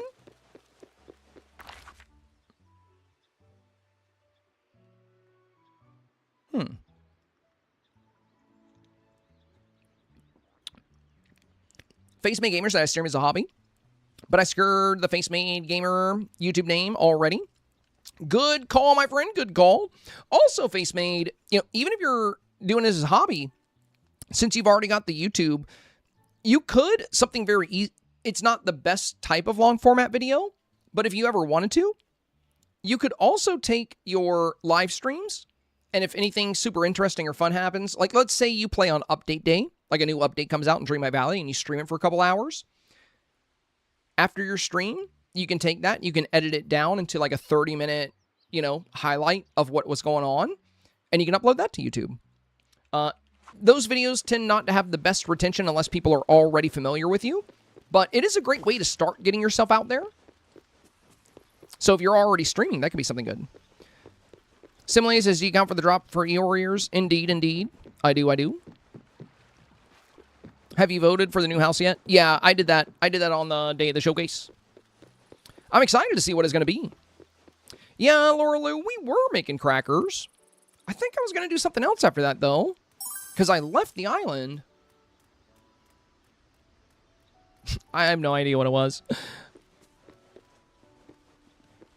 And exercises editing skills with less pressure. Absolutely, Kiwi. Very good point. Very good point. Yeah, because then, you get to go ahead and test the waters with editing as well. Says, I appreciate the tips. Thank you, Senpai. Absolutely, my friend. I get asked about that every once in a while, and I love to answer that question because, I've seen some big creators get that question, and some of the answers I see, I don't know, dude. Some people are so discouraging. Like, I was watching, I don't think it's anybody you guys know. It's somebody my girlfriend watches, and somebody in their chat asked, do you have any tips, to become a full-time streamer? And her advice was don't quit your job because you're going to need it. And, she didn't really give any advice about how to actually grow. She basically just made it seem like they're never going to be successful. I was like, dang, bro. I mean, yeah, they don't need to quit their job right away. Like, you're right about that. But, like, all you really told them was, like, yeah, it's not going to happen. That's what it sounded like to me. It sounded like their response was, like, you know, you're dreaming, even though it worked out for them. Like, because it was a pretty big streamer. I don't really think they do Dreamlight Valley, so I don't know if you guys would know them. And I don't really name drop because, you know, like, I don't like talking bad about anybody. I was just surprised by the advice because it was like a, you know, pretty nice streamer. But when they got the question, their immediate response was like, you know, there wasn't really much there about growth or about starting out. It was just like, yeah, don't quit your job because you're going to need it, and it doesn't work out for most people. Like, it's pretty much what they said. And, you know, that is true. You know, you probably shouldn't just go all in and quit your job and drop thousands of dollars on streaming equipment without having a good understanding about how to take the next step. So I get that. But I also think when somebody asks about how to grow a channel, you know, rather than citing statistics about how many people fail or how many people don't make it as content creators, I think it's a much better thing to focus on what's been proven to work for many. Like, I'm not a mega creator or anything. There's, you know, I'm a full-time content creator, but in the grand scheme of things, I'm still pretty small.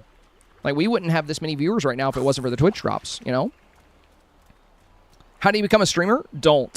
Yeah, that's pretty much the response there. I was like, geez, bro. But yeah, I get that question probably like once a month. And I always give the same answer. When it comes to making it in the content world, there's a lot of people out there that make content, a lot of talented people, a lot of amazing people. So whether you have 1 or 1,000 viewers, you should always be very appreciative of every single person that grants you the time of day, because time is a finite thing, and it's the most valuable thing you can give any creator. So, you know, you always want to show appreciation to those who grant you their time. But as far as getting new people into your stream, that's the toughest thing for a new streamer. And like I said, I think the biggest mistake a lot of new streamers make, what ends up causing a lot of people to give up or, you know, move away from it after a few years of doing it as a hobby, is, you know, they might go from 1 to 20 viewers eventually, but then they kind of stop growing. And they're just stuck at 20. And eventually they're like, I just don't have time for this anymore. Whereas, and you know, they're streaming like 6 or 8 hours a day, every day. And they beat themselves up because they're not growing, but they're streaming so much. But if they were to stream less, if they cut that stream time in half, or even cut it down by like 75%, and they took all that extra time and put it into managing a YouTube channel, managing a TikTok, and really working on their social presence, they would see much better growth than they would by just streaming 8 hours a day. Now, that said, I really wish we could just stream 8 hours a day. The big streamers do, you know. Like, once you reach a certain size, you don't have to ever edit again a day in your life because you'll have a team that does that for you. In fact, for the big streamers, like, they'll have TikToks of what happened in the stream before the stream even ends. Their editors are watching. They're paid to watch, record, and upload immediately. And they stream all day, then they go to bed. But a lot of people see that. They see these big streamers that are doing 24-hour subathons and streaming 8 hours a day, gaming nonstop, and they're like, oh, that's how you make it. You just stream nonstop. But they're not seeing the before. They're not seeing how the streamer got to that point. So, you know, reaching that point when you don't have a team of editors, when you're a one-man show like myself and many other creators, you need to be a good boss to yourself. You need to hold yourself accountable. You need to do some of the hard work, even if you don't feel like editing that day. I definitely didn't feel like getting up at 6 a.m. today. I was tired. Jedi Pink said Burke Peanut. That's exactly who I was thinking about when I was talking about the clips being out there immediately. Dude, he does have a really good team, though. The people that make the graphics for his stream, he's the biggest streamer right now, Burt Peanut is. As far as live streamers go, he's pretty much the biggest live streamer in the game. Which is funny, because I've found him to be very entertaining and amusing since, like, he played Tarkov. Like, both me and my girlfriend actually really like his content. I think he's hilarious. Hilarious guy. But yeah, that's the tough thing is, you know, lot of time. Like I said, I definitely did not feel like getting up at 6 a.m. today.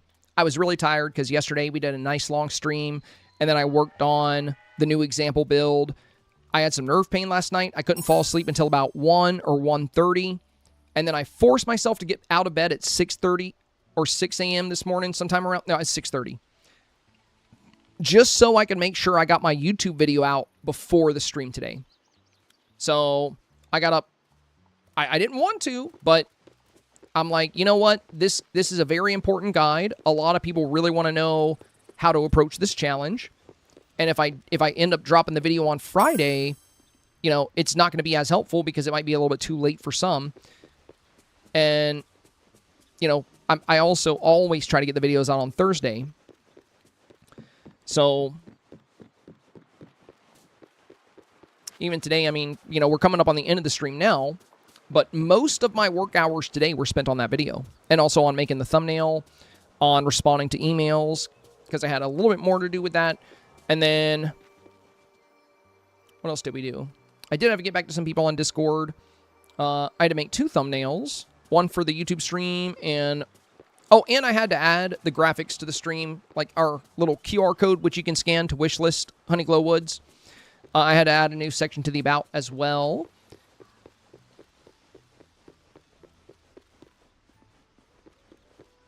Sour Patch says, do you ever show your biomes? I love your builds.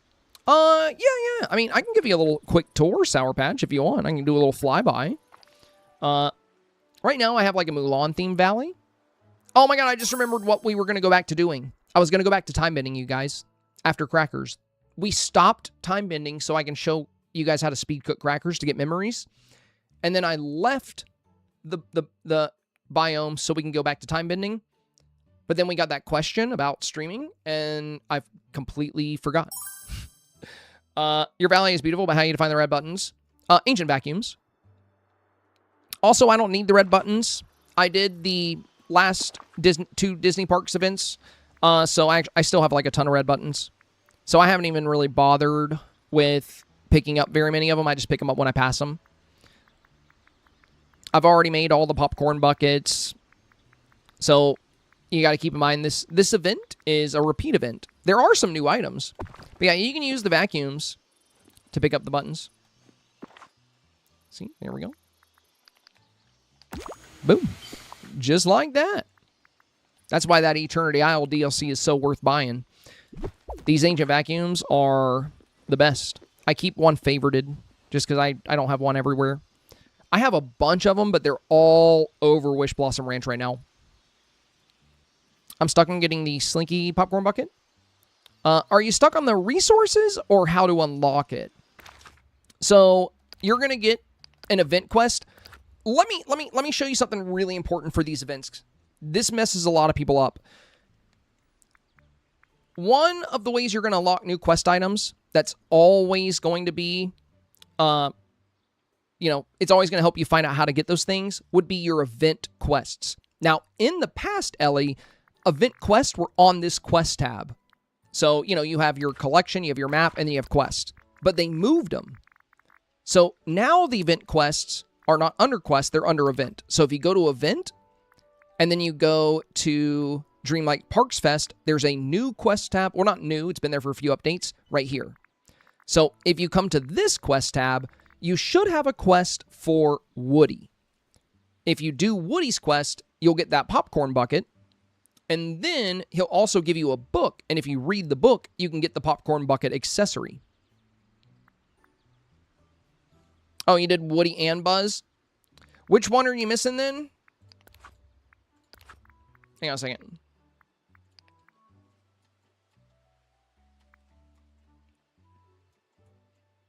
Oh. That would probably be... Well, I know Playful Dog is when you... No, that's the new one. That's the new one.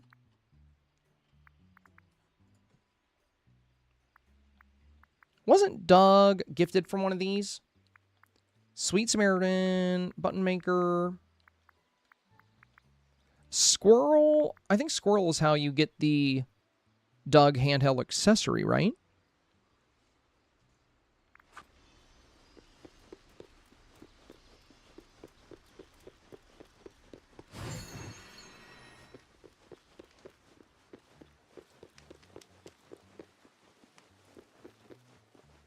Lady Chimera said, just to let you know, I had the same issue with the drop being finished, but couldn't claim it. I did try to unlink my account, but after failing on my phone several times, I went to a computer, and it worked. Thank you for the solution. Of course, my friend. I'm glad you were able to figure it out. Thankfully, there's a good bit of time left for those who are still having a hard time. It is unfortunate that this happens from time to time. Again, I see this, it's not a thing just with the Dreamlight Valley Twitch drops. I see it happen with a lot of drop campaigns where when you claim it, it won't show up in game. But yeah, usually it just requires relinking. But good to know it worked when you did it from your PC, because I actually had the same issue. I claimed my Eeyore ears last night, but they did not show up on my mailbox yet. So I probably won't reset it tonight. I'm probably going to do it in the morning. I'm just so tired. After the stream's over, I'm going to take a shower. I'm going to have some dinner, and I'm going to go to sleep. Because my brain, yeah, definitely on like 30% energy right now. After I claim it on here, should it automatically show up on my mailbox? Yeah, it should, but as other viewers were saying, some other people have had issues where after they claimed it, it did not show up. I actually have that issue myself. And it's not GameLoft's fault. It's a communication issue between Twitch and Dreamlight Valley. So basically, you've finished your drops, you've done everything, but it's not sending from Twitch to Dreamlight Valley. So if that happens, like let's say you claim your drop tonight and it doesn't show up, and then you wake up tomorrow and it's still not in your mailbox, what you're going to do is you're going to close your game. You're going to go back to the main menu first. So return to title. Once you're back on the main title, then you're going to quit the game. Once your game is closed, you're going to go back to the same website where you linked your Twitch account with Dreamlight Valley, and you're going to unlink them. Once you unlink them, you'll close the browser, reopen the browser, reload the website, and then relink them. Basically, that just reestablishes the connection. So if the drop was claimed, but it didn't register on Dreamlight Valley's side, refreshing the link will fix it. So if you run into that problem, you should be good. Thank you. I just claimed my ears. Hoping it works. Hoping it works right. Thank you for the stream. Absolutely, my friend. Glad you were able to get the drops. And I hope to see you for the next round of drops when Honey Glow Woods comes out. We're going to have another drop campaign starting on, I believe, the 8th. Thank you for the link for Bella, Samantha. I don't know why I restarted. I was supposed to end. I got to go have some dinner. I love them all on. Oh, wait. I was about to show somebody my valley. Yeah, I think one of my friends here asked to see my valley. I'm going to give you a furniture mode valley tour, and then we'll be done. We'll do that last. Yeah, I told Sour Patch I would show them the valley, so I can't go back on that. I gave you my word. All right. So, my valley is a spring/Mulan theme. Lovely says, how do you claim? You got to go to your Twitch drops inventory. I'll give you a link. Twitch.tv/drops/inventory.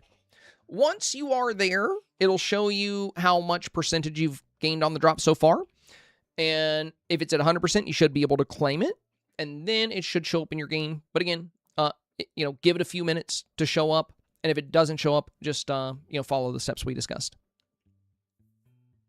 You're very welcome, Lolly. You're very welcome. Thank you for choosing Senpai for all of your drop needs. All right, so the valley here, I've always been very, very into Eastern architecture. So probably one of my favorite updates of all time was the Mulan update. And over time, we've gotten even more cool, like Eastern things, like the blossom trees and the multiplayer portal. And now that I have this Blossom Dreamlight Castle, I probably won't ever buy a castle skin again because I don't think I'm ever going to change it. I don't think I'll ever change off of this one. I mean, if they do a really cool holiday style one, I might get it. I don't know. But yeah, the meadow itself, it's surrounded by magnolia garden walls. We have the blossom well.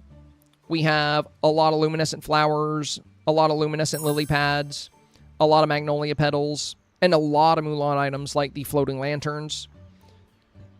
These garden temples are from Storybook Vale. Love these.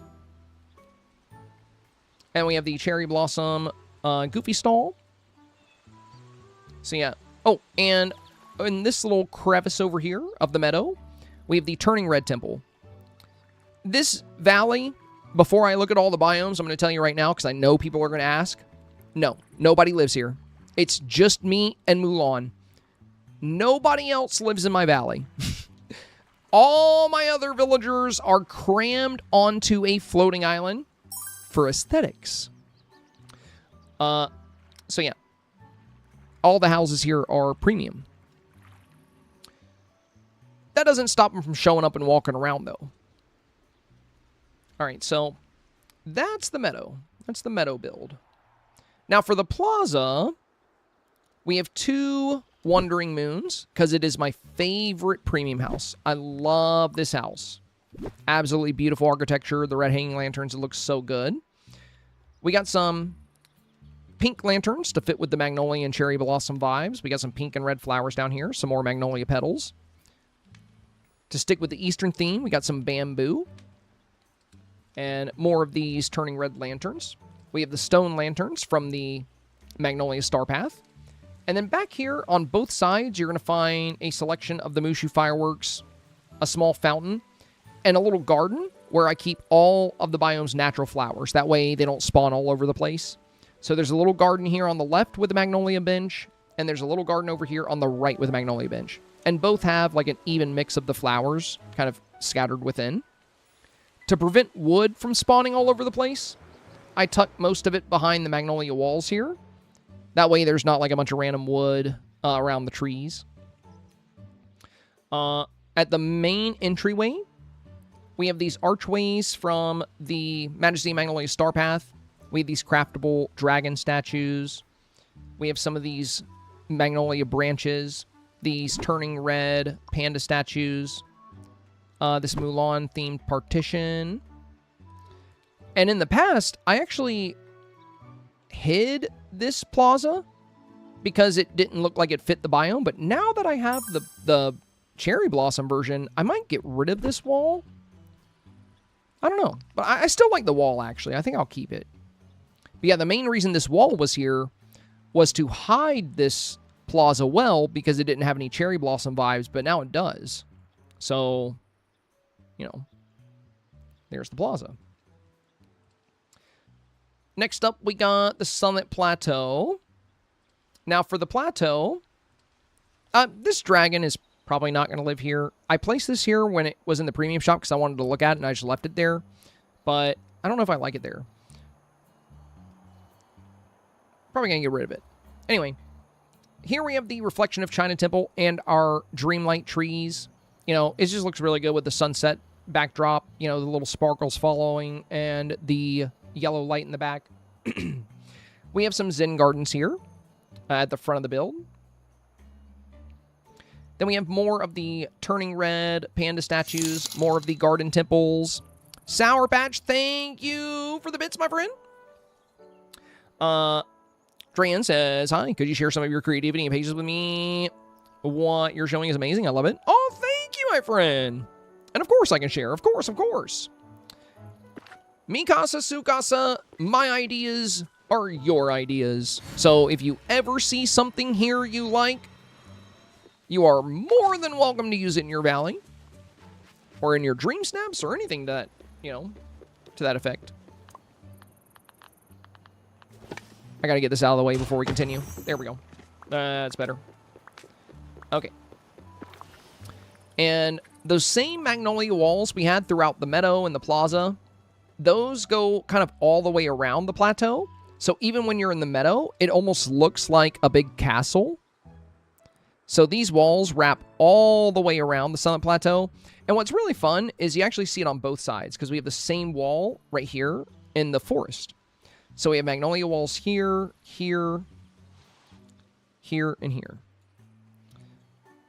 Now, past the Reflection of China Temple, we decorated this whole zone with more blossom trees, more magnolias, more glowing lilies, just really playing up the pink and purple vibes. And then back here, this is our little fruit and garden kind of zone. We have Wally's garden. We have our fruit trees back here. And again, it's enclosed with a magnolia, or the magnolia wall, whatever you call it. What is this called? Sorry, I'm really sleepy. I'm an eepy boy. No items match. Well, I have 41 of them. Yeah, I think it's the magnolia garden wall. I think that's what it's called. Now, we have like a little graveyard over here, but this is kind of whatever. I have not redone my Forgotten Lands yet. It's the only biome that I have empty right now, but for good reason. I'm waiting on some more Eastern-style stuff to come to the game. I might do something fun with it. But right now, what I use this for, the reason there's other villager houses here, is I like having at least one empty biome. So when I'm doing my STARPATH, or when I get a new character and I'm doing their quests, like for Phil and Hercules' quest, I had to do stuff with Mike and Sully, and I had to do stuff with Alice. So that's why their houses are here. They will be promptly excommunicated once again from my valley whenever I have a moment. I'm going to go to a floating island, and I'm going to kick them both out. And I still need to find a good home for the exhibition. I'm probably going to put it in my western district, which is where we'll head next. So this has a very eastern vibe. The plaza has a very eastern vibe. The meadow has a very eastern vibe. Actually, before we go to the western district, let's go to my last really good Mulan-themed area. Welcome to the military training camp. Yeah, I never really thought I'd be making a military camp in Dreamlight Valley, but here we are. So, thanks to the Mulan update, we got a lot of really cool, training camp stuff. We're going to go to daytime here because the sunset is a bit rough in the Forest of Valor. It gets a little bit dark over there. So, in this area, we have an archery range for training with our bows. We have some soldier tents. We have bow staves. We have a little trough of water. Training dummies, more bow staves. Some stuff like the sword with the sharpening stone and a little bit of rope. Oil torches. The green version of the magnolia trees. And then if we move down here, we have our officers' quarters. This is for the general of the army. So this is the general's tent. And we have our strategy table. This is for the war leader right here. That's their seat. And their lieutenants and captains would be seated here. It's really funny when villagers gather and sit here. I feel like they're plotting takeover. And aside from that, we have a few materials. We have a lot of boxes and crates, some hay, there's a gong. So some materials here, more training stuff here. I really wish I could buy more of these. I love this item, but we only get one. It's a little reward from the Mulan realm, but it's not available in Scrooge's shop, and it makes me very sad because I really like this. So yeah, these would be the commanding officer's tents. And if we move down here past the fireworks, this would be our forge weaponsmithing. We have several furnaces. We have tools for, pulling things in and out of the furnace and cleaning them out. We have water for smelting the hot iron. And we have anvils for forming the hot iron. Here we have several swords that have been made here in the camp. And we have the legendary sword. And we also make shields. So swords and shields. There's some scrolls about weaponsmithing right here.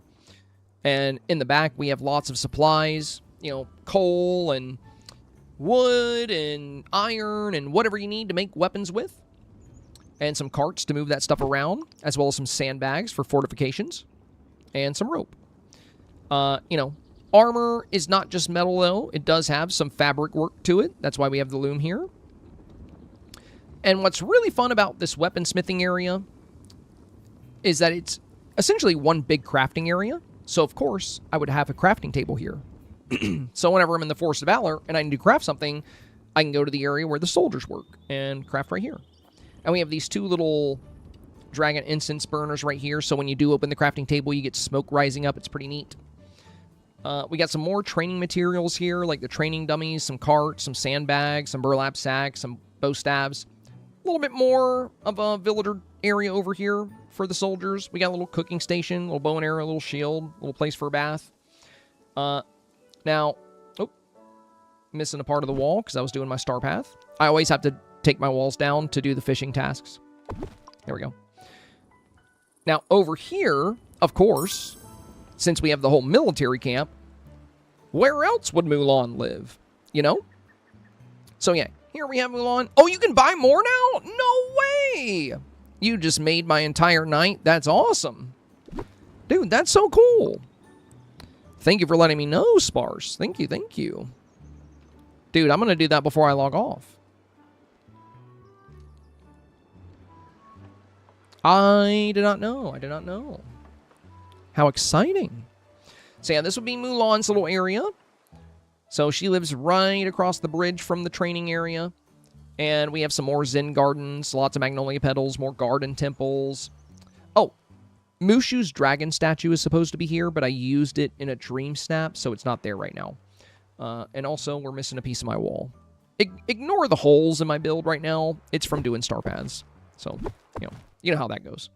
I guess I can put that back. There we go. All right. Now, for my Frosted Heights, I actually need to redo it. This is still set up for my Christmas Valley. Now, if you're interested in this, on YouTube, I have 2 full valley tours for 2 different valleys I built in the past. One is a Halloween valley, where I decorated the entire valley for Halloween. And every biome had its own story and its own theme. And, oh my God, Samantha, you were ready, bro. You were ready with that. How did you know? How did you know I was going to talk about that? And then, for the Christmas Valley, I made every biome winter-themed and Christmas-themed. And that was actually really hard to do with, like, the beach and some of the other areas. So, if you guys would like to see my holiday-themed build, after the stream, you can find those on YouTube. You can save the link Samantha just shared, and you can check them out. I will tell you right now, they're pretty crazy, because they have just as much detail as this Mulan build, but they're either entirely Halloween or entirely Christmas. It was pretty wild. It took me so long to do those builds. So yeah, you might find them very cool. So this is still set up for that, except I have deleted a lot of stuff since then, because we've had a lot of events that have required me to hunt things down. So I've deleted a lot of big trees that used to be over here. So I have made the area smaller, but it's still set up for the Christmas build in some ways. Okay. So we only have 2 places left to check out. One's going to be Dazzle Beach. Let's go back to Sunset. Yeah, it'll make sense to do Dazzle Beach first, actually. Thematically.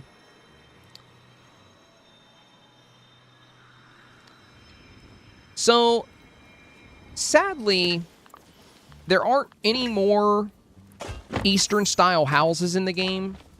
So, I've got the Turning Red Temple, I've got Mulan's house, I've got the Reflection of China Temple, I've got the Wandering Moon, but we haven't got any Chinese or Japanese-inspired homes, or just Eastern-inspired homes in quite a while. So, I haven't been able to do anything really Mulan-centric with my shoreline. So, the shoreline here, I decided to just lean heavily into nature and make it a very lush, nature-inspired kind of environment with the garden stones. We have a little alcove back here with the seaside villa and a nice little chair and our grassy nook back here. Nice little fountain spot with the benches. And I really like this part. The path can go this way or this way. If we go this way, I actually made a path through the water by putting the lilies on each side and leaving the middle open. This takes us to our little pirate treasure island. It just makes sense with Skull Rock, you know. So we have a bunch of different... Get these night thorns out of here. We have a bunch of different treasure trove stuff kind of tucked in back here. And, oh, and by the way, I don't know if you guys are aware of this, but this item right here is called Gaston's Shipwreck. It's in the Glittering Dunes on Eternity Isle, but you can actually pick it up and put it in your inventory, and you can bring it to the valley. But it looks really good here. So yeah, that's Gaston's Shipwreck.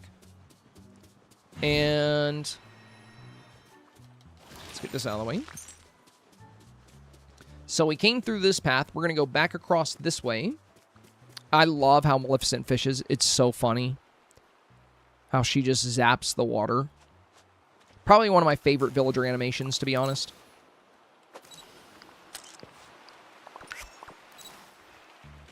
Okay, now we're going back across. This will be our little marketplace. We have Mulan's boat over here with a little chest for fishies. And we have our Goofy stall. And this is, you know, if we hadn't have taken this way. So we took this way to go to the island. But we could have taken this way to go towards the bridge. And this is where we just were. I love the garden stones, by the way. For those of you that don't have these, I really sincerely hope they come back to the premium shop soon. They were part of the Oasis StarPath. And I think they're one of the best path items in the entire game. I'm obsessed with these. And then over here, we got the section that connects back to the meadow, of course. And this would be our dock. This is our port. This is where our goods come in. And the reason the dock is here is because the Glade of Trust over there is our western district.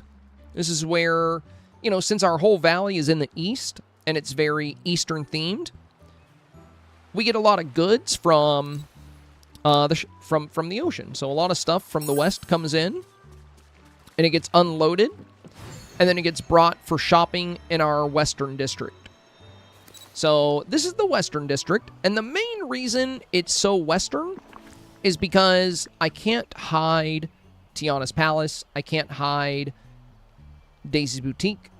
I can't really hide Chez Remy or Scrooge, but they did thankfully give us the Cherry Blossom versions of these two. So, you know, since a lot of the architecture on these buildings is more western than it is eastern, I decided having like a little, you know, Europe town or America town would be cool. So this is where you're going to find your restaurants and some shopping. I'll show you around. We got a little train set up here. It goes all the way around the area. You know, you can take some trains between your restaurants and your shops. You got some nice statues. We got Tiana's Palace over here. We got the confectionery. Hey, thank you for the resub, my friend. Oh my god, that wasn't even a resub. That's a brand new sub, and that's 6 months advance. Let's go. Thank you. That is very kind of you, my friend. I will do my best to continue to make the best content I can, especially for the next 6 months. I might start slacking off after that. But since you sub 6 months in advance, I'll make sure they're a good 6 months, my friend. Really appreciate you. Super kind of you. 6 months of Senpai. Also, Nix, as a supporter, this is totally optional, by the way, but whether you are a YouTube channel member or a Twitch supporter, if you join our Discord, we do Dreamsnap reviews Friday, Monday, and Tuesday. We'll be starting them tomorrow. And if you are ever interested in having me look over your Dreamsnap, you are more than welcome to participate in the reviews. It's one of the benefits of making the content possible. So there's a how-to section in our Discord that'll walk you through how to participate.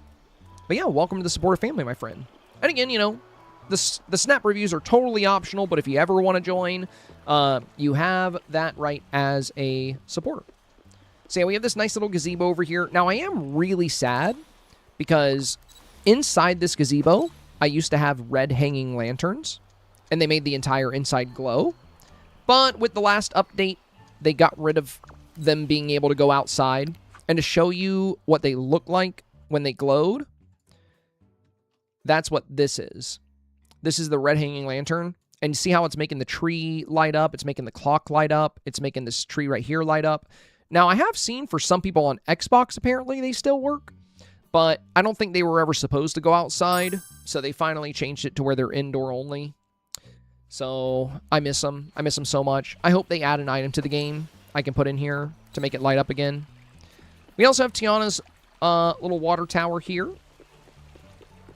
Oh, and Beast's flower stall is supposed to be here. I moved it when I was fishing in the StarPath. My bad. It's supposed to be part of the commercial district. Yeah, let's bring it back. Get back in that spot. There we go. All right.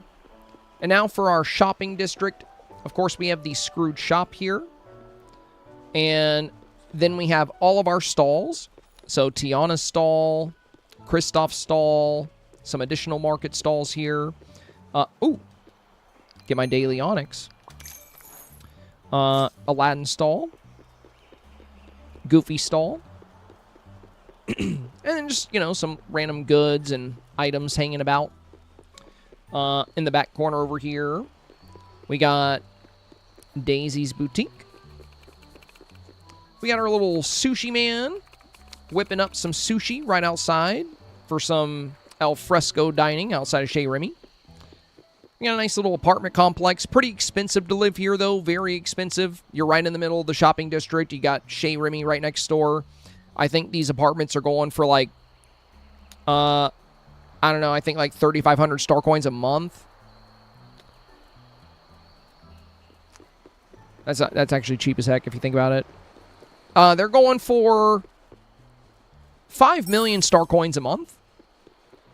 Yeah, that seems about right. And yeah, there we go. We made the full lap. That's the valley. Also, by the way, these uncrafting stations, they don't always live here. The reason they're here is because the StarPath always wants you to gather Dreamlight, right? You know, the StarPath is always like, gain 15,000 Dreamlight or gain 10,000 Dreamlight. Fun fact, if you keep an uncrafted chest in here, this counts. So you can just collect this, and that's 5,000. So I always keep a couple of these uncrafting stations nearby with a few chests inside. Like, so this is 5,000, 10,000, and 15,000. So, you know, if you have a StarPath coming up and you don't want to have to craft all your dream shards, or you don't want to have to do a whole bunch of duties to get your Dreamlight, what you can do is you can go to a crafting bench, make a few large chests, and then come to an uncrafting station and just stick some of those large chests in there. It costs 1,380 star coins to break them down, but I mean, that's pennies. It's pennies. So yeah, there we go. 10,000 Dreamlight standing by here, 10,000 Dreamlight standing by here. And before the next StarPath, I'll probably stack 2 or 3 chests here just for another 15,000. Oh, and, you know, of course, we have this very fantastic Remy fountain. Of course. Can't leave that out. Man, I would say come by tomorrow, and I'll give you a tour of my Eternity Isle, but we got to do snap reviews tomorrow. So, I might be able to give you a tour sometime, though. Cherry Vase of 10 and 10, 1,000 out of 10 Valley. Dang, high praise. It's not even done. It's not even done. My Forgotten Lands is empty. I think you're giving me too much credit. I mean, what we have decorated, I will admit, is very cool. I love my valley. And ever since we got the Mulan update, I've just loved adding more stuff to it over time. Like the blossom trees, my favorite thing from the Elements of Nature. When I saw this tree, I had the biggest smile on my face because I was like, this is so perfect for my valley. This is why I'm really hoping we eventually get a Big Hero 6 update. So Mulan is, I think, a story, I think it's China. I know it's Eastern, but yeah, I'm pretty sure it's China. Now, Turning Red, I haven't watched Pixar's Turning Red. Is he asking to come in? I'm almost done. I don't think you can leave him in here, though, because he'll be bad. My cat is visiting. Say hello to Horty, you guys. Hi, buddy. You want to hear him purr? I can get him to purr. He has a very loud purr. Hi, buddy. Yeah, I can hear him. He's like, let me down, let me down. Okay, buddy. I'll say hello, but I'm almost done. I was just telling them we're about to leave. Yeah, you don't have to take him out for now so he doesn't try to bite me while I'm saying goodbye. What a cutie. Yeah, he's so cute. He's the cutest little guy. Says it looks like Garfield. Yeah, he is a little orange boy. I'd say he's in better shape than Garfield. He doesn't eat as much lasagna. Two Snakes, hello, my friend. But yeah, I have, if we get Big Hero 6, it's based in Japan, and I would love some Japanese buildings in the game.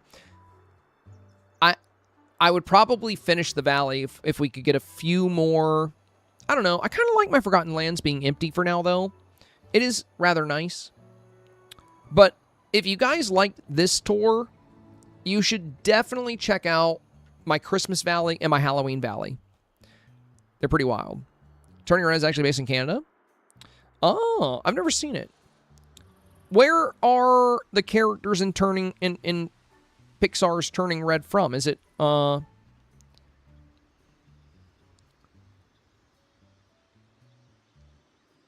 looks like the language here might be, and that looks like Chinese. It doesn't look like Japanese kanji or hiragana, and it also doesn't look like Korean.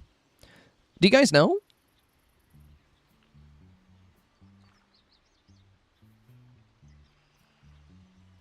I do love the Turning Red furniture, though, so I wouldn't mind getting Turning Red either, because these Turning Red lanterns are super nice. Chinese, Canadian. Gotcha! Okay, okay. I was right. It is Chinese. I know my... I know... I'm really good about pinpointing which type of Eastern writing I'm looking at. Like, which type of calligraphy. I can actually read hiragana, and I can read some kanji, but I don't know how to read Korean or Chinese, though. Or Mandarin, I guess it would be. Spice says it's a good movie. I'll have to check it out. I'd probably like it. I mean, I really like the aesthetics of the items we get from Turning Red, so I'd probably enjoy the movie as well.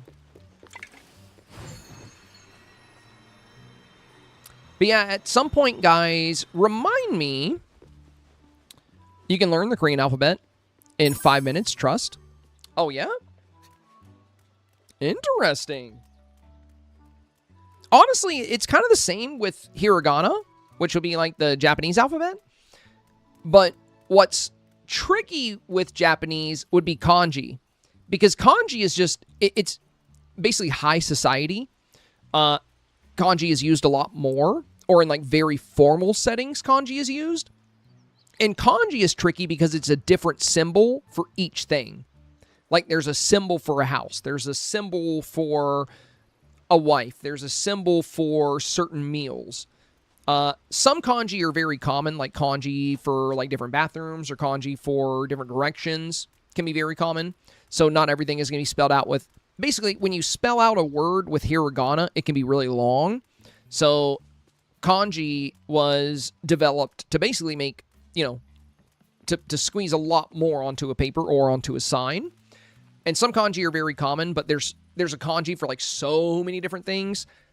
I know a few kanji, but not very many. But I did, for my senior project in high school, I made a beginner's guide to speaking Japanese, and it also taught the basics of hiragana. I was Mulan for Halloween in 1998. Oh, dang, that's cool. Throwback. Have you ever been to China or Japan, Senpai? No, I've actually, sadly, I've never left the U.S. I've never had a passport, never left the country. I've been all over the U.S. I've been to the West Coast. I've been to Florida. I've been in New York. I've been in the Midwest, like Colorado. But I've never left the country. It's on my bucket list. The only thing that would, I think, be tough for me going to Japan is their culture is not really too into tattoos. And, I mean, you know, like, there are some guides I've looked at that tell you, like, where to go that's, like, you know, more liberal with that kind of approach. It's like more of the old traditions, like tattoos in Japan. It's a very different culture. Tattoos are commonly associated with like criminal activity and gang activity. It's very different for us here in the US. It's more of an art thing. But there's these beautiful hot springs I would not even be allowed inside of because of my tattoos, which makes me kind of sad. But I still want to go. I love Japanese media. I love Japanese art. I love their culture, except for the tattoo stance, but I understand why it's there because, you know, it's based on pretty violent criminal past they've had to deal with associated with tattooed individuals. So I totally understand it. And I try not to ever, you know, I try to always be very open-minded with other cultures. Even if I'm being judged, I have to look at it from a standpoint of like, okay, well, they had a very different, you know, a very different experience when it came to like tattoos within their society versus our society. You know what I mean? But yeah, I would love to go. I would love to go. LOTR says, dang, I didn't know that. I've always wanted to go to Japan. I don't have as many tattoos as you, but I have some large ones. Well, it shouldn't be too big of an issue. So there's some businesses where you're not allowed to come inside if you have tattoos. And some of the really nice hot springs in Japan, like the natural ones that are like, you know, just built into the mountains. Many of the really good hot springs do not allow anybody in with tattoos. And if you have like a couple of small tattoos, you can hide them or cover them somehow. But I'm covered in tattoos, like, you know, and I would definitely be told no. But, you know, again, it's not like that all over Japan. It's more, you know, some of the older individuals, more conservative or, you know, like I said, it's a culture thing, you know, like cultures are different between younger people and older people. So it's a lot of the older people, you know, some business owners. So, you know, like I would still go to Japan, definitely. And I think if you want to go, I would still go as well. I would just look into it. Like, you know, you can always like Google it and look up Japanese perspective on tattoos and like where tattoos are and aren't allowed, like what businesses do. But there are some really good hot springs I found when I was looking into this that are tattoo friendly, and most businesses are as well. But me with you know, I can't wear a long sleeve shirt. Like I would have to wear long sleeves and gloves if I wanted to like pass for no tattoos, which is, you know, a little tricky if I ever go in like the summer or spring. But you know, it's not the biggest deal. I would just want to be respectful. You know, I don't want to try to like come into a space where they don't want that kind of thing. You know what I mean? So yeah, if you do end up wanting to go to Japan, I would just look into it that way. Because one thing, I've never left the country, so I can't really attest to this. But on social media, I do see a lot of videos of people going to other countries and being somewhat disrespectful of their cultures, you know, being like really loud or obnoxious or like messing with people or trying to prank people.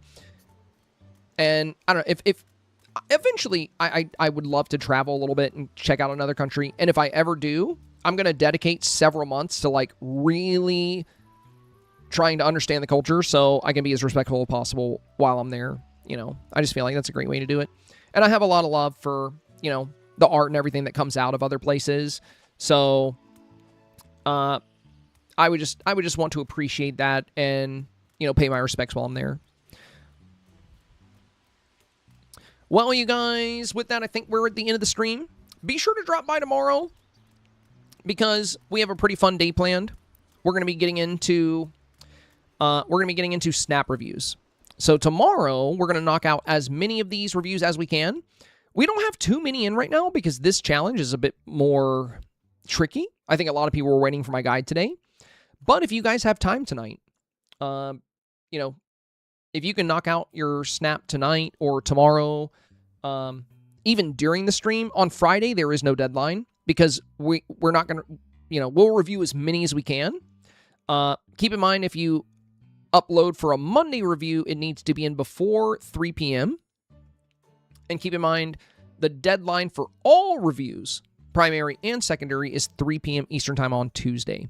This week, we will be locking the channels. So at 3 p.m. on Monday, the primary review forum will be locked. You will not be able to upload. If for some reason life gets in the way and you're busy with the kids or you get called into work and something comes up, reach out to me. You know, get my attention during the stream and I'll see if I can squeeze you in. And same thing goes for like secondary reviews on Tuesday, of course. But yeah, snap reviews tomorrow. Should be fun. When did it start raining? I clicked out of the game and came back and it's raining.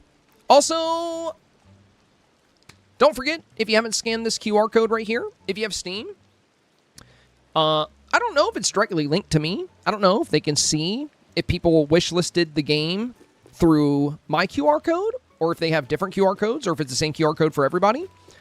But I don't know if they track it, but if you could scan this QR code and, you know, show them we got some people to wishlist the DLC, that would be pretty cool. Ajax says, you don't look like you would have tattoos, to be honest. You never know. You never know. All kinds of people have tattoos. If I, like, shaved my head and, like, grew out my beard, would you think I look like somebody with tattoos at that point? I could. I can grow a pretty nice beard. And I could easily shave my head. But, yeah, I can buzz my hair. I can grow out my beard. And then maybe I'll look more like your traditional tattooed guy. You know? I just grew up in a coastal southern community, a very old community, one of the settlement cities of the Americas. It's called Wilmington, North Carolina. And it's got a lot of art, it's got a lot of culture. There were a lot of tattoo shops, and art was a big part of my life growing up. One of my absolute best friends apprenticed for like 2 years at a really good place. No, you look like he'd be a bit dorky, but that's not a bad thing. Well, I mean, you know, I am pretty nerdy and dorky, to be honest. Like, you know, like I play a lot of video games. I ride my bike. I listen to audiobooks. So yeah, I embrace it. He is a dork. Yeah. I'm not gonna argue that. Yeah, the tattoos for me are really about a love of art. But anybody can be a tattooed person, though. I see all kinds of people with tattoos. Or at least where I grew up. Where I live now, like in Ohio, I haven't seen anybody with as many tattoos as me. Like, not even once. I don't get out much, to be fair. Resub, I didn't announce it. Oh, thank you, Ellie. Thank you. I thought you already resubbed. Didn't you gift a bunch of subs yesterday? Then you gave out a bunch of subs. Well, thank you, my friend. Greatly appreciated, Ellie. Greatly appreciated. That's so kind of you. But yeah, where I grew up, there were so many people, like, of all different kind of walks of life, like, you know, big people, little people, young people, older people that had a lot of tattoos. Tattoos were so common in Wilmington, and there were tattoo shops like on every corner downtown. And where I am now, I'm like south of Dayton in this township called Centerville. It's very nice, you know. One thing about Wilmington was there was a lot of crime, especially in the downtown area, and that was kind of rough. But here it's like super peaceful, and I don't even know of any tattoo shops around here, but I rarely see tattoos here. Now, if I go into downtown Dayton, I'm sure I'll see a lot of tattooed individuals in a big city. But out here in like the suburbs, I don't really see it. I don't really see it much. All right. Crazy, can someone send me a link for the YouTube videos of the Rainbow Fox? There you go. Samantha put it in chat for you. So if you're looking to keep working on your Twitch drops, guys, use the link now in the pinned comment to go to dreamlightValley.com Twitch drops and find a streamer you would like to watch for the Twitch drops. Because what we're going to do at the end of this stream is I'm going to send you guys to my newest YouTube video, which is the guide about this week's Dreamsnap theme. So if you're looking for inspiration and ideas when it comes to approaching this week's Dreamsnap challenge, I got up extra early this morning just so I can get this video out before the stream. So I'm going to put this link in the chat, and then we're going to end the stream.